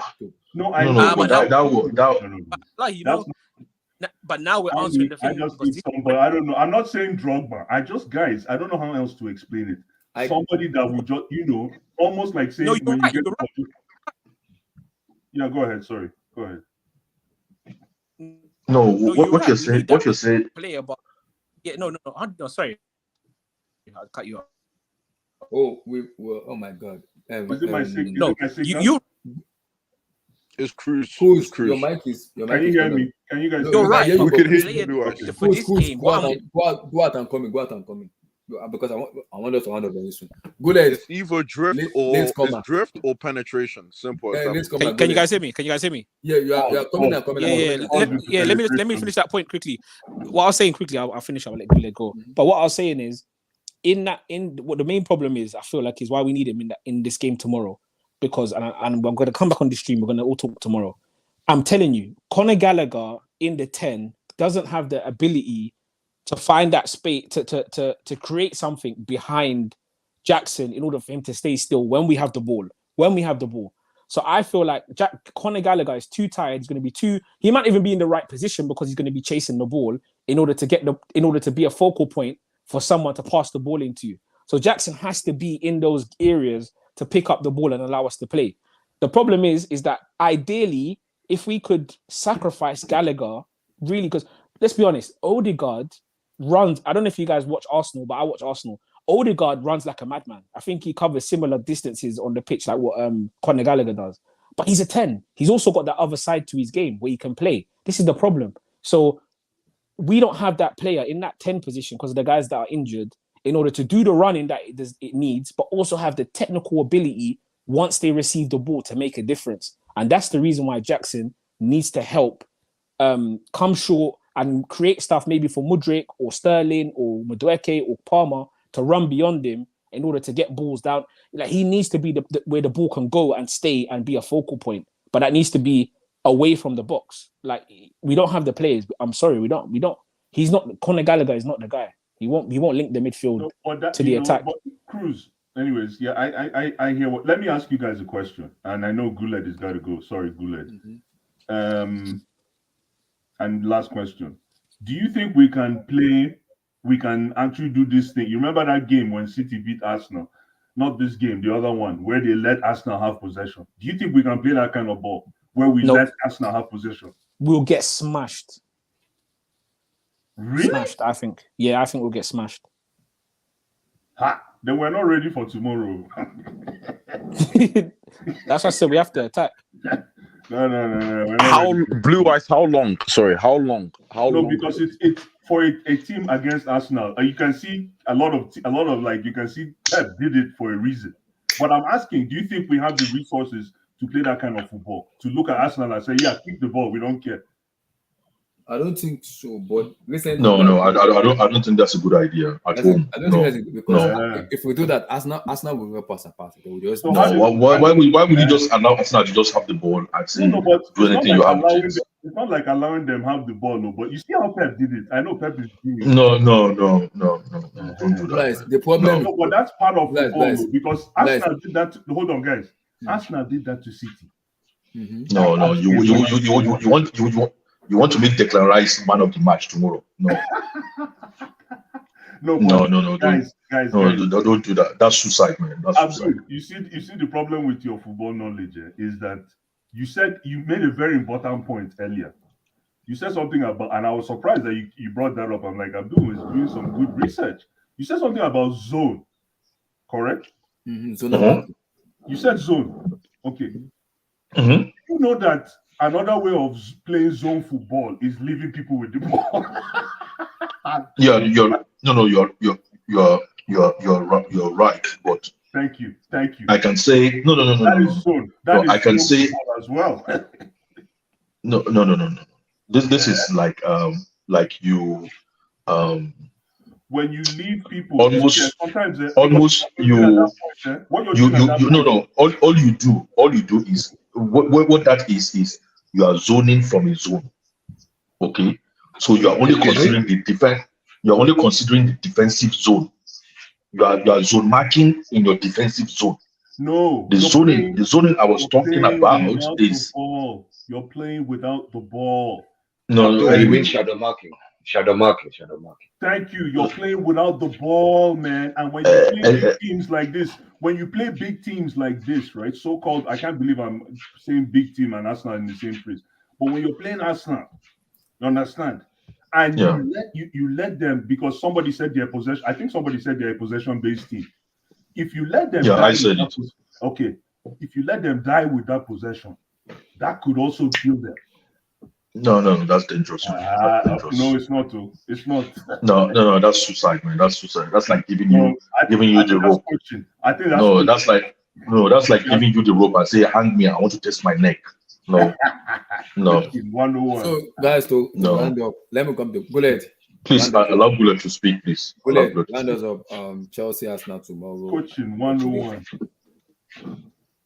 Big up, guys. Big up. Sorry for coming. Big up. Big up, man. Let's get the heck out of here. Okay. Before I round up, let me just actually point out what Blue has said to Oga Abdul. Blue has actually brought up a very interesting point. If we guys look at the way that Pochettino plays and looking at his level of intelligence in terms of formations when he played big teams, even when he was in PSG, right? Case in point, look at the game, the second leg against Real Madrid, when they were already up, the way he was playing pragmatically. I think actually what Blue Eyes is saying is actually right. Knowing who Pochettino is, do you actually think he's going to actually play against Arsenal toe-to-toe? I personally don't think so. I personally don't. Sorry, can you say that again, Gula? Please say that again. I didn't catch it.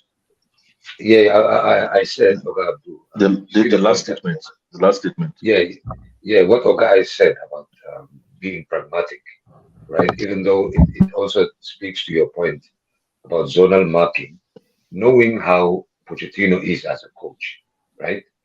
Because we can only judge him from his past tenure in PSG and Tottenham and Espanyol and so on.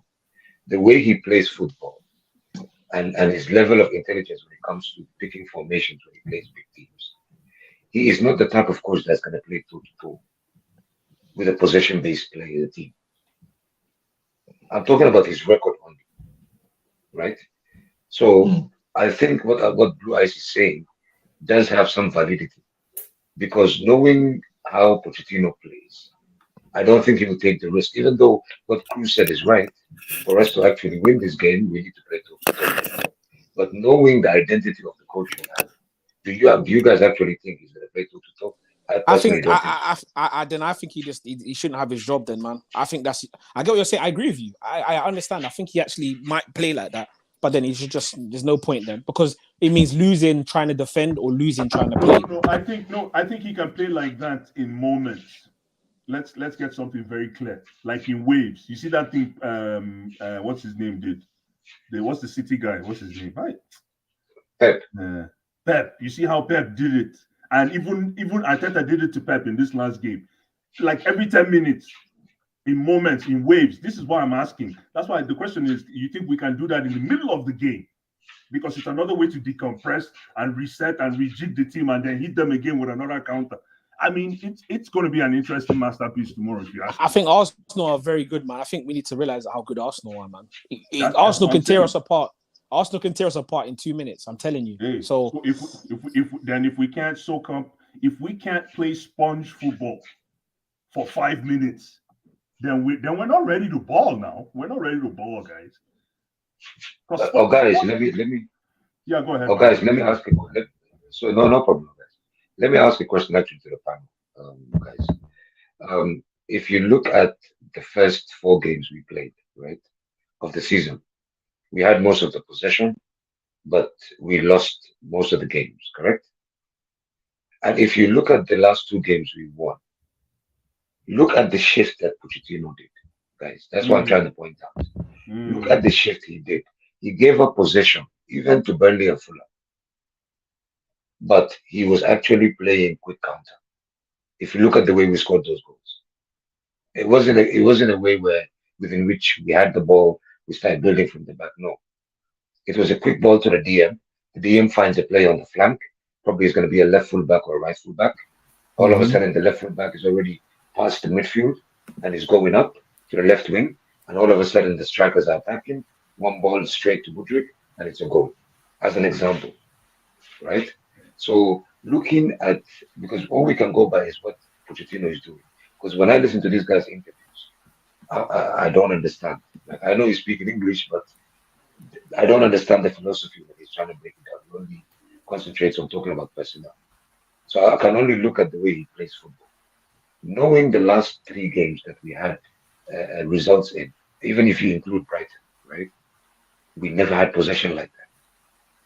Yeah, we This did. is why I said, no. Look at the game against, even at the game against Brighton. We never had most of the possession. I'm sure we had most of the possession against both of those. But Burnley, we had most of the possession, and Fulham, we had most of the possession as well. Look. Not Fulham, I'll give you an Fulham. example. Not Fulham, Yeah. sorry. Burnley and Brighton. I'll give you an example. You remember in the first half at Brighton, after the first 10 minutes, because the first 10 minutes, yes, we had possession. Do you remember what happened after the first 10 minutes? We started pushing back. And Brighton had the ball, but we were lucky enough because they didn't start with their full team. The how can I say this? The transition was breaking down in the midfield, thanks to Conor Gallagher, as you were saying. But if you look at the way we were set up, we were not set up on the front foot comparing to the last 4 games. I mean, the first 4 games of the season. If you actually, you watch the games, every one of you guys, I'm sure, watched the games. Yeah, we did. If you look at the way we were playing, it's not like the team you're playing against, even if you had Fulham and Burnley, were on the back foot. If we had possession, it felt like it was 50-50, and it was like a war zone in the midfield, somehow. But it wasn't a game where we had the ball and we were playing like defense. Yeah. But Gulad, are you saying we should defend very well tomorrow, or we should concede the ball? To be honest with you, Abdullah, sorry, Abdullah, I was talking about just what I saw. But personally, if it's down to me, I agree with Cruz. We should play toe-to-toe. I agree with Cruz. But we cannot play toe-to-toe with them the whole game. We have to mix it up. Yeah, we have to play in stages. We have to play the game in Yeah. stages. I think what Cruz is saying is we should play toe-to-toe, but defend well when we have to defend. But what Blue Eyes is saying is concede the ball like Pep did to them the game before this one. Massacre. That's like suicide. No, the reason why Pep, listen, I said that I'm not saying concede the ball completely. The reason why Pep did that, and I see Arteta did it back to Pep, is when things are rough, when things are locked up, and you need to mix it up real quick. The best way to do that is to actually relinquish. It's not like you're relinquishing possession, but like you said, zonal marking. You play without the ball. That's why the Conor Gallagher are still in the league today. Being able to play without the ball thing now. Oh, guys, you're absolutely right because you remember this is what I like about Pep. Right? I hate the guy, but this is what I like about him. You remember when Mourinho was playing him, when Mourinho was coaching Inter. This is exactly what Inter did to his Barcelona. If you guys remember. Exactly. The way Pep did Arsenal in that game, it was as if Mourinho was playing Pep. Yeah, that's right. Mancity was Mourinho, and Arsenal were. Thank you. Pep. Thank you. It was the same thing, and it's true. We do need to mix it, but the zonal marking we are talking about could be broken down into 2 stages. It either could be shadow marking, or it could be marking the spaces. This is what the confusion that Pochettino is going to have. I don't know if he has that level of intelligence to think about marking the spaces. But if we're going to shadow mark player to player, we're going to be in trouble. I think marking the spaces should be. I think marking Guled. I think marking the spaces should be by default. I hope so. I hope so. They should know that by the back of their hands, man. It's like, you remember those days? You go play when you go play in the night. You go play in the dark, so that by the time your match is at 3 PM, your eye don't red. You understand? I'm hoping that that's what how these guys play, man. Because that's what I'm hoping for, guys. Yeah, man. Go ahead. So go ahead. Give me the prediction before we get it. I predicted 3-1. Am I being 3-1 to who? To Chelsea. Are you being optimistic or being realistic? I'm being optimistic and realistic. No, you can't be both, Abdullah. You have to choose one. What will help us? I think yes, in as much as that's a good call. Wait, in as much as a lot of things did not favor us a lot in terms of this picture because we've lost a lot of matches against them. But again, I just have this light edge, and I believe luck will also be on our side a little bit tomorrow, where things will just fall into our place and it could just click for us. Because remember, football is all about luck, and when this luck fall into you, it is game over. And I think people might talk about this, and I think I'm even loving it that we're not even favorite. It makes it even more spicier for me. We're not favorite, they just play our own game, and hopefully, God willing, luck fall into us. We take our chances and it's game over for me. I think we will have our chances. My problem is, are we clinical enough to score these goals? No, I'm not. That's my worry. We'll have chances against them. I'm not worried about having chances. My problem is, are we clinical enough, and how determined is the boys tomorrow? Did they know the definition of a London derby? Raheem Sterling, man. Raheem Sterling is going to deliver us tomorrow, man. I hope so. That's my prayer. I hope so. Abdullah, remember when Lampard, the last time he was at Chelsea, when we played Real Madrid at home. We played 5-3-2. Yeah. You know, we went toe to toe with Real Madrid till we conceded the goal. Well, we missed our chance. Hold on, Abdullah. Until we conceded the goal. Yes. Okay, and then we fall apart. Mm-hmm. So to me, that's going toe to toe. And I believe if we take that approach against Arsenal, we're not going to fall apart like that. Okay, but we can go toe to toe and still get a positive result. Because my fear is if you concede the ball to this Arsenal, okay, they will start overloading you. Yeah. Where suddenly it will be like you don't even have a midfield. Because they will have their left back, their right back moving into the midfield. Their center half drifting into the midfield. They'll start overloading you everywhere. No, but this is you have to mix it up. You have to mix it up. Hold on. Sometimes with Arsenal. Yeah, sorry, go ahead. No, go. Yeah. I was saying to Oga, you have to mix it up because if you play toe to toe with them, you know what Arsenal do, Oga do. They will make sure they push the ball all the way to the back to draw our players. Okay. And because we're trying to play toe to toe, the spaces are gonna appear in the midfield. Why? Because we're trying to counter press because we're trying to play toe to toe. So I think we have to mix it. If we're gonna play toe to toe, we play with the ball. And not only that, Guled. Sometimes you need to attract the overloads, like Abdul was saying, because when you attract overloads, when Arsenal hit you with the overload, that's when I say coaching. You are supposed to pick. That's why you hear that phrase. You're supposed to be able to pick a defense apart. So when the wave is coming, how do you evade the wave? And that's why I say coaching is very important. Who plays where? Who is going to be the orchestrator to pick those passes when we get hit with a wave? That if you look at instances where that has been successful, the Mourinho times with Chelsea in the first time. Oh, people are doing it now. And the Mourinho times with Inter, okay, and what Pep did to Arteta, you could see in those instances he had footballers that were monsters.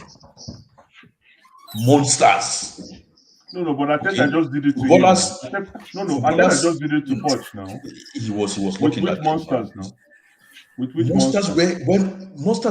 when the ball gets to their feet, okay, they are going for the kill, like Samuel Eto'o, like Snyder. Oh, you're talking about those days. Okay, of course. Those days, like Michael Essien. Oh no, that's different. Of course, I'm not we even. don't have those. We don't have those kind of players. No. Abdul, hold on. We don't have footballers that can pick pockets. No, but that's the thing. That's why I say, do we have the coach? That's why I'm saying, don't get too excited. Do we have we need a coach that can inspire our kids to start doing these kinds, so that when we see waves, we have to come back to being a big club one day, ladies and gentlemen. We got to be able to beat waves. We got to be able to beat the press. If we want to play in Champions League finals, we have to be able to beat the press comfortably. Anytime, anywhere, whatever team it is what I'm trying to say. And nobody's saying we should play anti-press football for 90 minutes, Abdul. But it cannot be. Yeah, exactly. It cannot be negated. It cannot be slept on, especially when the bigger coaches are doing it, are using it. And the guys, to add to your point, we have players that can distribute. Yeah. We have the two best diagonal passing players in the midfield. Caicedo can play diagonal passes, and Enzo can play diagonal passes. So we have to mix it up. Fair enough. Bullet, quick prediction, and let's get the hell out of here. To be honest with you, I'm sticking with my prediction, though. People might probably mad, but I'm sticking with my prediction. No, I appreciate your optimism. You know, it's good to have that. I said 2-0, so I'm just as optimistic. Yeah, no, guys, I hope so as well. For me, I said it's going to be a tight game because, of course, we're playing at home. Mm-hmm. We wouldn't want to be lambasted like that because I don't think the crowd are going to be easy on the team this time.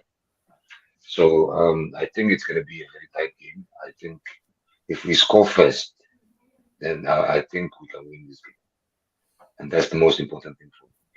If we concede, then I hope that they don't go back to the old ways and start hiding from the ball. So as a score, I'm going to go for 2-1 Chelsea. If we score first, otherwise I think it's going to be 1. So it's either 1-1 or 2-1. We'll see you guys tomorrow for the post match. Peace, man. See you next one. Peace, man. Big up. See you. Yep. Is there what do you call it? Tomorrow? Yeah, sure. There is stream tomorrow. Yeah, there is. Abdul, what did you predict, by the way? There was.